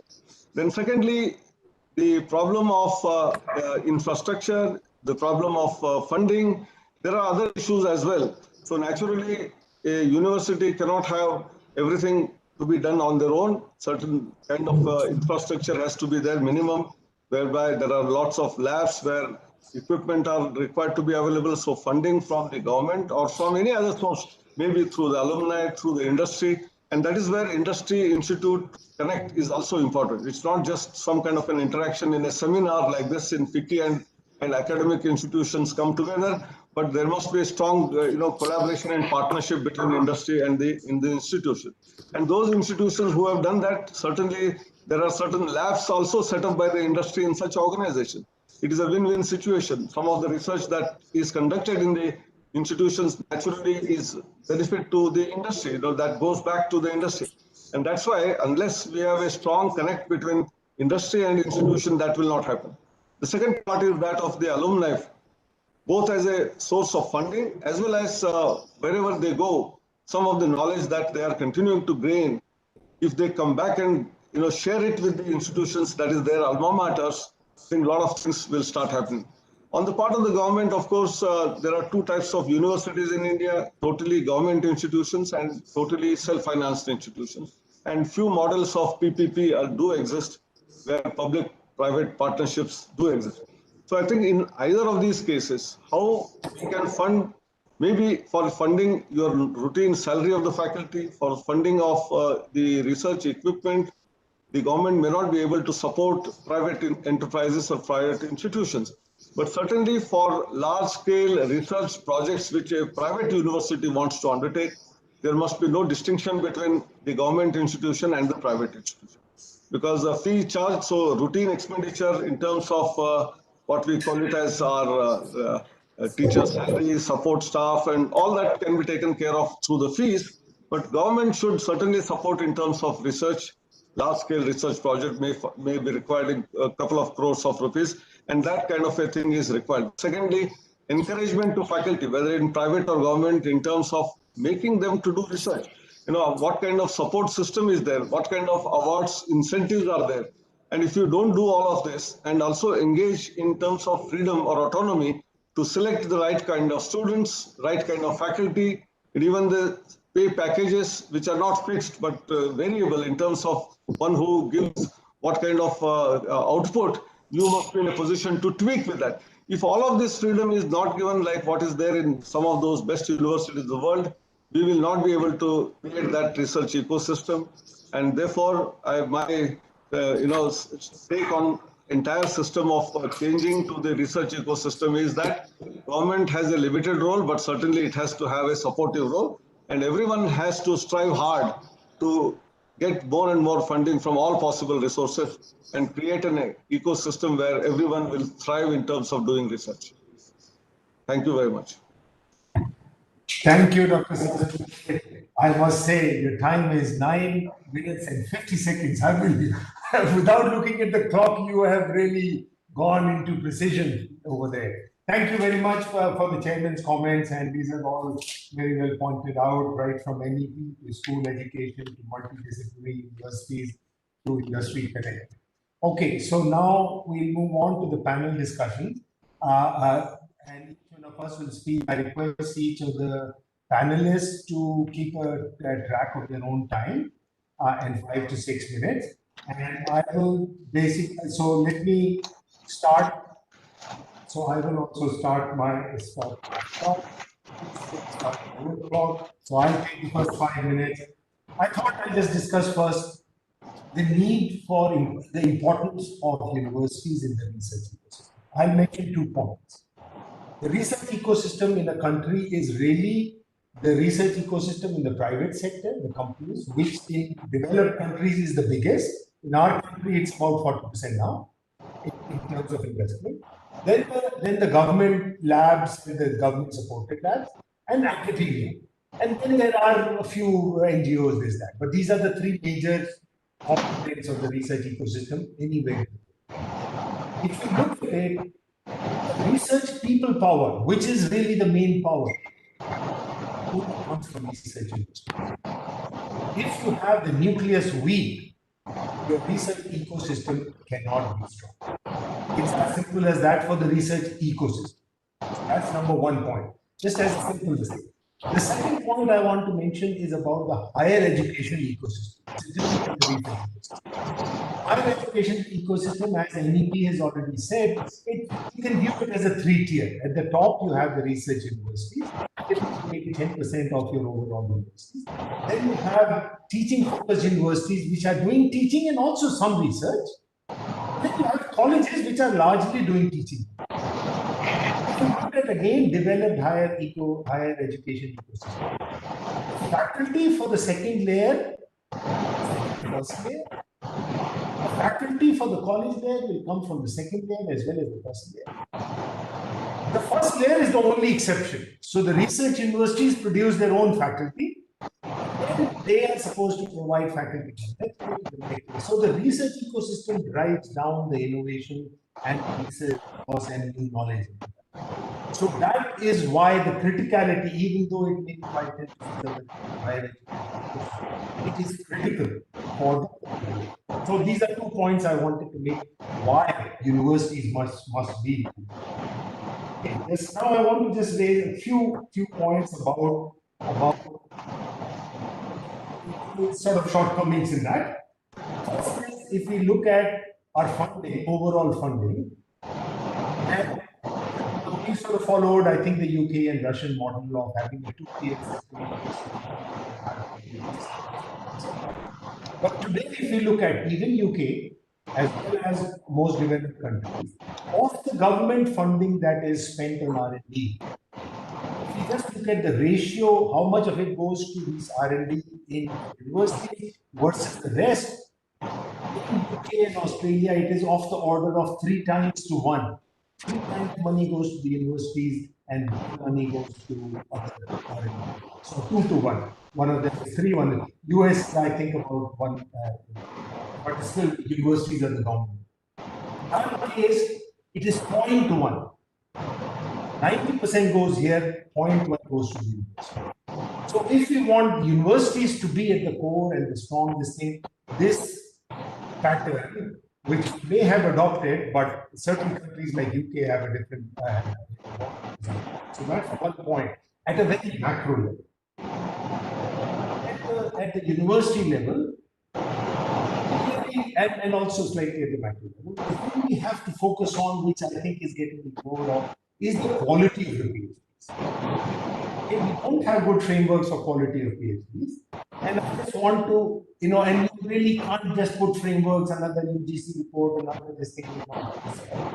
One of the ways is essentially to direct the PhD graduation more and more towards the top research. The US, the top, because I'm just quoting US because the data is easily more easily. 50% of the PhDs are produced by top 50 universities.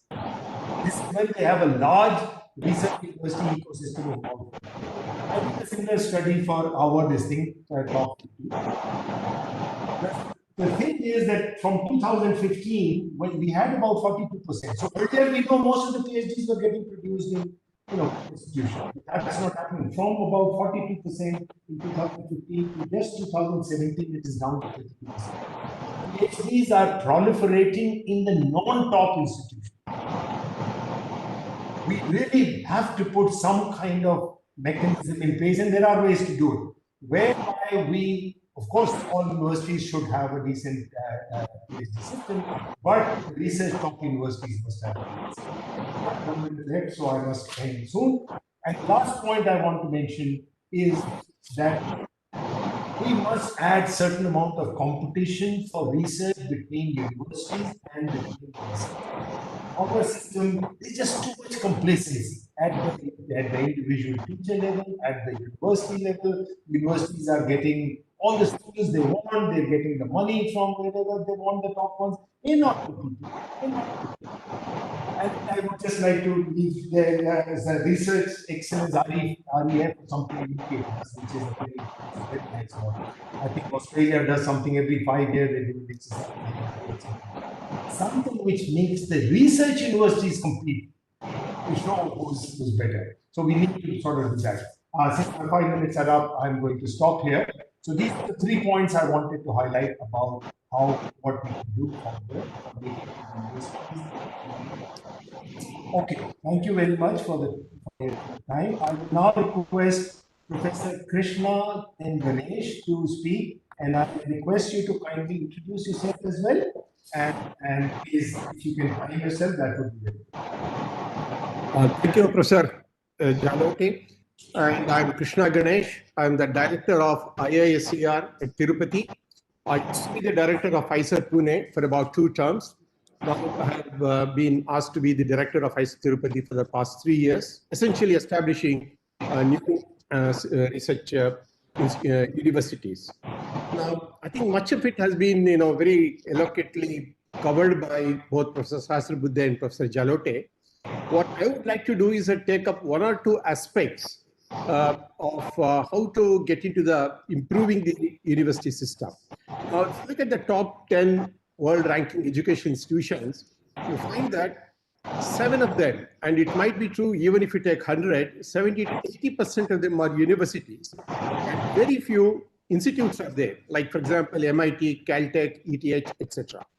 So it is the universities that breed research essentially at a global level. But unfortunately, that has not happened in our system. The reasons are very many. I would like to take one aspect, which is perhaps not a very common thing which is recognized in the system, that is about undergraduate teaching. Now, if you look at all the universities from abroad, one thing to find is that all of them, almost all of them do undergraduate teaching. And this is lacking in our system. We only have postgraduate teaching and research. We do not have undergraduate teaching. Does it really matter? Yes, of course. Now, undergraduate teaching and research is very, very important. Most of these courses, which in undergraduate teaching, usually they involve 1 year of research And I think my colleagues here are familiar with the ISA system, where 1 year of undergraduate students, they do research. And this is very, very important because it is these students who do research, they develop research methodology, they get to know a lot of things much earlier in their life. And also these undergraduates, they are in the age group where they are most creative and they are becoming what they will be in future. So we need to capture these undergraduate students for development of future research force. Unfortunately, most universities do not have undergraduate education in our maybe center universities, they have some integrated research programs, but IITs, IISers, they do have that. And so it's very important that we concentrate on undergraduate research. One is not because that they would produce great research work, but they get a very good training of research methodologies. They learn lab techniques, they know how scientists work, and they develop skills in analysis, analytics, etc. By the time they leave the institution, they have got a whole round, a complete knowledge of how research is done, which will be very, very useful. In fact, they would also provide good quality PhD students for our PhD program. In fact, most of the students we are getting into the PhD, it's a vicious circle. Many of us feel that the postgraduate education does not give, so that we need to train the students in the research methodology, etc. So it's better that we have an integrated system in which the undergraduates, when they leave, they're well-rounded in research methodologies and they become better students for our research intake. That is very, very important. The second aspect is about, in fact, if you really see, many of the great discoveries have been done through undergraduate education. Once, I think Professor Sahasrabudhe knows, we have started in the last decade how many new IISers, IITs, NITs, central universities. We must have added more than 3,000 faculty, new faculty, young faculty who are coming, raring to do research in India. Unfortunately, our research funding has not gone proportionately. We include 3,000 faculty. You can imagine how much of, even at a modest amount of 50 to 60 lakhs research grant, if you want to provide, it has not happened. New institutions have some funding, they're able to sustain, but these faculty who have joined very well-established older institutions, they have not been able to get the same kind of funding. So infrastructure is already been mentioned. Now, the important thing, apart from the students' quality, is the faculty. Now, unless we change, we are doing a lot of things on the downstream processing of improving research. But what about the upstream? The most important stakeholder is the faculty. Unless you recruit good faculty who can guide students, who do research, who do even get do administration, things cannot change. You can change any system, but if you cannot try to get merited faculty, I don't think we can improve very much. All the downstream processing goes vain if you do not have good faculty. It's very, very important, the quality of faculty. Now, the last point which I would like to do is about 2 points. One is of the networking. Now, most of the institutions, all of us cannot be good in everything. So the thing which many central and state universities can do is to network with one of the higher research institutions, could be a national laboratory, it could be an IIT, or it could be an IISer, so that it could bring the best of research practices in areas into those universities. So central universities are still better, but the state universities are really in a bad shape. They do not have faculty, they have only temporary faculty, contract faculty who cannot do research. They won't be able to get research funding. So unless you improve the faculty situation, it becomes very, very difficult. And last point, which is sort of not very well recognized in India, is that not that all the research which is happening in academics, institutions is trash. It is not like that. In fact, I have studied systems in UK, systems in US. It is very common that the universities in UK and USA and other places, they hire people who can convert basic research into an applied research. Not every piece of basic research is useless or cannot be translated. It's not like that. These experts, they actually go around, look at all the basic research and try to manufacture some translational aspect to that. Many of them may not be existing, even the basic researcher may not know, but these are the industry consultants who would come out with a product based on the basic research, It is very, very common. Unfortunately, in many of our academic systems, we do not have that kind of consultants who can actually convert even 10% or 15% of our basic research into applied products. So that has led to some kind of a feeling that all the academic research is only we publish papers and it is useless. It is not so. It is very common abroad people to hire people who just go around, scout for ideas, and then come out with some useful applications thing. Unfortunately, India lacks such kind of expertises. So in order to improve the research system in universities, you have to start with some undergraduate education, which will bring vibrancy into the research ecosystem, improve the quality of PhD students. Most important is the faculty. Unless you have good faculty who are raring to go, a good distribution of in the faculty, assistant, associate, and senior professors, we should have enough numbers. Many of the institutions do not have even the critical mass of the faculty which are required. And networking with other institutions, that is very, very important. For all the institutions, even for the national laboratories, it is good, important, because there's a feeling that those who teach do not do research, those who do research do not teach. When I say teach, I'm mentioning about undergraduate teaching, which is really a challenge. Postgraduate teaching is easy. So those who are doing research have no access to bright young students of undergraduates and vice versa. So this we need to change. We need to network the institutions so that we get a good balance of this. So this is where I will stop. Thank you.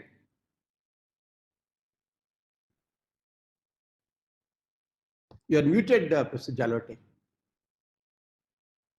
Yes, all right, yeah. Thank you very much, Professor Krishna. The next would be Professor Robin Mason.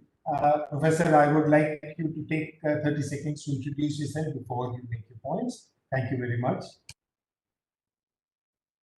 Good afternoon, everyone, or good morning if you're in the UK as I am.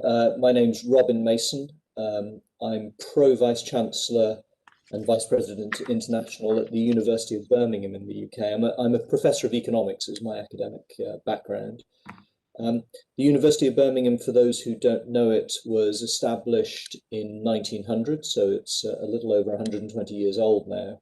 And we're one of the Russell Group universities, of research-intensive universities in the UK, and we're in the world's top 100. So very much a research-intensive university, but a comprehensive university. So we also teach all subjects except for veterinary medicine and architecture. So a comprehensive, broad university, but a research-intensive one. What I thought I might do in the 5 or 6 minutes that I have is describe a little bit the research ecosystem in the UK. Previous speakers have already said a few things about it, but I'll give a bit more detail. I'll give you some of my personal thoughts on the role and importance of universities in that research ecosystem in the UK. Some of the critical factors that make universities successful in playing that role, but then also some of the gaps that we encounter in the UK. So the research ecosystem in the UK, it's actually really quite complex and diverse. The majority of R&D spend, about 2/3 of it, comes from businesses in the UK. Of the remaining third, though, universities account for the majority. So about 1/4 of overall R&D comes from universities to supplement the 2/3 from businesses. And then the remaining 10% or so is split between a panoply of public and non-profit research organizations, research institutes, public sector research establishments, non-profit organizations such as charities. So it's really quite a complex ecosystem. And while I'm going to emphasize universities, I do want to say that the non-university organizations perform a really vital role. They carry out early stage applied research, they support policy development, they develop standards, testing, regulation, and so on. And so without them, I think the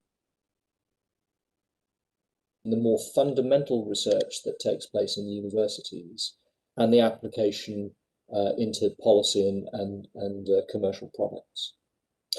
But let me go to universities, and the UK is unusual in having such a high proportion of R&D spend occurring in universities. Actually, only Italy and Canada have higher proportions in developed countries. And I think that high spend really plays through in some of the strengths of the UK university system for research. The UK has 1% of the world's population.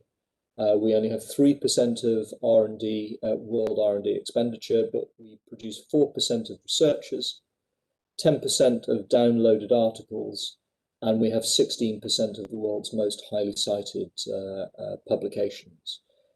So that I think gives some indication of the strengths of the UK system. Now, that leads not just to academic benefit, it also leads to real significant economic benefit. So my own university, for example, we regularly do studies to look at the economic impact of the university. And my own university, through its own research, generates something like 9,000 crore rupees a year, so 885 million pounds, of economic benefit solely through our research. And our estimate is that the multiplier is 12. So for every crore invested in our research, the return is 12 crore to the economy. So it clearly more than pays for itself. So what's going on there? Well, universities in the UK play a crucial role in research in a number of different ways. Of course, we carry out the research. We create clusters around which others come to innovate. And so in Birmingham's case, we are developing a life sciences park where we'll have a mix of academic and commercial research all together in the same place, but clustered around the university strengths. And importantly, we train researchers. So the UK is the 4th largest producer of PhD graduates in the world after the US, China, and Germany. Over half of our PhD students are from outside of the UK, so we actually contribute to research capacity not just in the UK, but internationally as well. Let me very briefly say some of the enablers of that success. Professor Ghilotte has already said the UK has got very stable core funding of universities from government, and that funding is allocated on the basis of research quality. I would say that interdisciplinarity is a real strength of UK university research, where the research-intensive universities tend to be comprehensive, not entirely, but they tend to be comprehensive. And so they can bring all of the disciplines to bear, and we've needed that in COVID times, where it isn't just the genome sequencing of the virus that gets you there, it's also all of the behavioural aspects of how people behave when there's a pandemic in place. And finally, I'd say we're incredibly open. So over half of all our research is with international collaborators. And here's the benefit of that. When Birmingham works on its own, its average citation rate is a little over twice the world average. But when we work with one of our 250 Indian institutional collaborators, that joint work is cited over 11 times the world average. So working internationally really increases the quality of research. But still there are gaps. The UK is far behind, for example, US institutions in terms of intellectual property generated from research and the number of successful spin-off companies. And there are a few frictions in the system which we need to address, including making sure that our faculty have got career paths that allow them to engage in commercialization of research and not just producing the fundamental knowledge.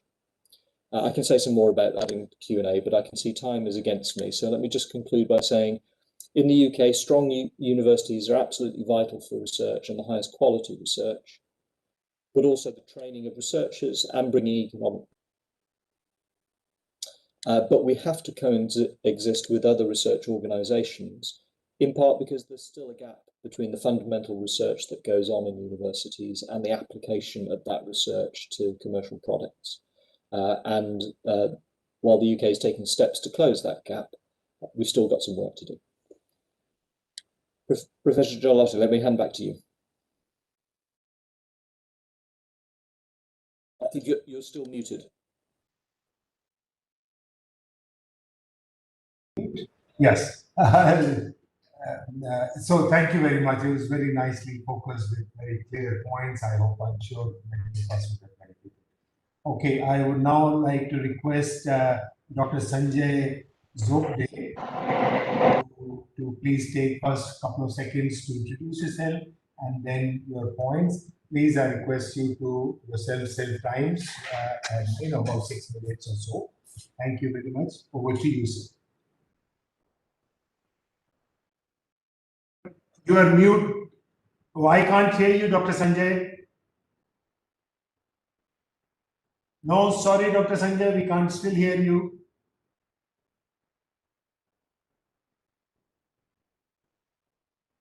Dr. Sanjay, why don't you log out and log in again? Okay. Meanwhile, let me please go on to the next one. I'll come back to you. I'll come back to you after this one, right? You please log out, log in again, so we can check your audio. Okay. So I now request Souvik, Professor Souvik. I have called him Souvik because that's I used to a little bit. So Souvik, for quite some time. So Souvik, over to you. Please take a little few seconds to utilize it, though I'm sure most people know it, but please. Thank you, Pankaj. Let me begin with what you said, and also quite a bit of it is captured in your book, which I have gone through. You talked about the three-tier university system with the top tier research universities, the middle tier research and teaching, and then the bottom tier pure teaching. Now, I think what's happening in general in this country is everybody is trying to do everything kind of situation. And even the bottom of this, the third tier, so to speak, they are also, quite often trying to even use government funds to do research, etc. And then quite often the competence is missing, and it's kind of a pretension. I'm using a pretty strong word there, but you know what I mean, a bit of pretension going on. So I think we need to stop that process. You're not using our resources effectively. And so we need to be selective on who does what kind of thing, which Pankaj has mentioned today as well as in the book. So, sure. The process, they don't even do good teaching. That's right. That's the unfortunate part. But yeah, but then the other spectrum, on the other end of the spectrum, I think Robin and Ian, they are very familiar possibly. I'm talking about the Indian scenario. Back in the US during graduate school, I remember that the top faculty colleagues, faculty researchers, they were not necessarily paying a whole lot of attention to teaching. Very, very in a designed way. It's not mercilessly, ruthlessly they're stealing time away from that, which we don't do in India. We try to kill ourselves for the best performance in the class, and I love that as an individual for my entire teaching career. So that is also another aspect, whether we should continue to do that. The research universities, the first year could deviate from that policy that we have been following. Anyway, let me focus on something I wanted to speak on a little bit, kind of give a big picture on the funding scenario, not the micro, it's the macro scenario. It's very often talked about India's total investment government spending is a very tiny percentage of the GDP, 0.7%. You hear that in every seminar. Just for completeness, I'm mentioning it also. Whereas take another example, something like South Korea is about 4.5%. That sort of gap is there. So India needs to do somewhat more. I don't know. I have read some of the leading thought leaders, the leading thinkers in this country. They have indicated that India should do 4% right away. But you see the budget for the last several years and decades. it's not happening. It doesn't really happen. It's very difficult. I know the government has to organize the funds from somewhere. It's not easy for me to say. So let me mention one alternate route where some tweaking of the legislation can bring in substantial support, if not all of it. It is fairly well known. It's nothing absolutely novel, but I'm just trying to reinforce the idea with this panel. So in the last budget, the Science Ministry allocation was around 15,000 crore. I heard Robin saying rupees crore, so I'm not going to convert. You guys are very familiar, looks like. So, the entire thing was about 15,000 crore Science Ministry allocation. And now the newly formed National Research Foundation, that will be about 10,000 crore per year, on an average, because 50,000 has been, 10,000 crore is about $1.54 billion or so, roughly. So it's interesting to note that now the annual average corporate social responsibility budget, the CSR, which is a thing that's happening since 2013 in this country, that in 2020 is roughly about 15,000 crore. Now that's a hefty amount. And interesting, out of this 15,000, the top 300 companies contribute nearly 10,000 crore. So that 10,000 crore is just about equal to the average annual NRF funding that the government has promised. As a matter of fact, has officially announced. So is that fund in substantial fraction coming over to research for the? I would like to divert it to the selected top group of Pankaj's 70-odd universities. He has beautifully delineated how to select them. I love that formula in a very quantified manner, etc., which can be done. We are going to suggest this, that can we tweak the legislation that a substantial chunk of this 15,000 crore per year can it be diverted to research? And then there is a percolating additional benefit. If one industrial outfit is spending its CSR on selected or more than one selected research universities, they participate intellectually as well as an industry outfit with their own problem, their own focused, whatever benefit they want to get. And the benefit on the academia side is we can make it even 50-50. For all such association, the national funding agency will give 50% of the fund like it does today, 100%, and the other 50% should come from CSR as a compulsion. And then the PhD student and the faculty members, they can work on the industrial problem and so on and so forth. Professor Ganesh very correctly mentioned that, I'll come back to that fundamental research has to be funded by all means. This is an absolutely big mistake, blunder if we get rid of it, because 20 years later, 50 years later, we'll be absolutely bankrupt if we don't do fundamental research today. So some of the translational research that's happening today is because of fantastic fundamental research that happened decades back. So we need to remember that. So the CSR diversion, and this is something also aligned with NEP 2020 in terms of research university and all that stuff. The other issue that keeps coming up is what kind of research. I'm coming back to Professor Ganesh's topic. What kind of research should we be doing in the universities? Popularly, most of us incline toward applied and translational work. So the political leadership everywhere, they prefer visible impact within their term in power. So short-term, immediately visible, research projects and so on. But you can't do all that. So a debate is how to reconcile both the exogenous, the curiosity-driven invention, and also the endogenous, the market-driven innovation. You've got to have a balance on this. You've got to have the national priorities in sight and all that. So that's something we need to. I think the triple helix people often talk about the industry, government, academia, Trinity. I'm sure that we can have a nice policy on that, where this exogenous, endogenous mix can be defined for certain group of institutes in certain manner. And so we need to support fundamental or basic research, not just applied research in my mind. And we have to set aside a certain percentage of GDP for funding long-term fundamental research problems, because otherwise you are going to dry up the supply line, the supply chain of talent into the universities and other good institutions in this country, or for that matter in any country. So that without a good foundation provided by fundamental research, you can't just do applied research in a sustainable manner. So I had some points to make. I am out of time, I understand. So undergraduate research, etc. So I'll stop here and come back if there is time. Thank you.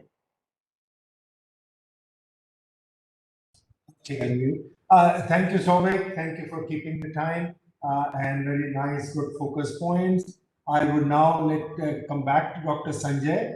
Dr. Sanjay, can you first just say hello so we can test your... Oh, please, I can't still hear you. Sorry, we can't hear you. You're mute, Sanjay. Can't hear you. Nope. I'm sorry, can't hear you. Please take help from your IT team and see what you can do. We can't do anything from here. Unfortunately, all of us are able to speak and hear. So maybe meanwhile, you'll have another 5 minutes. I'll get on to the next one. See if you can maybe go on to a different laptop. I can't hear you, sir. Sir, can't hear you. So I'm just suggesting, please see a different laptop or some other machine. Take help from your IT team. I'll move on to the next one in the interest of time.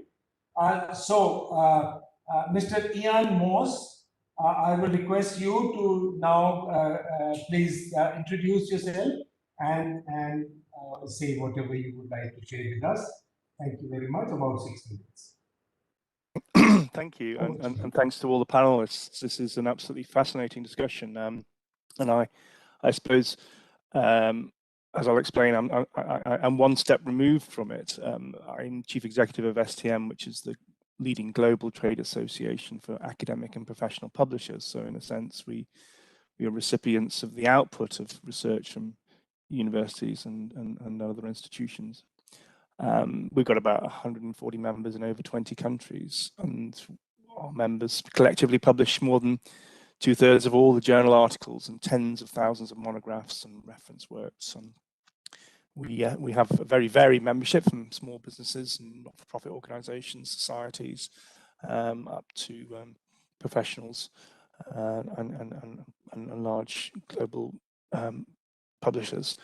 And our mission really is to advance research worldwide. And I come to this debate with an interest that, we really do feel a kind of outreach role in helping to build capacity in research and support researchers through all stages of their career.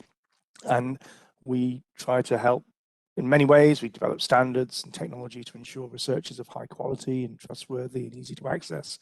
And we promote the contribution that publishers make to innovation, openness, and sharing of knowledge. And I'm very struck by this debate, and I share a panel with some very eminent researchers in their field, which is always a pleasure and a privilege. But one of the things I've done in my career is I worked in the Treasury in the UK 20 years ago. So Jan, every now and then your sound becomes very low. So keep speaking loudly if you okay. Thank you. And one of the things that the Treasury observed was the importance of both of R&D and science and expenditure on science, but also of the importance of universities in the kind of spillover benefits for the area in which they served, the spillover to the private sector investment, to research and development, to business and those cooperations and partnerships. So I think you are absolutely focusing on a critical issue, which is the role of universities in R&D, but the role of universities as kind of powerhouses of kind of growth and innovation, and those step changes that societies can make. And I think this is, for an observer to this debate, I think this is absolutely critical, and the passion that you've shown is undoubtedly part of that. I mean, India has the second highest number of science, technology, engineering, medicine graduates in the world. And it's a third-ranking producer of science and engineering articles after China and the USA. It's an incredible center for knowledge and innovation and learning and in the cutting edge disciplines. It's the fourth most prolific producer of articles globally. I have the figure of around 175,000 citable documents. I mean, both the quality and the volume of research that's coming out of India is remarkable, absolutely remarkable. I mean, Professor Mason talked about co-authorship, and I think this is an important point because it is one of the collaboration and co-authorship is an interesting metric of how kind of global and how connected, and India's got one of the lowest rates of international cooperation. I think that's, you know, as an observation, that is something that is worth looking at, and you should encourage and support researchers for international engagement. But as well as, so in today's research ecosystem, you know, it is international, and universities are a really important role in supporting researchers' participation and cooperation. From our aspect, as well as safeguarding quality, our members, our publishers, are an integral part of fostering growth within the ecosystem. We ensure that your research is discoverable. You know, from everything from supplying the metadata for global search engines and registering articles and citations and so on. You know, it's about communication, about bringing that knowledge to a global audience, both the expert and actually the layperson. And the other thing I think we sort of put into the system is that we verify, we ensure quality and trust and verified information is paramount to advance of research, and access to that information is essential. So we work very hard on pseudoscience, manipulation of findings, and those sorts of things. So I'll let you continue discussions, because I think that, you know, I can only observe the central point. But I would say that you know, you're absolutely looking at the right challenges. But you start from a basis of an incredible output. I think you're talking about structures, and you're talking about the development of universities with a background of knowing that you have an undergraduate, a postgraduate society, community that is some of the highest quality research in the world. Thank you.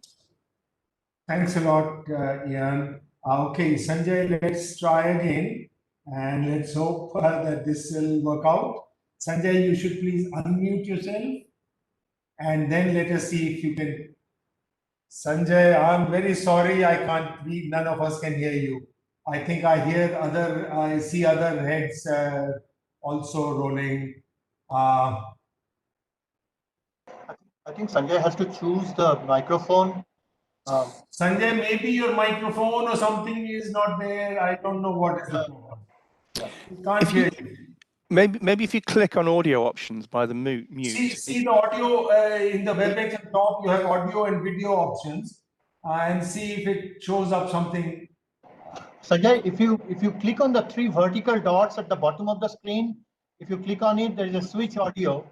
If you just do that, I don't know, something like that. Try that. Let's try for a minute various things.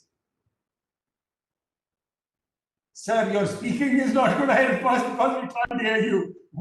It's a one-way communication. Okay, so Souvik said try the 3 dots and do that. I think somebody, Ian, mentioned try on the top, you have audio and video. See if any settings come from there which you can change.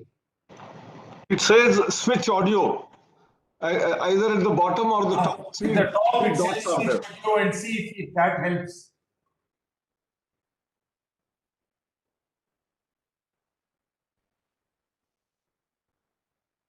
Okay, he has given up. Okay, so I guess, so please nod. I guess you're saying we should go ahead. I think that's what you're saying.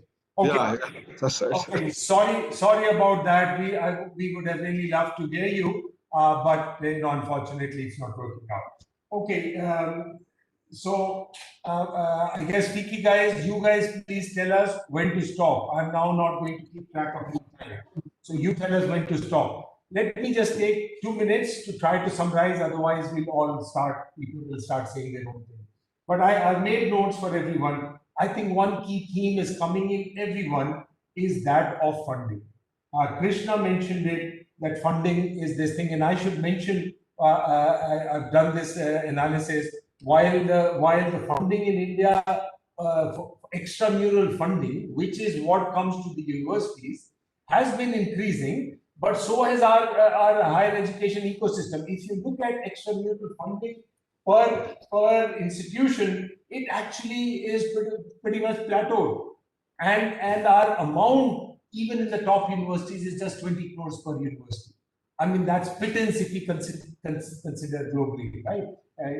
So there's some analysis there. But Robin also mentioned that that this was one of the key R&D spending.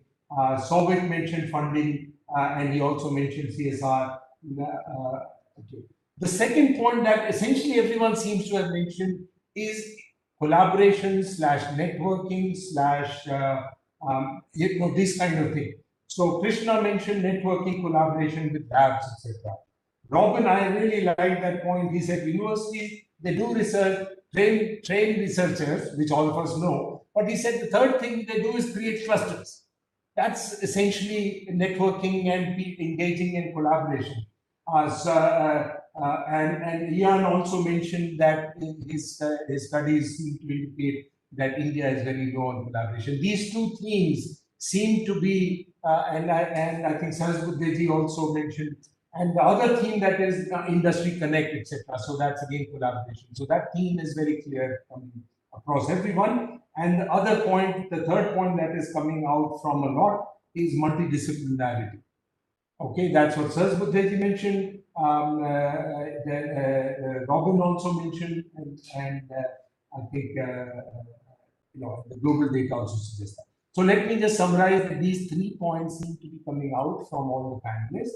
That funding is undoubtedly a challenge in this thing, and that really needs to be spruced up to get universities at the core of this thing. We need to get into multidisciplinarity. We need to get into more openness, more connect, more engagement. Okay, I'll open the floor to anyone who wants to say anything. We should have at least 10 minutes, but more courtesy people. Pankaj, one important point is giving full autonomy to institutions is equally important. I think you are missing out on that. And coming from a regulator, that's music to the ears probably from all of you, it's important. Okay, but given this should be motherhood statement. We should. Okay, yes, please go ahead, Robin. Thanks. Really very good summary. You've integrated our various comments very well there. Let me return actually to funding and autonomy.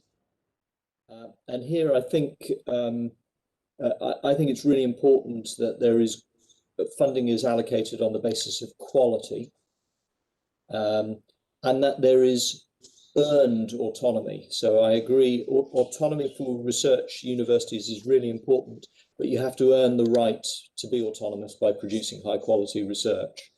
And so the challenge in the UK system 30 years ago, probably, before we instituted national research assessment exercises, now called the Research Excellence Framework, was that funding was distributed irrespective of quality. So if you didn't do very good work or any work at all, you still were funded. There's a lot of bureaucracy and no doubt inefficiency in the system of research assessment, but it does do the job of allocating to support quality. And then once you get that core funding that you've earned, you have the autonomy that you need to do good research. But you can't have autonomy without quality, and you can't have quality without regular assessment. Okay, great. So I think the funding point is qualified, and I saw a lot of nodding heads that funding has to be increased, but you have to earn it. And autonomy also graded, you have to earn the higher. So yes, absolutely. I call it competition. You must compete to get the money. He's calling it has to be earned. Souvik, you want to? And also from the public, please, I don't know how to get it. After Souvik speaks, you please unmute yourself and say something. Yes, Souvik. Yeah, thanks. So we talked about you have to earn it. Decisions are made based on merit. That's all good. So in India, there is this, I'll say it's a very discriminatory policy, if I may use that word. I do say it with, humbly, that for all infrastructure projects, certain agencies are doing it, certain other agencies are not doing it. For infrastructure projects, research infra projects, they select an institute or they select institutes based on merit, based on the proposal, uniform process, irrespective of the ownership of the institute, private, government, this, that, anything. But suppose you are given X crore rupees, your proposal, and then the institute will only get 0.5x because it is not owned by the government. I think the national education policy has, today Professor Sahasrabudhe mentioned it. Thank you, sir, for mentioning it. The NEP mentions it very explicitly, at least in 4 clauses. And then we are violating the announced policy of the government. I'm talking about live right now. So for my institute, this is happening to every other institute. We got selected in the highest category of PARS, one of the schemes, a very good scheme of Department of Science and Technology. I think in the highest category, only 2 institutes got it. So we are being private. I'll get 50% of the sanctioned amount, and the other 50% I have to spend, even if I don't have it. So I think we should step back from it, particularly for certain institutes which are non-government institutes, but otherwise acceptable with some yardstick, whatever that yardstick is. I think we need to act and change it. You should have done it yesterday, but let's do it today. Thank you so much. Yeah, for top-level universities, whether they're private or so on, they ought to be measured by the same terms. That we can learn from US, which has had very successful. Anybody in the audience wants to say something? I would imagine in a few minutes, Vicky might call on us. If somebody wants to say, otherwise I'll give the panelists more time because I think Professor Jalote, my colleague Upasna would have shared a question with you from the audience. Okay, so please check your chat. From the audience in the chat or in where? It should be in your chat box. Upasna, Okay. my colleague, would have shared. Okay, Upasna, to the last speaker and other panelists in the session, the current outstanding speaker, how to deliver excellent quality training, how to deliver excellent quality trainings in education for the effective in the age of digitization and 5th industrial revolution, how to secure educational institution funding to prevent its collapse. I think we've already sort of discussed that. Quality portion we did. The last question is there, if there is an opportunity I could use under 2 minutes? Oh, that was solid. You already talked about it. Which question are you talking about? Maybe you can read out the question. Vicky? I think that was probably the only one. So okay. Yes. I think that we sort of covered that quality. There's been talk about the quality-based funding and all that. So if that happens, some of it will come about. Yeah, Robin, please. If it's all right, I was going to pick up on the second of the common themes that you mentioned, which was networking, collaboration, and Yes, please do that, because I can tell you Indian institutions are, I think, very weak in that. We don't even collaborate across the road. The only little collaboration we try to do is overseas. We still have this little thing to collaborate with US, this, that, but we don't want to collaborate with each other. So please, a little bit more, yeah.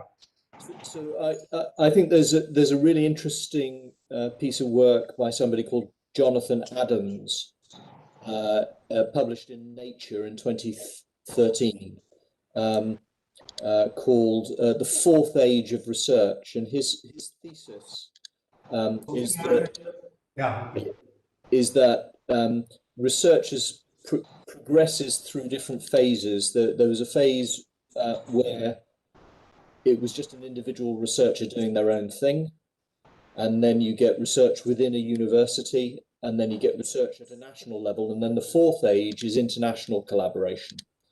And he provides really compelling evidence, and we've spoken about it today, about how that drives up the quality, the visibility, the connection of research. And I think a key to that actually is academic mobility, starting from early career PhD students.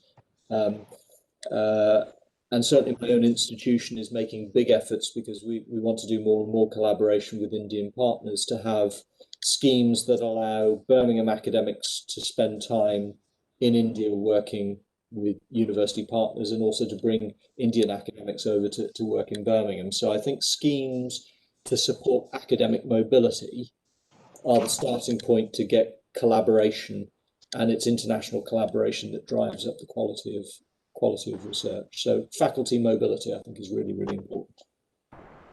Great. I think Sesbuddinji wants to say. Yeah, no, in fact, there was a proposal of MHRD which has been working for quite some time now. Last 2.5 years is GAN, Global Initiative of Academic Networking. 1 week, 2 week, people from abroad coming and staying in India and then delivering a course.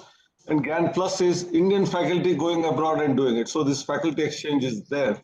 Then there is a Spark. Under Spark, people can get funding only if there is a accommodation of some foreign university in the project. Otherwise, you won't get funding, and student mobility is also there in that. I think this is there. But what Pankaj Jalote said, I liked it, that we jump, we have quantum jump from individual research to directly international collaboration research.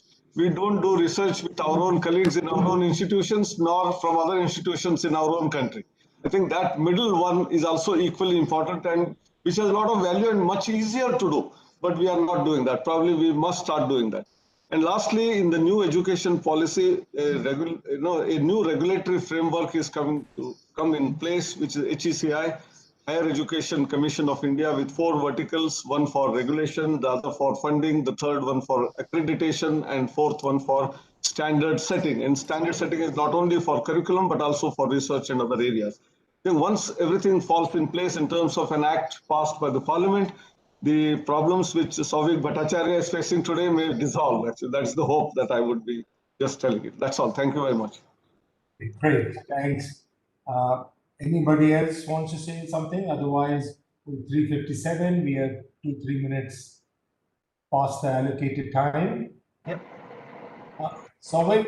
Yeah, just to add to the undergraduate research bit, I think Professor Ganesh mentioned, there are good institutes in this country. Let me mention, I think Rupa Manjari Ghosh is still connected. Her institute, Shiv Nadar University, Noida, they actually have a very decent structure. We talk about industry immersive curriculum design, internship and so on and so forth, which Pilani, my institute, does a great job in terms of the industry immersion.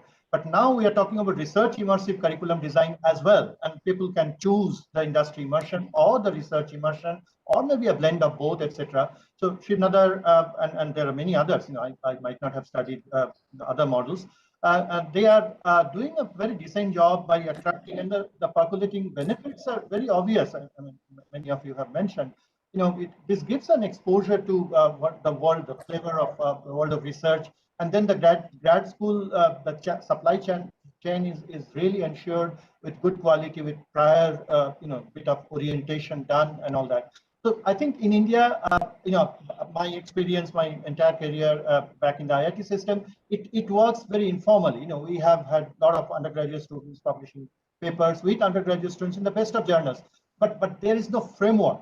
There is no existing structure. It is left to the faculty member, and I have worked with even second-year students just 1 year after they entered college, and they're amazing, bright students, as we get this benefit, but then there is no framework. So it is up to the individual. It is more in a way it's good because motivated kids will come and work with you. You are also motivated. But I think a bit of structure is needed. I don't want the regulators to tell us what to do, but the institute leaders should decide and have a structure within the institute. Thank you. Okay, great. So I think just on this, Souvik, you may have a point, but at the same time, I think your institution, so many undergraduate research, independent research, so many structures exist within universities. I mean, we have BTech project, which could be research, engineering, or entrepreneurship, for example. So there's lots of universities have devised it. But I think the point that Krishna mentioned, and in a more general sense, undergraduate education, I believe, is not just because we can have it. I think it is just a way to invigorate, because these are the brightest people. Teaching them and ensuring that your teaching is up to the current level of body of knowledge is going to help us do it. So even if the undergraduate students don't do research, but we do a good job of teaching them, our research will benefit. I mean, I'm reading Krishna's point a little bit more widely, but it's very, very important, and IITs and other places and BITS and other places have shown that. Okay, I think maybe we should take time to 4 o'clock. Perhaps we can just take time to now say thank you to everyone. Thank you, everyone. I think everyone made very nice focus points. Thank you for keeping time. While we can say some time, nobody can keep time in a panel like this. I can't possibly interject anyone. So thank you very much for keeping the time. Thank you to all the participants. I hope you gained some insights from the various points made by that, and I hope you will reflect upon it and help your own institution in whichever way. Thank you, and have a good day. Have a good meeting. Thank you. Thank you. Thank you very much. Thank you, Professor Lote. Thank you, Professor Aswade. Thank you all panelists. Wonderful session. Thank you. Thank you. Okay. Yeah, we'll move to the next session now. Thank you. Thank you.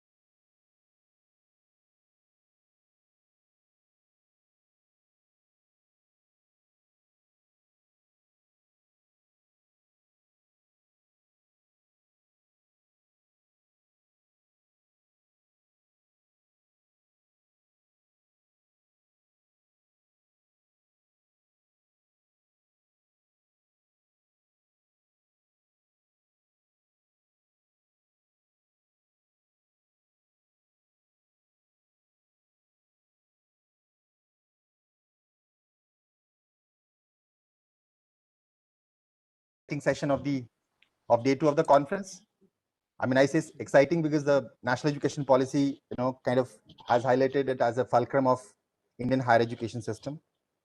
Quality benchmarking is something that is very, very important, as are the other elements that is highlighted in policy. We have with us an esteemed panel from diverse set of institutions, of course moderated by none other than Dr. Sandeep Sancheti, and of course Professor V.S. Chauhan is going to deliver a keynote address.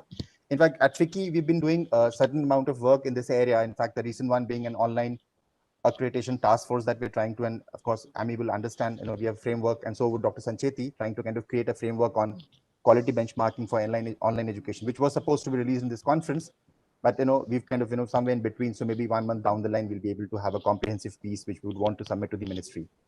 Yeah, so the idea basically is to kind of look at accreditation and quality benchmarking in a big way, rating versus ranking, the binary accreditation that NEPS talks about, and how does it go forward, the functional, 4 functional element, which supposedly is to be independent of itself, within HECI, how does it, in the modality of it work out and all that. So all of that is going to be discussed in this panel and moderated by Dr. Sancheti. So before I, invite or introduce the other panelists, I would request Dr. Sancheti to kind of briefly introduce the session, and then maybe start, the session with Professor V.S. Chauhan delivering the special address. Over to you, Dr. Sancheti. Thank you. Thank you, Rajeshji. Thank you, FICCI, for this wonderful opportunity and last 2 days of interaction where we have been learning and discussing a lot about the higher education system in India and outside, and also, of course, talking about various key components of challenges and way forward for us, especially in the light of what NEP 2020 has brought to us. Indian education system is very diverse, is very, very large, and the expectations have become even larger with the NEP coming in. And therefore, we need to discuss all these things continuously, and we thank FICCI for this opportunity. I'm sure the framework which you are trying to bring out this time would be soon in our hands, because that has to become our guideline for implementation. In past also, FICCI has done wonderful work in bringing out various facets of higher education and driving them very, very effectively. In last 2 days, once again, we have discussed many topics of skills or online education, financing the higher education. Just now we are discussing about research ecosystem. The diversity of topics was very, very large, and including the topic of diversity and inclusion. And of course, we talked about the future of universities, which are important. But what we are going to do in this 7th session, I think is going to encompass everything, because it kind of touches almost every aspect of the discussion which we have had in last 2 days. And it is about the quality and benchmarking. Is it going to be the fulcrum of higher education reforms in India? It is indeed already a fulcrum, I would say. There is a lot of excitement in Indian setup, which we see that they are now targeting ratings and rankings, whether it is the NBAs or NACs, or whether it is the NIRFs, or whether it is some local things which are there, and then many international ones which are there, both from QS, CSB, and various others which are there. The institutions have created task force to understand what are those benchmarks and how to achieve them. The real challenge is some of us don't necessarily understand them fully. The real challenge is that some of the goalposts keep moving. What are those things which we need to achieve? Sometimes on lighter side, we say that once we try to achieve that, those parameters do change over a period of time for whatever reasons, and therefore once again we are left high and dry in terms of this, and that is possibly one of the reasons some of the local benchmarks have also come into picture. An example of that would be the diversity which is brought in terms of internationalization. India, by all standards, going by the population, possibly can claim that if we have students from Northeast or North J&K or wherever which portion, we possibly can say that we have a huge diversity. So Indian standards have also come up very well, and they are competing. The world standards are driving us, and there are lots of challenges which are there. Challenges are there because we have 1,000+ universities now. We have 40,000+ colleges, and then our expectations are that all of them will raise the bar of their performance in terms of quality and benchmarking. And how to go about it is going to be a big challenge, and that is what we are going to discuss. It is going to be a long and continuous journey where we are going to define and redefine and redefine some of these benchmarks from time to time. And obviously, the complexity becomes much more in Indian context because we have a complex and tired system of universities. Various types of universities are there, but NEP is indicating that there will be some amalgamation, some standardization, some nomenclatures will vanish, and some will be established fully. And there are many standalone institutions. And amongst the standalone, many of them are unitary universities or institutions, and where there is a challenge that they cannot get or fetch good marks under what we call the aspects of diversity. So there are plenty of challenges which are there, but what right now we need to do under the overall requirement of quality where we are doing the benchmarking, in addition to that, we need to make sure that we develop what we call the culture of innovation and research, which have been discussed recently. Self-regulation and control, how much or how many times a police or someone called an agency can come and regulate you, control you, or correct you, or improve you. You have to do the self-regulation. I think that's going to be a challenge. Responsiveness to changes is going to be another big aspect, in my opinion. And we have seen it during COVID times, that how we responded as institutions, not only India, but rest of the world also responded. But how prepared we are for such responses as and when the need arises, I think that's going to decide once again what we are able to deliver and in terms of quality. And the overall thing is the student expectations and student satisfaction. So my dear experts, all of you, the real challenge is how to drive it, whether one size fits all is good or whether it's not good, whether ranking is good or rating is good. Is rating doing some aggregation, or ranking is if I have just a small 1 mark higher than you, and am I very good or better than you or best than anyone else? I think those are the questions which keep our minds. And I'm sure during this particular address and this particular session, all these things will be directly and indirectly answered. I also take this opportunity to welcome all the audiences. You are welcome to write questions to us on the chat, and those will be taken up by the experts. If you want, you can indicate the expert you want to answer your question. Otherwise, anyone will take a call. And if you don't have enough questions, we will also have questions amongst ourselves, amongst the panel. So before I hand over and invite Professor V.S. Chauhan sir for his keynote address, I'd like to quickly introduce all the 6 experts who are on the panel. First, of course, is Professor V.S. Chauhan, who is currently the Executive Chairman of the National Assessment and Accreditation Council, NAAC, as most of you would know, an autonomous institution of UGC. Professor Chauhan is an Indian scientist and a Rhodes Scholar working in the fields of genetic engineering and biotechnology, and known for his contributions to the development of recombinant vaccine for malaria. He was honored by the Government of India in 2012, and with the 4th highest civilian award, that is the Padma Shri, was awarded to him in 2012. Professor Chauhan Saab is also associated with many international bodies such as the World Health Organization, and is also an expert and member of many expert advisory panels which are there at the national and international level. Welcome, sir. Welcome, Professor Chauhan. Thank you. Next, I'd like to introduce a very distinguished good friend of mine, Professor Anand Varghese, who is the Vice Chancellor of National Institute of Educational Planning and Administration, NEPA, as we call that. Professor Varghese is currently the acting Vice Chancellor of the same institution in New Delhi. He was the head of the governance and management in education at the International Institute of Educational Planning, which is basically a UNESCO body in Paris till 2013, October of 2013. And he was also the head of training and education programs for 5-6 years between 2001 to 6 there. He was responsible for designing and introducing the IIEP Master's Program in Educational Planning and Management. And of course, he has a degree in economics with a specialization in educational planning. Welcome, Professor Varghese. Welcome to you. The third expert I'd like to introduce to you is Dr. Mercedes Siles Molina. Mercedes Siles Molina was born in Jenin in 1966 and grew up in Madrid. I studied in the University of Malaga, graduated with a Bachelor of Science in Mathematics with first-class honors. She obtained her doctorate in mathematics from the same University of Malaga in 1992. Her areas of interest include non-associative algebraic structures, associative modules and rings, and functional analysis. And she is a member of many associations, societies, and scientific centers like CIMPA and many other such bodies like Society Sigma Xi. Welcome to you, Dr. Mercedes.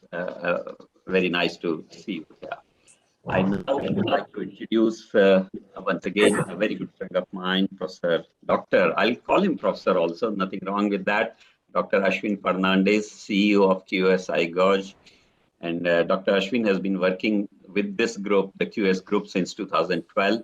And his current role as a regional director, he works closely with universities in Middle East, North Africa, and South Asia to better understand the local context and to support universities and educational institutions in the quest for their excellence in capacity building. So both quantity and quality will be taken care by Dr. Ashwin and his team at QS, and they have made changes to the Indian setup in terms of how to go about it. Dr. Ashwin is an ambassador of the quality movement in these regions and had advocated need for independent evaluation mechanisms.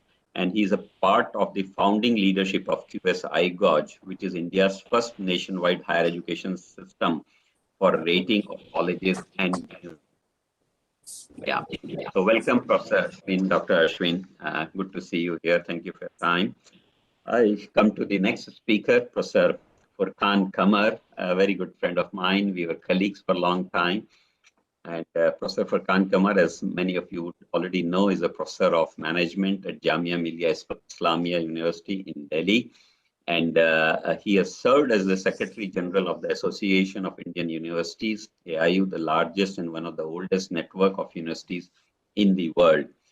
In his illustrious career, Dr. Qamar has held the position of Vice Chancellors a couple of times, and more importantly in the University of Rajasthan, as well as in the Central University of Himachal Pradesh in Northern India.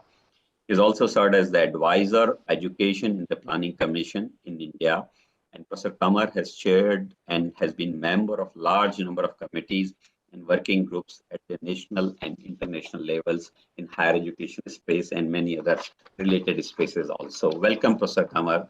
Good to see you here. Thank you. And finally, I come to the last speaker, Ms. Dr. Amy Memon. She's the manager of Accreditation Services Asia Pacific at AACSB International. Amy is a manager of accreditation services, I have told you, and she is working with AACSB member schools and has served as the association's special advisor in India for last 6 years.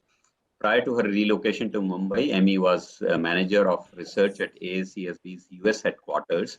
Amy has also represented AACSB at the UN Global Compact to co-convene the principles of responsible management education. And she, of course, began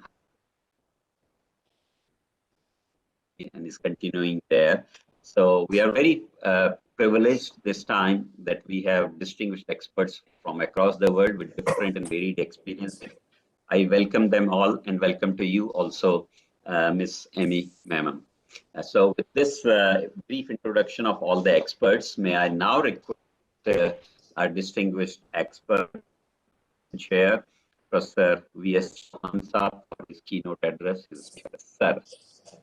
Thank you, Sajid. First of all, I'd like to thank the organizer, FICCI, here for having us over and collecting such a galaxy of extremely good quality. Again, I use the word quality quite advisedly. Good quality panel to discuss issues of quality. I was thinking what to say, and the time given 10 minutes, and I want to be a trusted soldier, not take more than 10 to 12 minutes. I think my performance, if you saw the quality of my talk to you, will be very moderate or poor, simply because it's such a wide subject.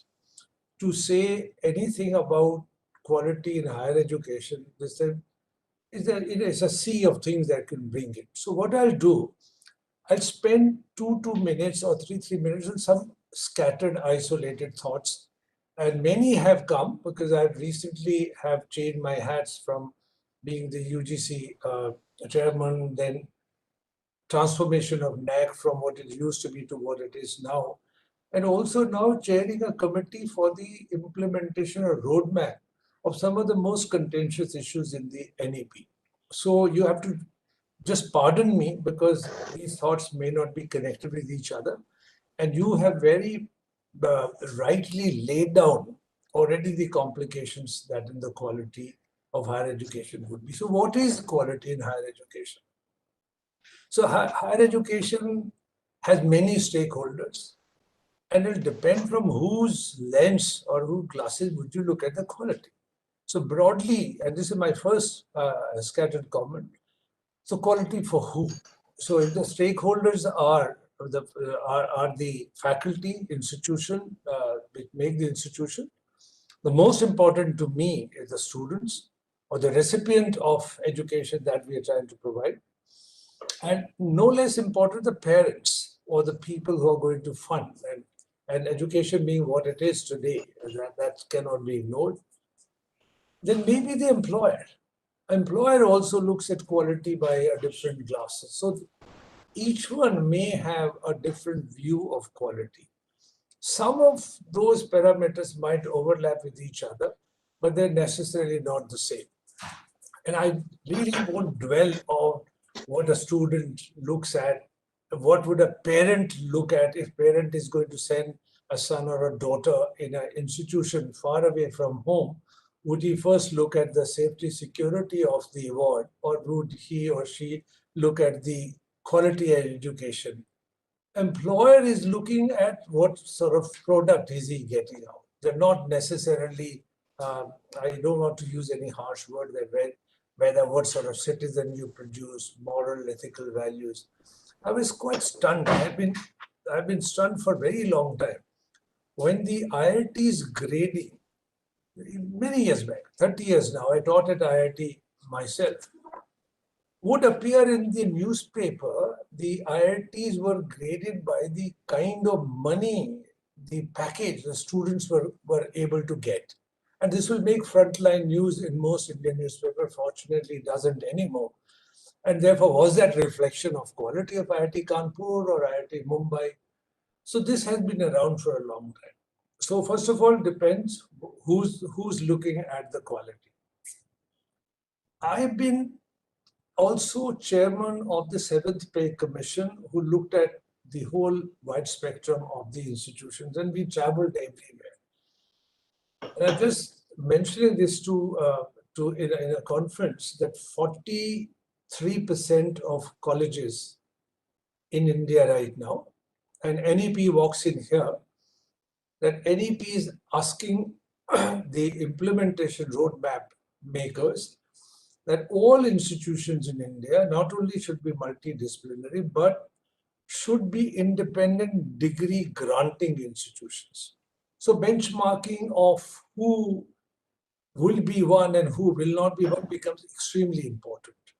So whose benchmark will it be if colleges, 43% have less than 500 students, 18% of colleges, standalone colleges in India, have less than 100 students. These are not my data, these are data publicly available. So the job in front of a benchmarker of quality for doing anything within new education policy, and NAC or other 4 verticals will have to take care of this. So it's going to be extremely complicated. It's not an impossible job, but it has to be done. And NEP says that as a regulator, whatever you bring should be light but tight. And I think there's a huge message in light but tight. It seems that the quality benchmark has been tight and tight. And Farkan would agree with me, both of us have labored. If you look at some of the earlier regulations from the University Grants Commission, you probably break your head of what it means, what it doesn't mean. I give you another isolated comment. We have, please don't think whatever I'm saying is simply the criticism. These are just the observations. If there's any tone of criticism in my voice, just avoid that, because that's not the intention. So when we were looking at quality of these institutions, NEP also saying that you have one level, then second level, and the third level. So how many benchmarks would you make? When we were looking at benchmarking in the NAC, the modified, the transformed version of NAC or NIRF, and I was involved with both of them in the beginning. So where do you bring even the matrices?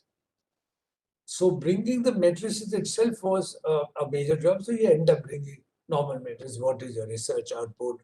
What is your student-teacher ratio? Is there an ideal student ratio? What is your infrastructure, etc., etc.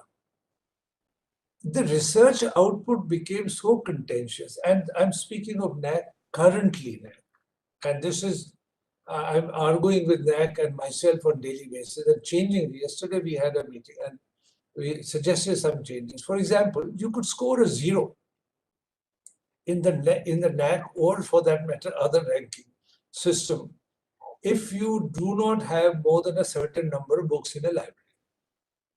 Of course, you could be a situation, you have no library, and that's not unknown in India, but you have a library, but you have less than a certain number, then you could score a 0 on that matrix.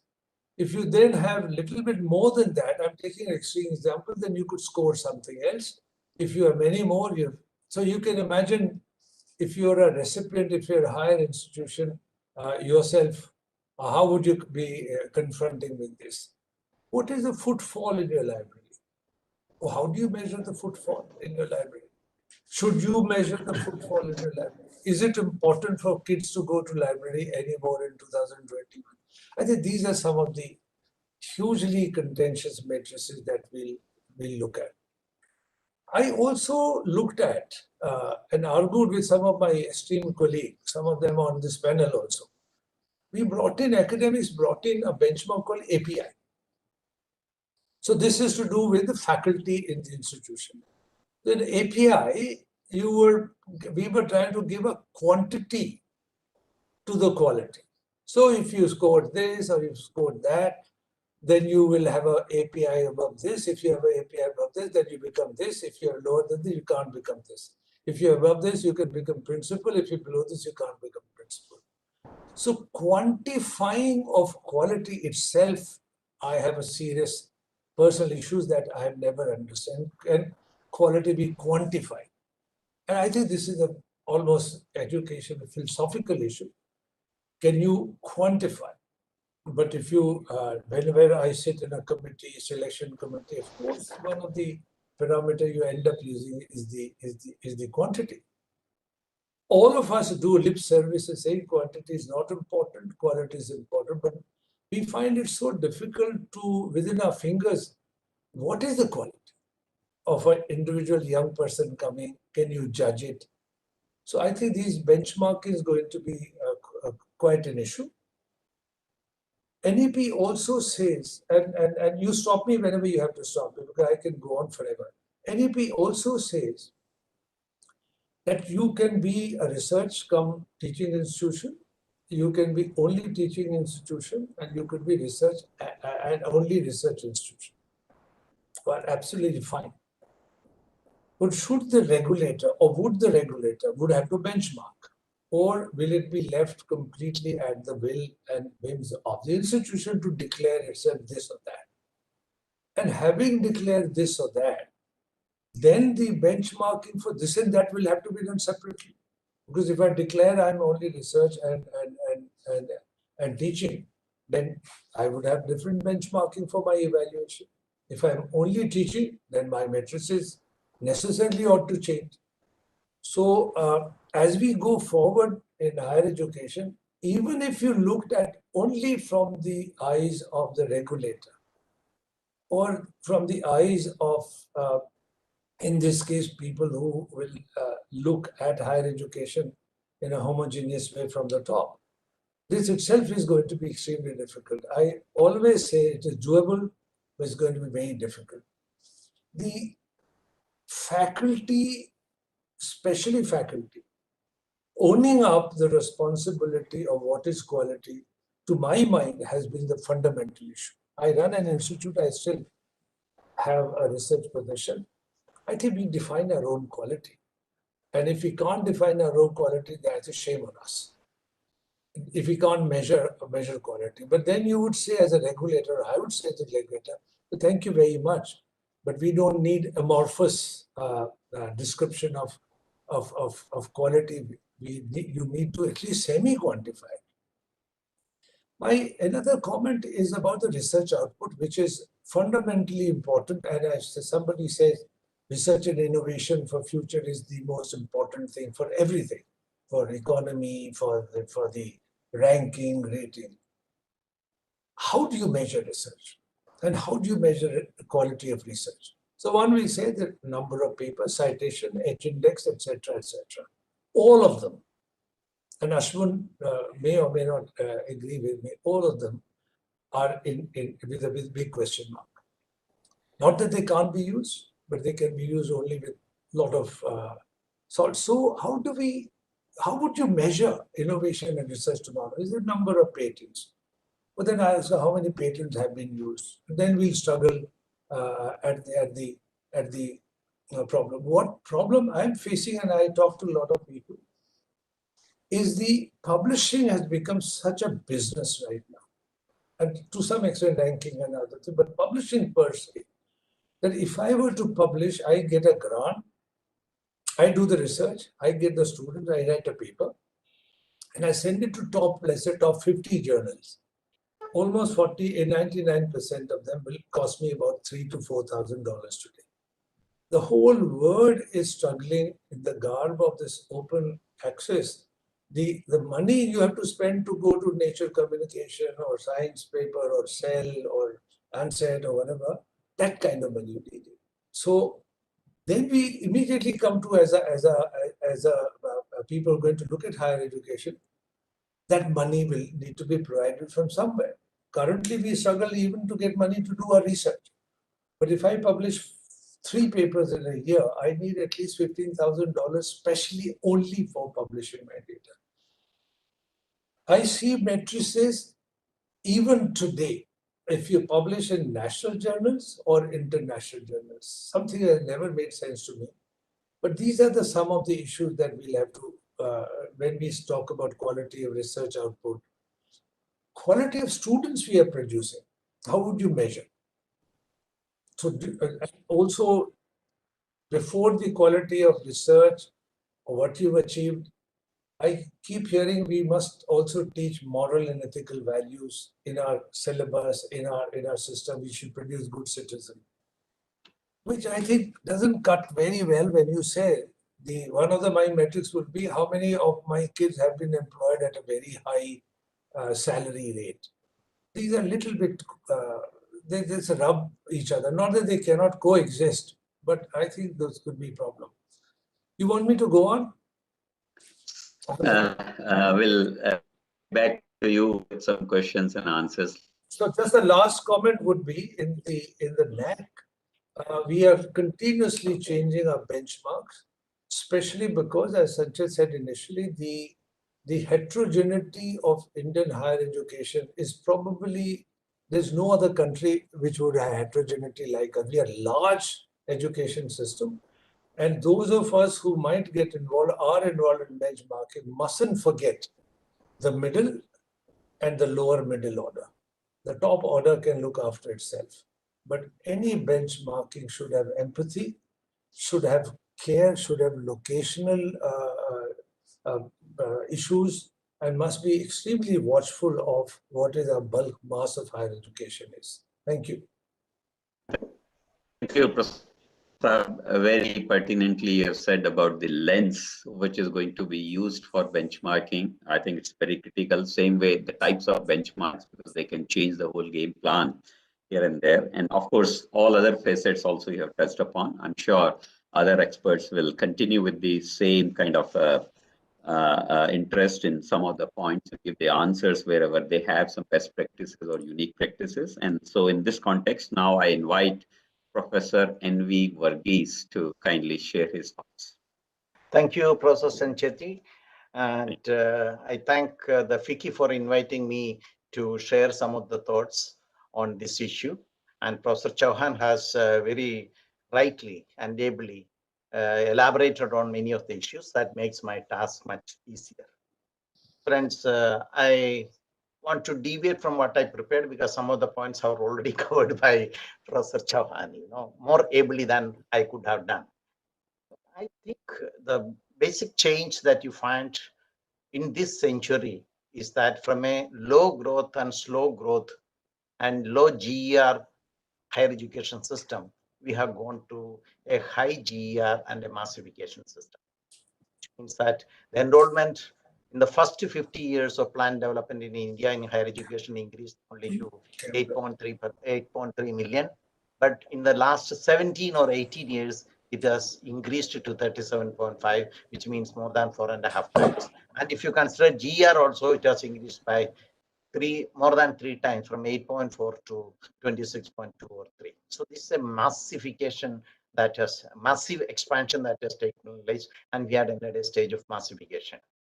And if you consider 2020 as a benchmark period for higher education development, because for the new education policy, what we are talking about is the 50% GER by 2035. It means that we are going to be a matured higher education system, universalized higher education system in line with what you find in the developed world. So therefore, this massification takes place. But one dimension of this massification and the massive expansion going towards universalization is that it is not the state or the public money that is playing an important role. This will have serious implication for regulatory mechanisms to be influencing the quality dimensions, which I'll come to it within a moment. So it means that basically this is a phenomenon that we find. This acceleration in the growth rate, both for massification and for the next 15 years that we are expecting, is not through the public institutions, but through the private institutions. Even in the public institutions, you will find that privatization of public institutions is becoming an important dimension.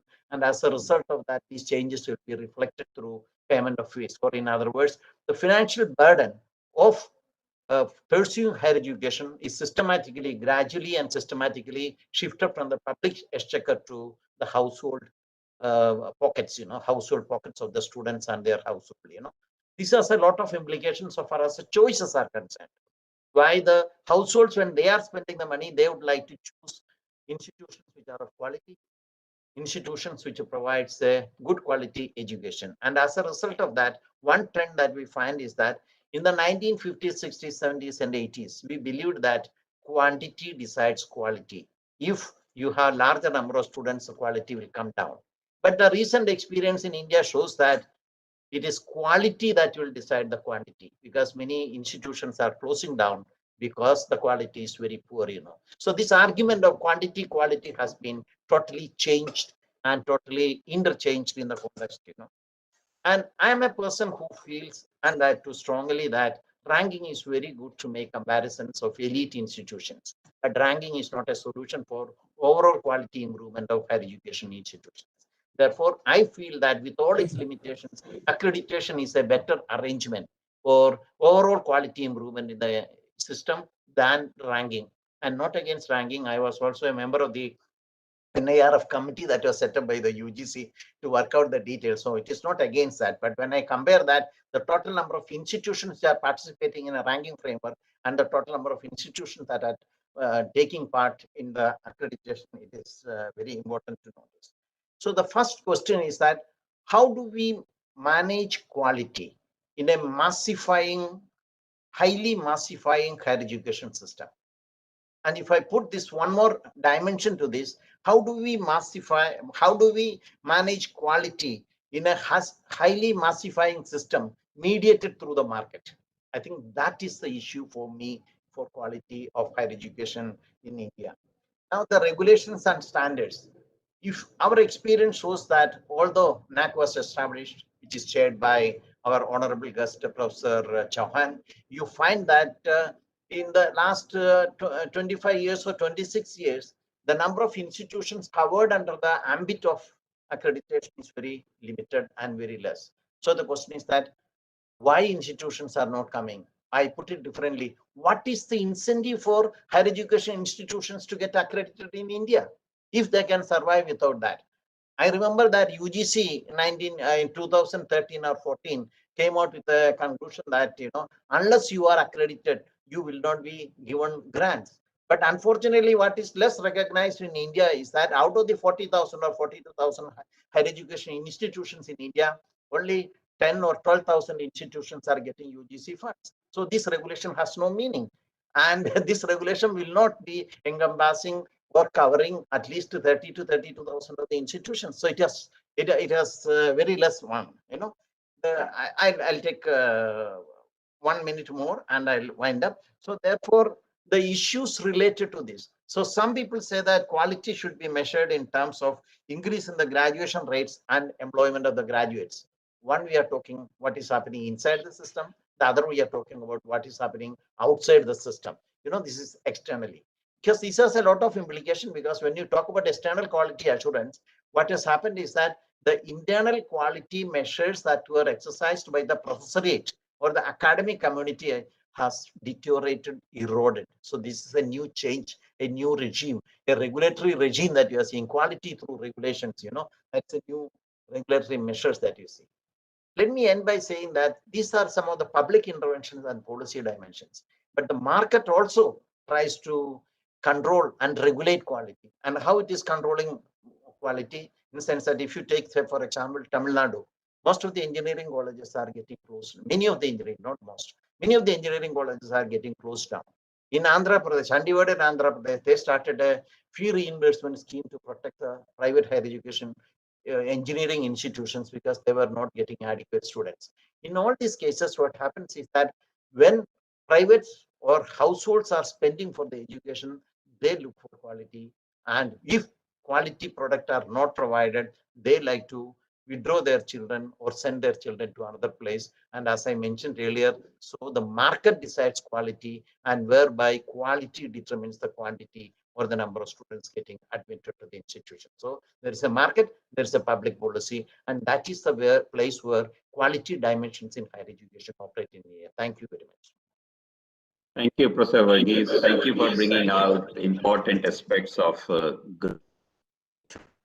I would say post NEP 2020, its implementation, it will be a super acceleration. We are trying to achieve what we have achieved in 73 years is to be achieved now in 15 years. So it's a super acceleration. You also touched upon public versus private and gave your very clear opinion on what we call rating versus ranking. And of course, some of the parameters which are controlled by insiders or outsiders. So all these will have to keep pondering over, and I'm sure we'll get now an international view of what the rankings and ratings are in Spain. And therefore, I'll invite Dr. Mercedes Molina for her inputs and her ideas on this topic. Okay. Thank you very much for the invitation. I appreciate very much the collaboration between Spain and India. I have to say that I have traveled several times to India, to the Ramanujan Institute in Chennai, to Pune, and now virtually to speak about quality of higher education. I'm going to start by introducing our Spanish agency, the National Quality Assurance and Accreditation Agency for Higher Education, ANECA, we call it ANECA. And it was born in 2001. Then in 2002, it started operating with the Spanish universities. 1 year later, we became member of INCUAGE. 1 year later, we became member of the European Network ENQA, the Association of European Agencies. And in 2008, ANECA was one of the 3 first European agencies listed in the European Quality Register for Higher Education. And 5 years ago, ANECA turns into a public independent body. And we are connected to we are of course independent because we are a quality agency, but we are closely related to the Spanish Ministry of Universities. ANECA is a tool for the internationalization of Spanish higher education, and also is a tool for cooperation at an international level. Was born in the middle of the implementation of the European higher education area, and in our DNA, internationalization and recognition is, and of course, related to the accreditation of higher education. We are in the European area, and we follow the European standards for quality assurance for higher education, and we translate this to the Spanish framework, to the Spanish legal framework, and we also apply to all the programs we have. So very briefly, I'm going to speak about which are the different programs we have in ANECA, in our agency. We have procedures for accreditation, for academic staff, and also for recognition of qualification. Related to accreditation, our objectives are we have different levels at a program level and at an institutional level. And also we have international and professional labels as for engineering, chemistry, computer science. We have a new one about medicine, and we have started with a new one, I will speak about it later, about teaching and at hybrid teaching. Hybrid means not only presential, but presential and virtual. Related academic staff, this is one of our main issues, and this is very important for us because we center our attention into teaching and learning activities of our professors. We also concentrated about individual research outcomes, and also about transfer of knowledge and community of reach. So we evaluate the research outcomes, the academic achievement, the knowledge transfer, And we are working in order to evaluate also the quality of teaching. This means that once we have these 3 dimensions, we will have a global view of the activity, of the whole activity of a professor and of our research. And related to the assessment of research, we are now studying, we are revising our procedure and the use of indices, the use of open science. We prefer to speak about open knowledge, and we address our assessment about the transfer of knowledge. About which are quality assurance responses for higher education, quality benchmarking tools versus rankings. The Spanish quality assurance and accreditation framework does not focus on ranking purposes. Rankings are a particular interest of higher education institutions, not of our agency, although we have thought about if it could be of interest that our agency build a ranking related universities, because we are able to measure research, transfer of knowledge and teaching, and now now we are thinking about that. About national accreditation procedure, they do not directly allow ranking universities by their own, but they promote benchmarking exercises. The interest of universities in being top ranked and underscore good quality can be combined with international accreditation labels offered by both national and international bodies. And these accreditation labels can work as international benchmarks of high quality and can be applied by programs more dependent on international demands. This means, for example, engineering, business, chemistry, medicine, etc. About accreditation and institutional strengthening, ANECA's international label for online and hybrid programs. This is our label ENFI. Yes, okay. So ANECA offers the universities the accreditation label on online and hybrid programs level to face and support their digital and online strategy.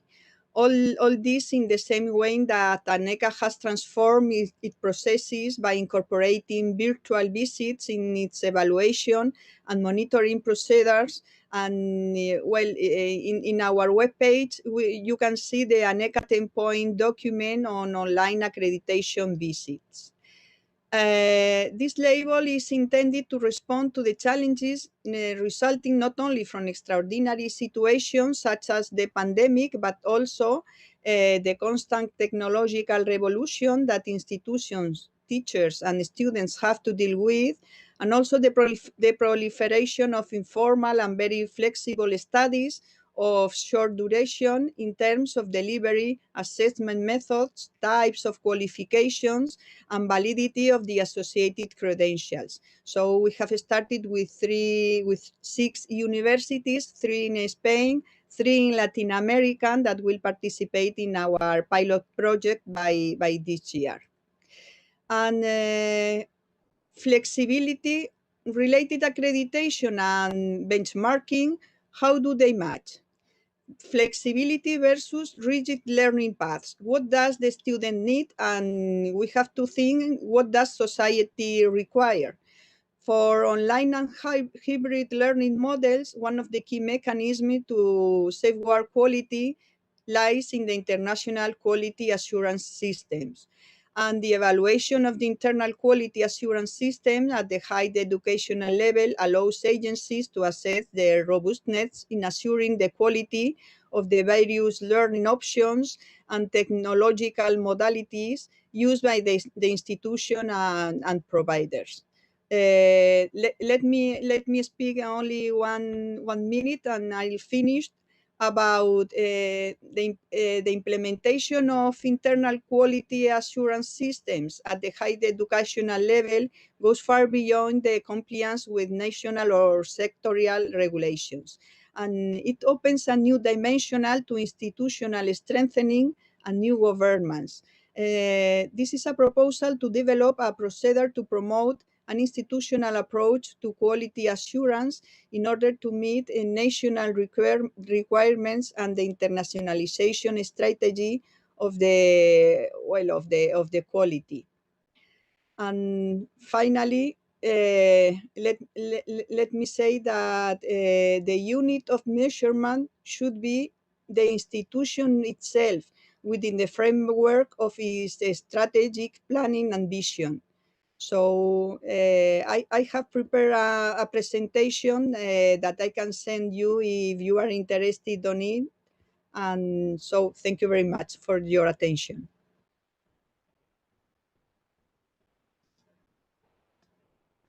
Thank you. Nice views on what you do at with ENISA and also with the European agencies, because you are a very big unit putting the whole Europe together with a lot of diversity. A lot of aspects of internationalization automatically creep into your system, and you have raised the facets of what we call quality of teaching. You also talked about the benchmarking issues in terms of whether at course level or some other level, various aspects of implementation. So thank you so much. And with that, we move to our fourth speaker, very distinguished Dr. Ashwin Fernandez. And I did introduce him, but they have also launched, in addition to what we call QSI Gauge, some elite certifications for readiness and what we call IT delivery, IT-based delivery, and so on and so forth. So Ashwinji, we'll request you to share your thoughts on the topic. Thanks. Thank you so much, Dr. Sanjeti. And first and foremost, I would like to thank FICCI for inviting me. It's a pleasure to participate in every year in FICCI's events and meet all your esteemed panelists and everybody else who I've made friends over the last many years. So I want to focus on 3 topics today, and I'll try to cover them in the few minutes I have very briefly. The first is quality assurance generally. Second, national versus international rankings and ratings. And the third is, what is the fundamental difference between rankings and ratings and a way forward for India?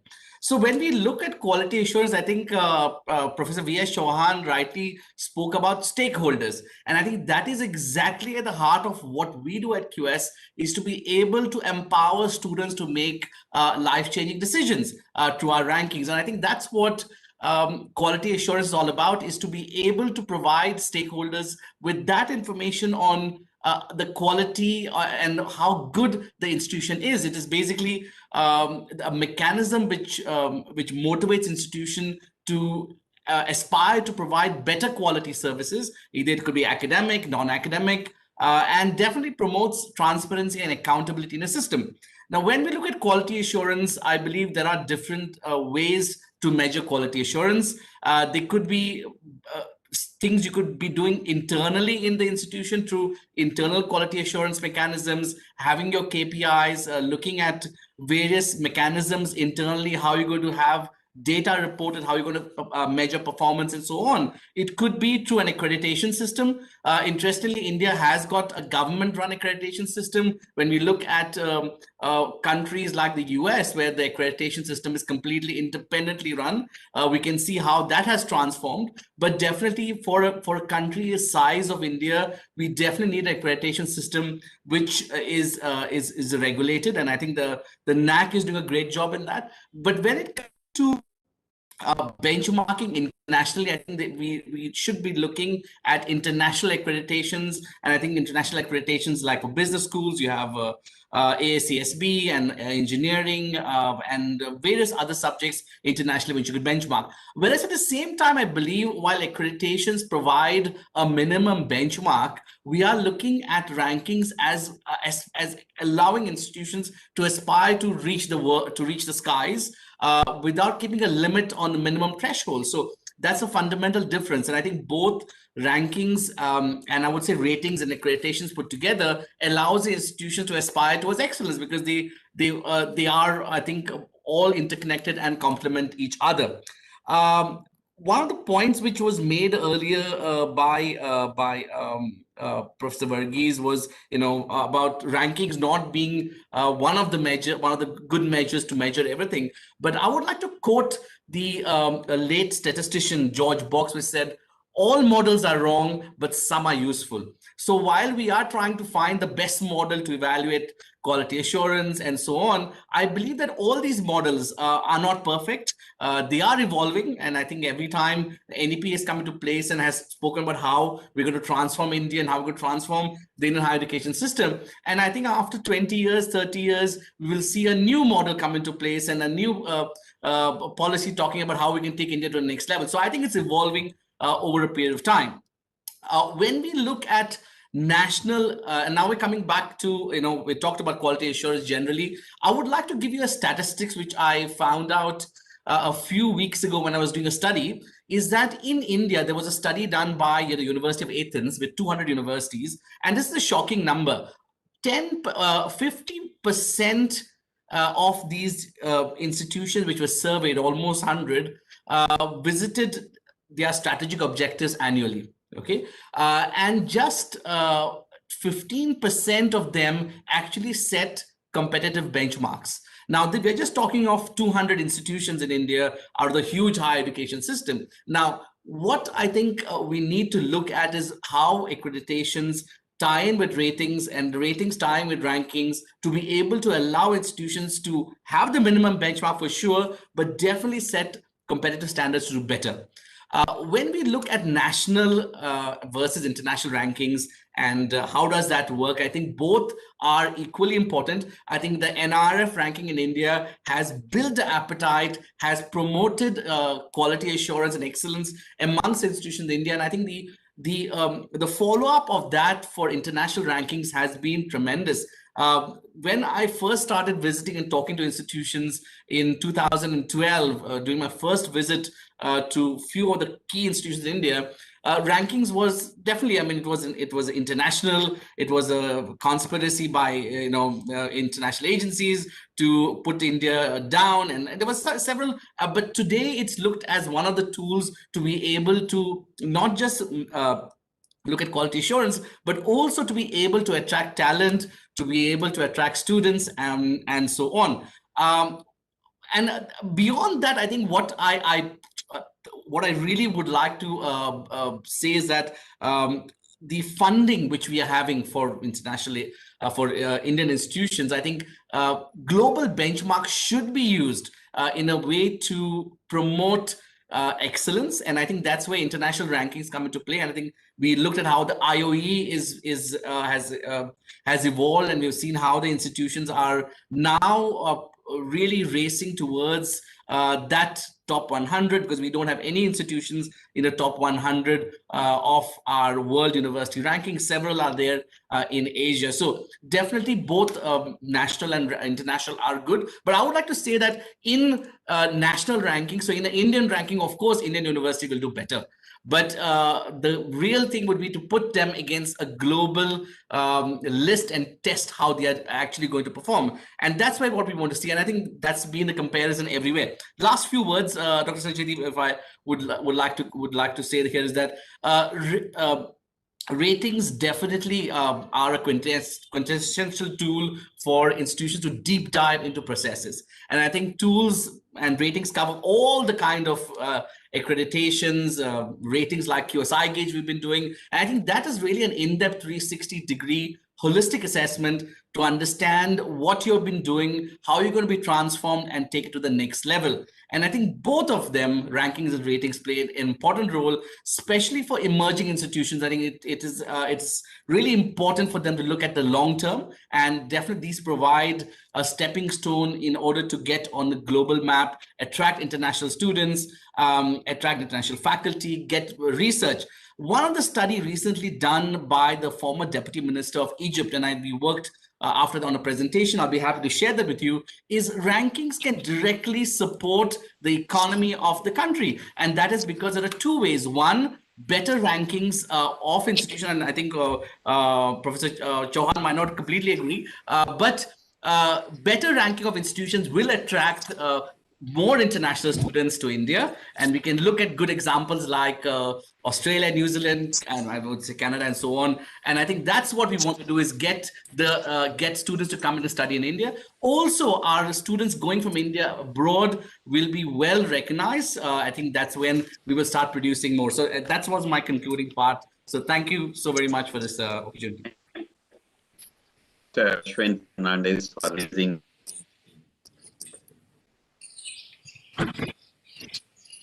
the transparency. But you talked about two more points, national versus international, which are important, and rankings versus ratings. And equivocally, you said that both of them are complementary and supplementary to each other. Both of them drive each other or do a certain aspect or bring out a certain aspect of their presence. And of course, you said that we should not be probably we should be benchmarking ourselves against the global benchmark. So thank you for that. I'm sure we are all getting ready into going to debating mode or question answers mode. Hopefully we'll get time for that. But it's time that I invite Professor Furkan Qamar, who has worldly experience. And Professor Qamar, please throw some light on some of the, we know that you have written extensively, but I'd like to hear from you this time. Thank you. Thank you. Thank you very much. And thank you, FICCI. And I can see that how seriously the FICCI takes these kinds of events. I can see the chairperson and the vice chairperson of the Higher Education Committee themselves present here. Former chairperson Rajan Saxena ji is already here. So thank you very much for this opportunity. I think all that was worth saying has already been said. What is left out would be said by Amy. But let me share with you 2-3 points in the 5 minutes that you have given to me. Now the national education policy is a reality. Implementation strategies are being worked out, and the months and the years ahead are full of challenges and full of opportunities.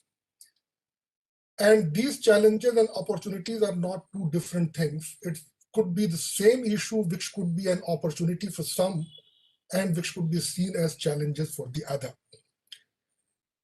The first challenge that I see which will cause disruption in the higher education system is that the benchmarking would move from the monopoly of the governmental agencies to a competitive kind of an environment where multiple agencies would compete with one another to get clientele and to accredit institutions. It means the National Accreditation Council that has been envisaged in the national education policy will have to work out very clear, thorough, transparent parameter for the recognition of these agencies that would enter. While in India, we might still be conceptualizing and debating about how to measure quality and whether it's a good idea to quantify the quality, many international agencies think that they have overcome this problem and they are already into business globally. So already EQUIS and ACSB is already here. Amy would talk about it. Many more are willing and keen to come in. Many other private sector agencies are looking forward to this opportunity. So major disruption is going to be caused. Second thing, which is by way of suggestions to the group here, that while we have liberalized the educational services in the country, and now we do not have that aversion that international agencies cannot enter, cannot make money, they are already into this business. I think it's high time that we also permit our own two accrediting agencies to go global. Because over a period of time, they have accumulated huge wisdom, huge expertise, and quite a lot of success stories that they would be welcome in the international arena. The second disruption that I'm saying is that now the national education policy has envisaged that all institutions are to be categorized into teaching, research, and autonomous higher educational institutions. And there are indications that this classification and categorization would be done on the basis of scores in the accreditation and in the ranking. I think classifying institution on the basis of the existing benchmarks, existing parameters into these three categories may perhaps not serve the purpose. Perhaps the ranking agencies and the accreditation agencies may be required to develop different parameters to classify these institutions initially.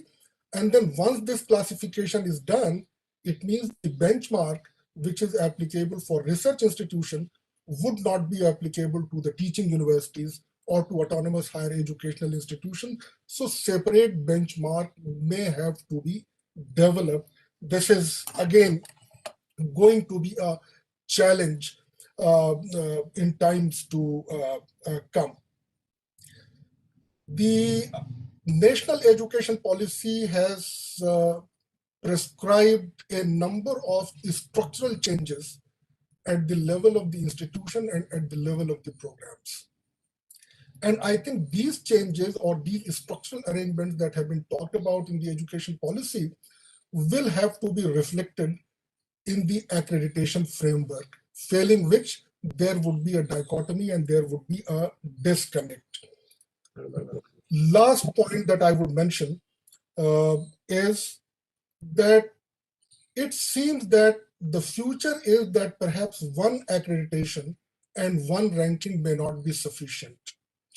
It will be about 20% of the institution which will be chasing multiple accreditation and multiple ranking. In any case, we are seeing this phenomena that people may just not be satisfied that they have got QS ranking. They are simultaneously also vying for the Times Higher Education ranking. So multiple ranking. Similarly, most of the business schools and some of the good engineering institutions, I'm seeing that they are not satisfied with one ranking. They are chasing several rankings together. And each of these rankings and accreditation cost money. And this money is not small. This is a huge money. And in fact, in this race, even our governmental agencies have made huge piles of money. And this money finally gets passed on to students. So students are not only paying for the direct cost of education, but also paying for the cost of the institution in their brand building and in their image building. And I think the task ahead before this National Accreditation Council would also be on the pricing regulation of these accreditation agencies and the money that they charge for accrediting institution. If somebody asks for my advice, this will be my first advice. And my second advice would be allow NAAC and NBA to go global and become international accrediting agencies themselves. Thank you very much, Sancheti Saab and FICCI. Thank you. For this opportunity. Furqan Qamar for many critical inputs.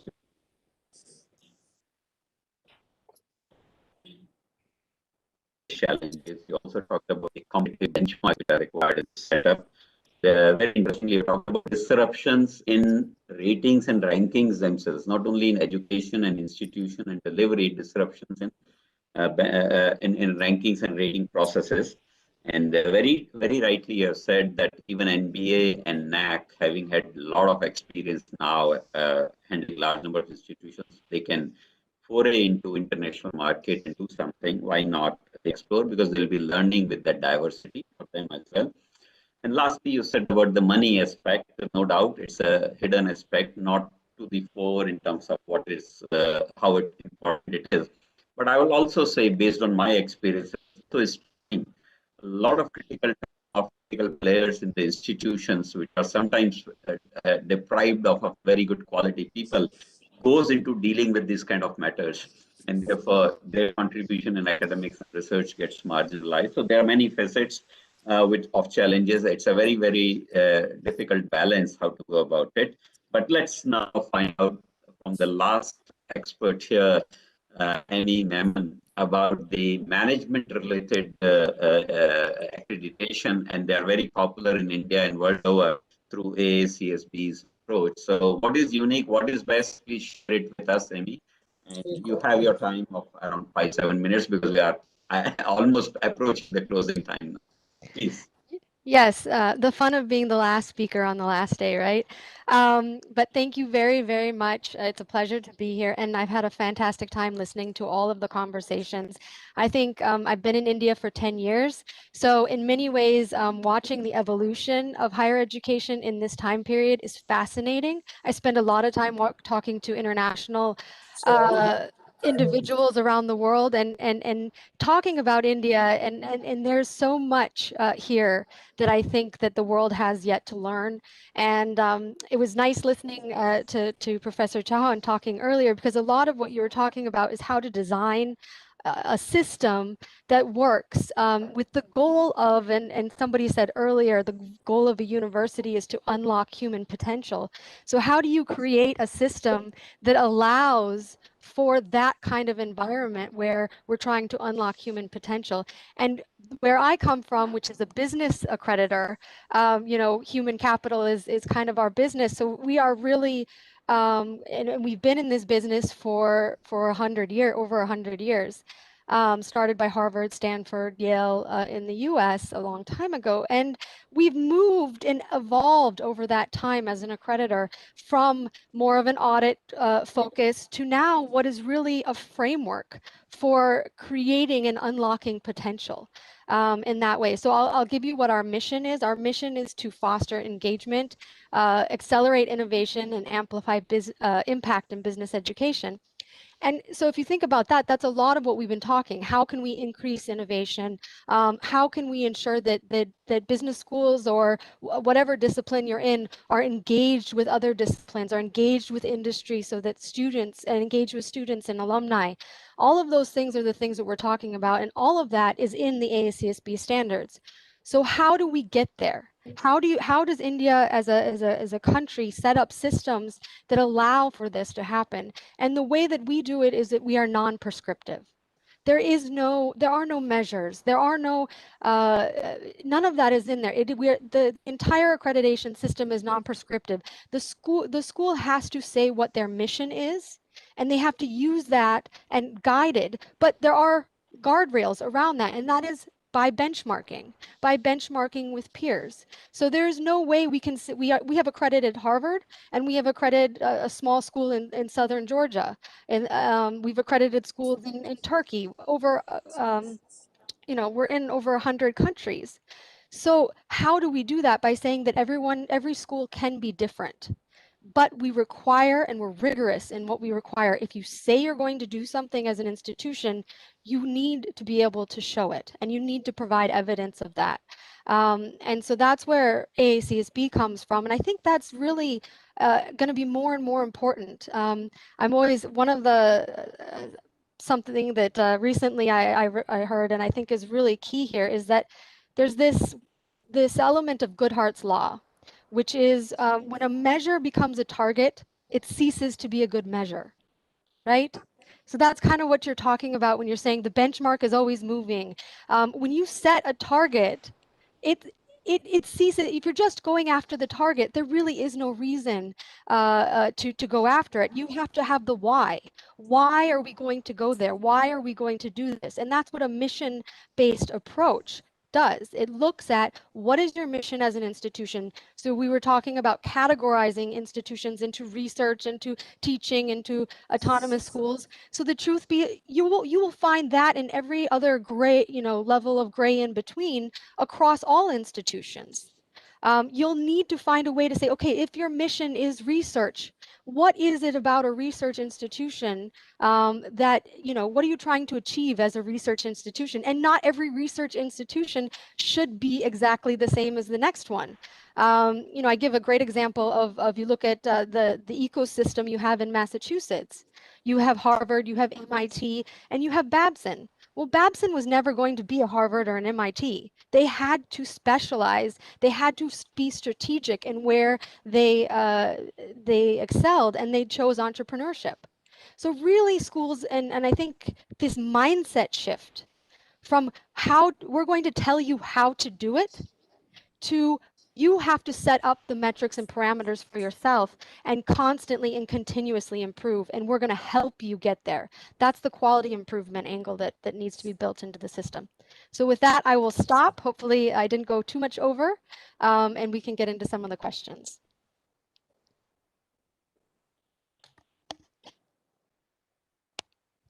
For maintaining your time, and you indeed found the important. The whole thing is for quality improvement. It's not only a certain level, because quality is a continuous journey non-stop, and then you need to follow that.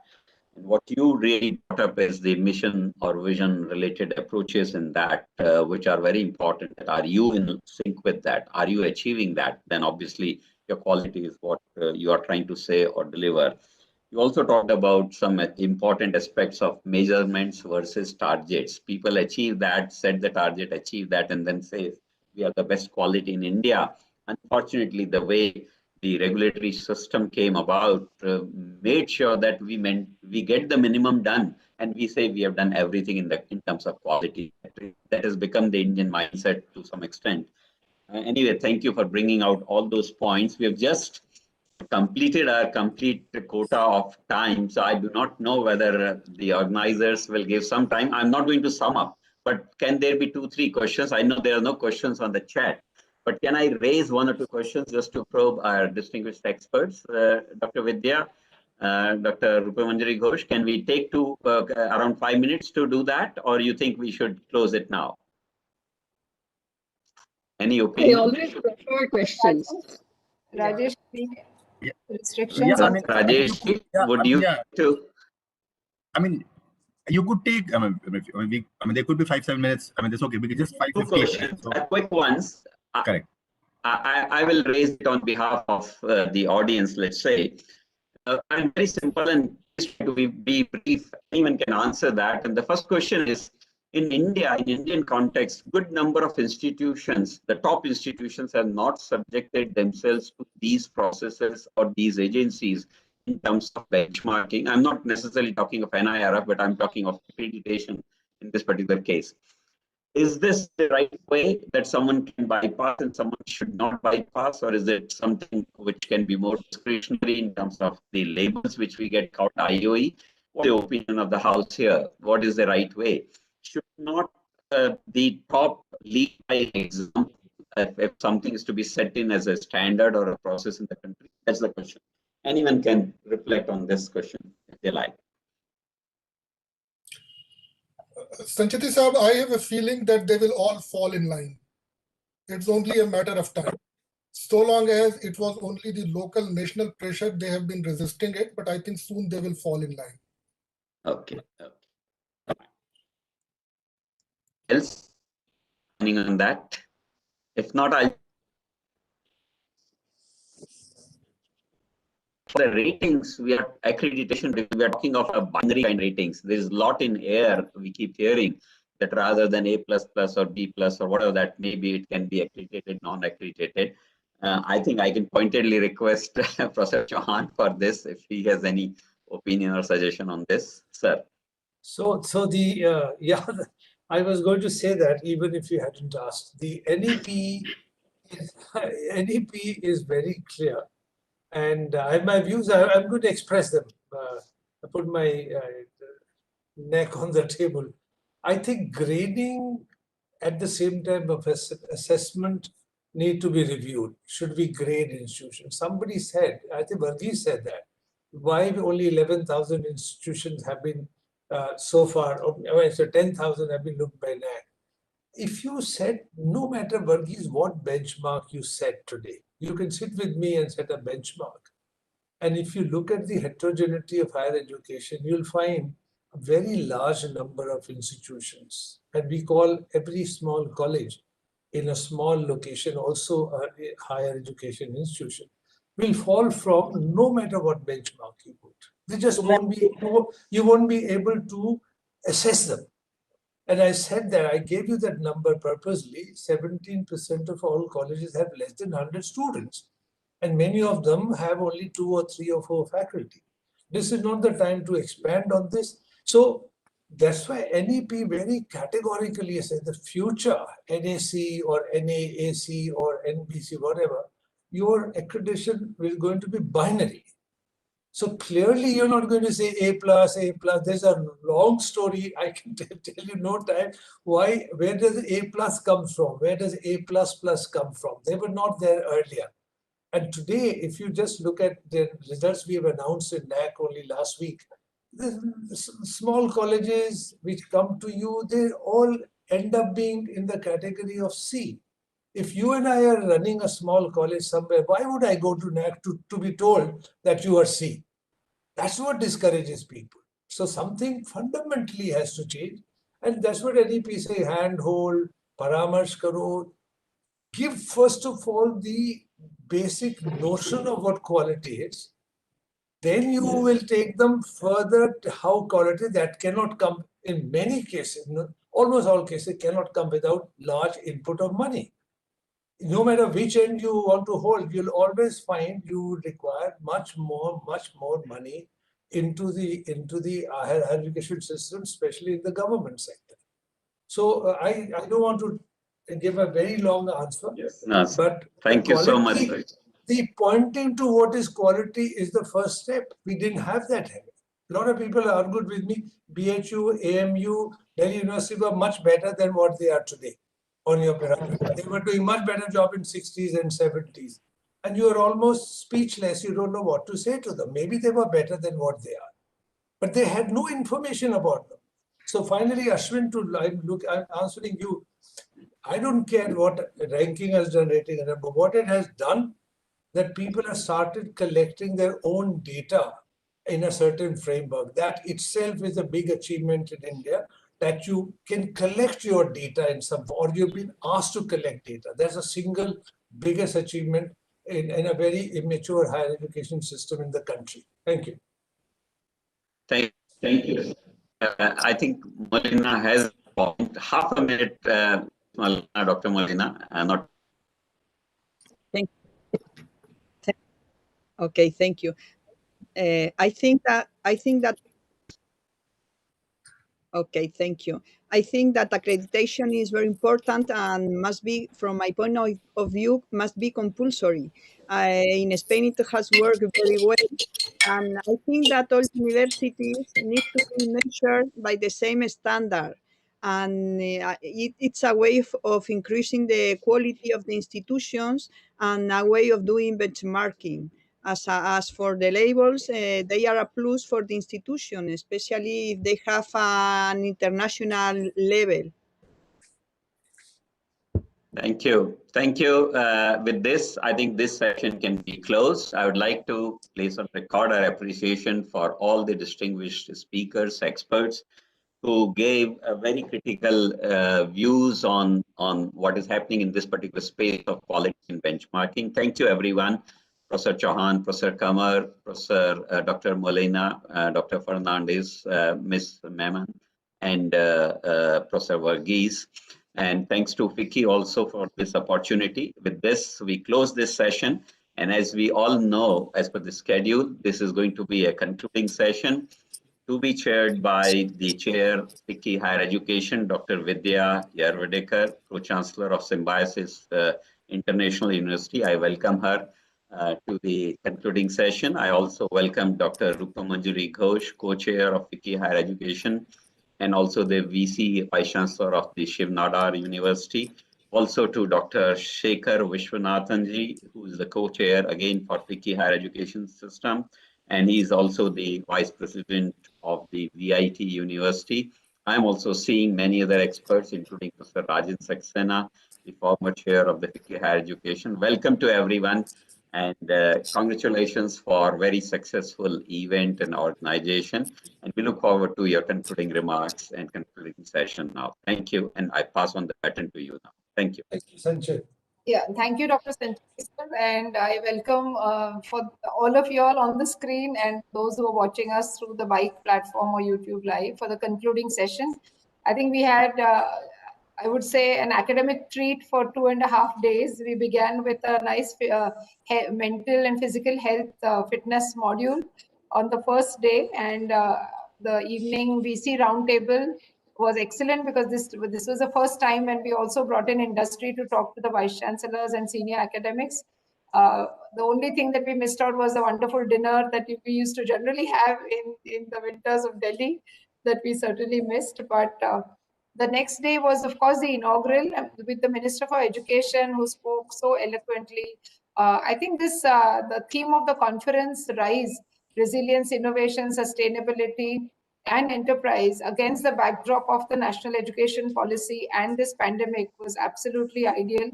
And through the 2 days, we had excellent keynote speakers from Mohandas Pai to Mr. Professor Subra Suresh, the president of NTU, to Professor Michael Crow, the president of ASU. Excellent keynote addresses also from Mr. Piyush Goyal, the Minister for Commerce. In fact, for a second, I thought he was like an education minister speaking about liberal education and the importance of, multidisciplinary and liberal education. So we have, I think, covered a wide range of topics all through the 2 days, and ending with what is most important, which was obviously quality in higher education. So whatever we do, whoever we do, I think what is of paramount importance is quality. And I must say that when the Minister Piyush Goyal spoke about how Indian education institutions can raise the bar such that foreign students are attracted not just from the neighboring Afro-Asian countries, but a day should come when students from the West should aspire to come to India for their degree programs, is something that is not impossible. And with the national education policy, I'm sure in years to come it will be. We've had a lot of foreign friends who addressed at various sessions, and Aneka, the agency that we, Symbiosis, works closely with, I'm glad that she's here, or the QS and other agencies. We also brought in the angle of diversity and inclusion. I must say that I attended that session, and it was amazing to see the discussions that went through. And the Vice Chancellor of a university in Jharkhand, she put forth her views so beautifully well, and we understood the importance of diversity and inclusion as well. So overall, I think it has been a very satisfying experience for me as a chair, and of course, I'm sure for my co-chairs too, and the whole team. And I must put on record, of course, Rajan, you've always been an advisor all through, and your excellent inputs for shaping up this conference. But I must put on record the team behind the curtains, and someone like Rajesh, who also keeps coming on the screen, all the time. With Shobha's absence this year, all of us were a little anxious, but I'm glad that everything went well and the team has performed, I think, at their very best. So I must thank the team, Rajesh, Nidhi, and all of them who are at the back end. So I think I will end here, and I will request my co-chairs and Rajan, you to address the gathering with the concluding remarks. Rupa? Okay, actually, it's my very pleasant duty. Rajesh, when he says something, I can't say no. So he said that you must give the vote of thanks. All good things must come to an end. We're still charged from the last session. But the theme of this year's summit, Higher Education at 2030, RISE, right? Resilience, Innovation, Sustainability, Enterprise, was very pertinent in today's context. And I've received many comments from many people, even after they have spoken by email, they're sharing their thoughts, because this is something that's been really, really very apt. As we trade on disruptive future, it is imperative for universities and higher education institutions in general to work towards a self-reliant, innovative, sustainable, and an enterprising ecosystem. So I think that has been the theme, and everybody contributed. We don't have the last word, but let me officially thank all the people and then say a few things about what we learned. In recent years, India's education sector has been impacted by the rapidly globalizing economy, with world's largest higher education institutions, we heard it from the minister to everybody, along with a demographic advantage, which could easily turn into a disaster if we do not take care of it right. So the largest higher education system and a demographic advantage of around, 672 million working age population, the focus is to create an education ecosystem which is not just the best in the world, but the best for the world. And I think that has been one consistent take from everybody's wishes that I collected. The pandemic has restricted mobility and disrupted the partnership and engagement models. As the higher education landscape changes and attempts to provide the same level of teaching as before the pandemic, the need for global solidarity in higher education has become more important than ever. And so I think these are the positive sides of the pandemic. Disruption for me is nothing new. Whoever is a researcher welcomes disruption. Disruption hurts when you are lagging. If the education sector is lagging behind the industry and technological advances, then it hurts. And I think that's the lesson that we carry forward with the agility part of it, resilience part of it, that time has come for the education sector to work with the industry and maybe take the lead like it was before. So the focus on collaborative research, you can't go solo anymore. Transferable knowledge, which we are not very good at. Faculty and student collaboration through digital technologies has prompted us to redefine the process of integrating international dimensions within India's education system. We had a very nice session on this. There is, of course, I think, a unique opportunity for universities to redesign the way the institutions think about partnerships. And I think we've been forced to do it now. No knee-jerk reactions in a stable ground. How do you go forward?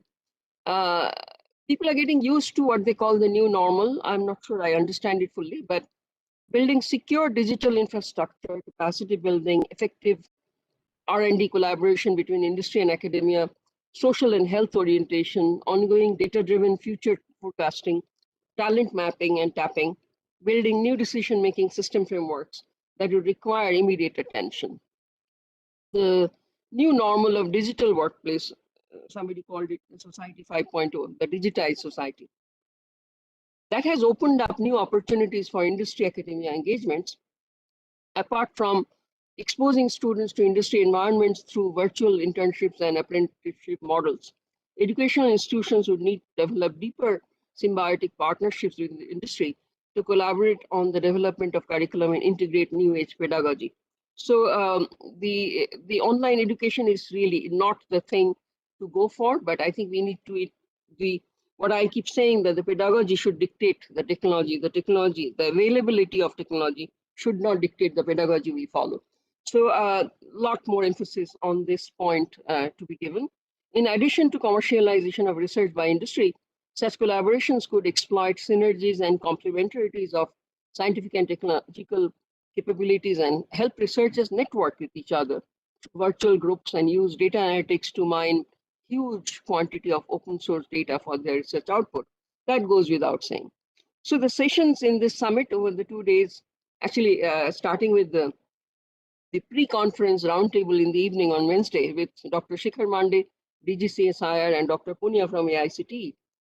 We had keynote addresses from global leaders like Michael Crow this morning, President Arizona State University, Dr. Shubhra Suresh this afternoon, President of NTU, Mr. Mohandas Pai yesterday. So it's been really extremely insightful deliberations on some of the key aspects of 21st century disruptive higher education. So this really has been very, very enriching, and I can't thank them enough. The discussions at this forum has certainly brought forth some very important elements that could feed into the implementation framework of NEP 2020, National Education Policy 2020. On behalf of FICCI, I would like to thank the Ministry of Education, the Ministry of Commerce and Industry for their support. I really don't have words to thank the two ministers, their inspiring speeches and the kind of time they gave us. I also wish to take this opportunity to thank all the partners and sponsors, national and international delegates, and speakers who participated in the summit and contributed to what I would call a grand success. My job would be incomplete if I do not acknowledge our home team, led by Rajesh Pankaj and Sumit Gupta, the new one in the higher education team, Nidhi Jain, tremendous support, Bhanu Sood, Neha Pruthi, Mallika Marwa, Himani Singh, Ramita, Yagneshwani Mahapatra, Upasana Maria, yes, Dipti Singh, Abhilash Mahapatra, Samrid Handa. It's the first time we are doing this online. So really special credit to FICCI IT and web team. So very big thank you to all of them. So the task was, when we started, task was for higher education at 2030. I'll be eagerly looking forward to continuing our discussions and actions on ground till the next summit that is being planned, I understand, this December in Dubai. Thank you and stay well. Thank you.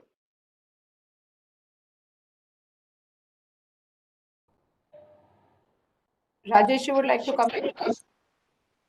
Dr. Shekhar, would you want to say something? Oh, yeah. It was a wonderful 2.5 day session for all of us. I also join our chair and co-chair in thanking the home team. When Shobha left, we all felt a bit jittery. And Rajesh, Nidhi, and team had big shoes to fill, and they did fill the big shoes, and we are very happy about it. Things went so smooth. So, it's a wonderful thing the team has done. And of course, usually they say there's an elephant in the room. This time we had 2 elephants in the room, the NEP and the pandemic. So in this background, there are many issues which were discussed and many solutions have been proposed. I'm sure we'll put them in a nice collection, give some recommendations and make things happen. I'm looking forward for the collection where we can give reports to the government, etc.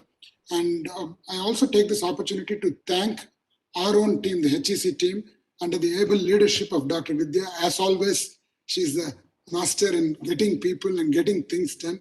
Thank you, Dr. Vidya, and my colleagues in the HEC. Wonderful, wonderful job. Thanks to you. Bye. Dr. Saxena? I think, Rajesh, everything has been said. Now is the time for us to close. I must say that this was a great kind of an event that we have had. Almost every event that we have had, every conference that we have had, it has been one kind of a leap forward. Right from the time that we started talking about the education reforms, the higher education reforms, to, let us say, looking at it from the perspective of the Vision 2030, moving towards Education 4.0, moving towards making education not just merely for India, but for the world itself. And finally, today we are talking about the rise itself, the resilience, innovation, sustainability, and enterprise. The theme that the Higher Education Committee deliberated upon perhaps is one of the most apt one.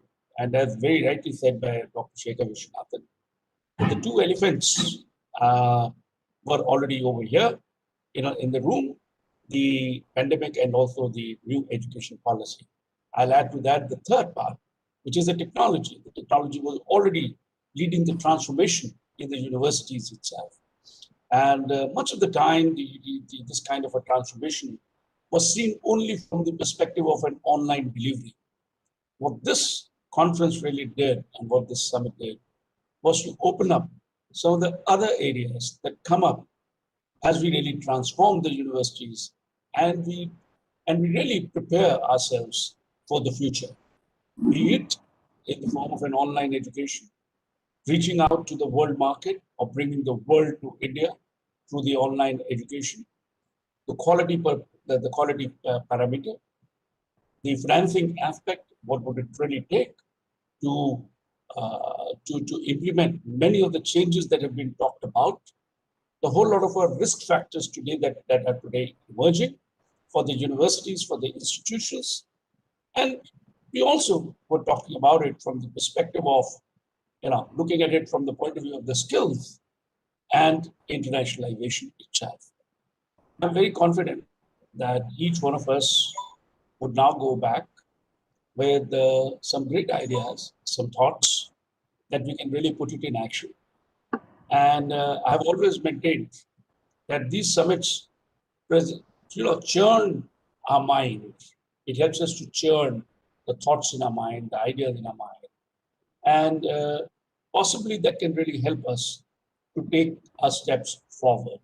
Even though they are baby steps, they could be in the initial years. But over a period of time, the cumulative impact of that is a phenomenal kind of an impact. I have seen that personally while heading NMIMS for the last 1 decade, and it has really ensured that almost everything that we keep doing helps us to build a great institution. And I've seen the same thing happening in the Higher Education Committee too. Ladies and gentlemen, it's a pleasure having you all, and I would join the chair, the co-chairs, in complimenting the entire team at FICCI, Rajesh, Pankaj, and Sunit Gupta, and Nidhi, and everybody there who had worked tirelessly to make this event a great success. We certainly missed Shobha over here today because she was really the moving spirit behind much of what was happening around. But I must say that compliments to her that she had a team that has really been able to, in a seamless manner, move into and put such a kind of a wonderful event together. Thank you, Rajesh. Thank you, Sumit. Thank you, everybody at FICCI Higher Education Committee. And once again, thank you, Dr. Vidya, Dr. Ghosh, Dr. Viswanathan for having me in the committee, and as an advisor, thank you very much. Thank you. Thank you very much. Thank you all. I just have 1 or 2 points to kind of add. I've seen so many HESs in the past. Of course, this was a virtual one, so there had to be a lot of disruptions and all. But the fact that even within this disruption, we've had the kind of support that we've had from leadership like we all was something which was very, very different. I really felt it. In fact, wherever required, whenever required, you kind of not really handheld us, but also kind of plugged in and took us to a different plane altogether, right from the formulation of the program. And because it was very open and very kind of a very nascent stage, when Shobha had left it. So we really had to kind of have a lot of discussions and insights from you, and we had a lot of one-on-one meetings and all, which really helped us to make this program very robust. And even in the course of the deliberation that we had last 2 days, 2.5 days, wherever required, Dr. Ghosh, obviously Dr. Vidya was there right from the start, have really got into it and really handled us.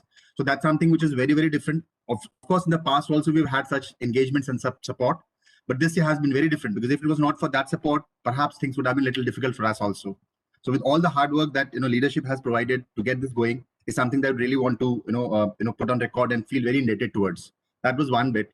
The second part, of course, is the team that is working at the back. Of course, Nidhi, Priyanka, they're part of higher education team, but the school team, skills team, they all came together. The entire 2.5 days execution that we did, and that's something which there's a lot of back-end work that has gone into, whether it's tweeting at the right time, whether it's kind of capturing the right kind of quote from the speaker and putting it on the web, or for that matter, whether it's pulling up questions, relevant Q&As and putting it to this. So all that really required a lot of seamless coordination within team, which really happened at the back end. So that's something which is I really, really feel good about, and really would want to kind of formally, informally thank the entire team for this. So that's from my side. In fact, Nidhi, if you want to add something, Sumit, if you want to add something, you could please. Rajesh, can we have the entire team? Yeah, please, Malika. I was wanting to. Yeah. We can have a stop and dinner due, Nidhi, Rajesh. Okay. Malika. Yes, ma'am, for sure. Okay, Nidhi is there. Malika. I honestly have some connectivity issues, so I'm going to keep my video off. But thank you so much, everyone, for the wonderful 2-day event that we had.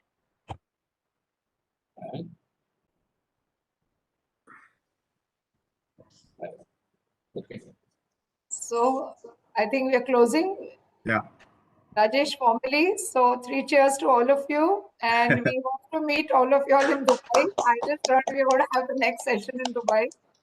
That's what Commerce Ministry has said. So we'll have to see, Commerce Ministry wants that Dubai Expo 2020 was to happen October to April 2021. Now it's happening in 21. So December 18th to 23rd, we had sent a mail long back, but then we did not know that they're wanting the entire conference to be shifted to Dubai. The idea was basically a Dubai week. So there are sectoral weeks that they're proposing in Dubai. So 18th to 23rd December is a week when there will be education week out there. So Commerce Ministry, last week they had gone and done a Reiki. So they're saying that FICCI HA should actually happen here, because in any case we've been supporting FICCI. So why let's keep our fingers crossed, and with the vaccine now being correct. for everybody soon, we'll have a safe year ahead. So thank you very much, sir. Dr. Chauhan, sir, Dr. Furqan Kamal, Dr. Sancheti. Bye, everyone. Bye-bye. Thank you. Thank you. Okay, namaskar. Thank you.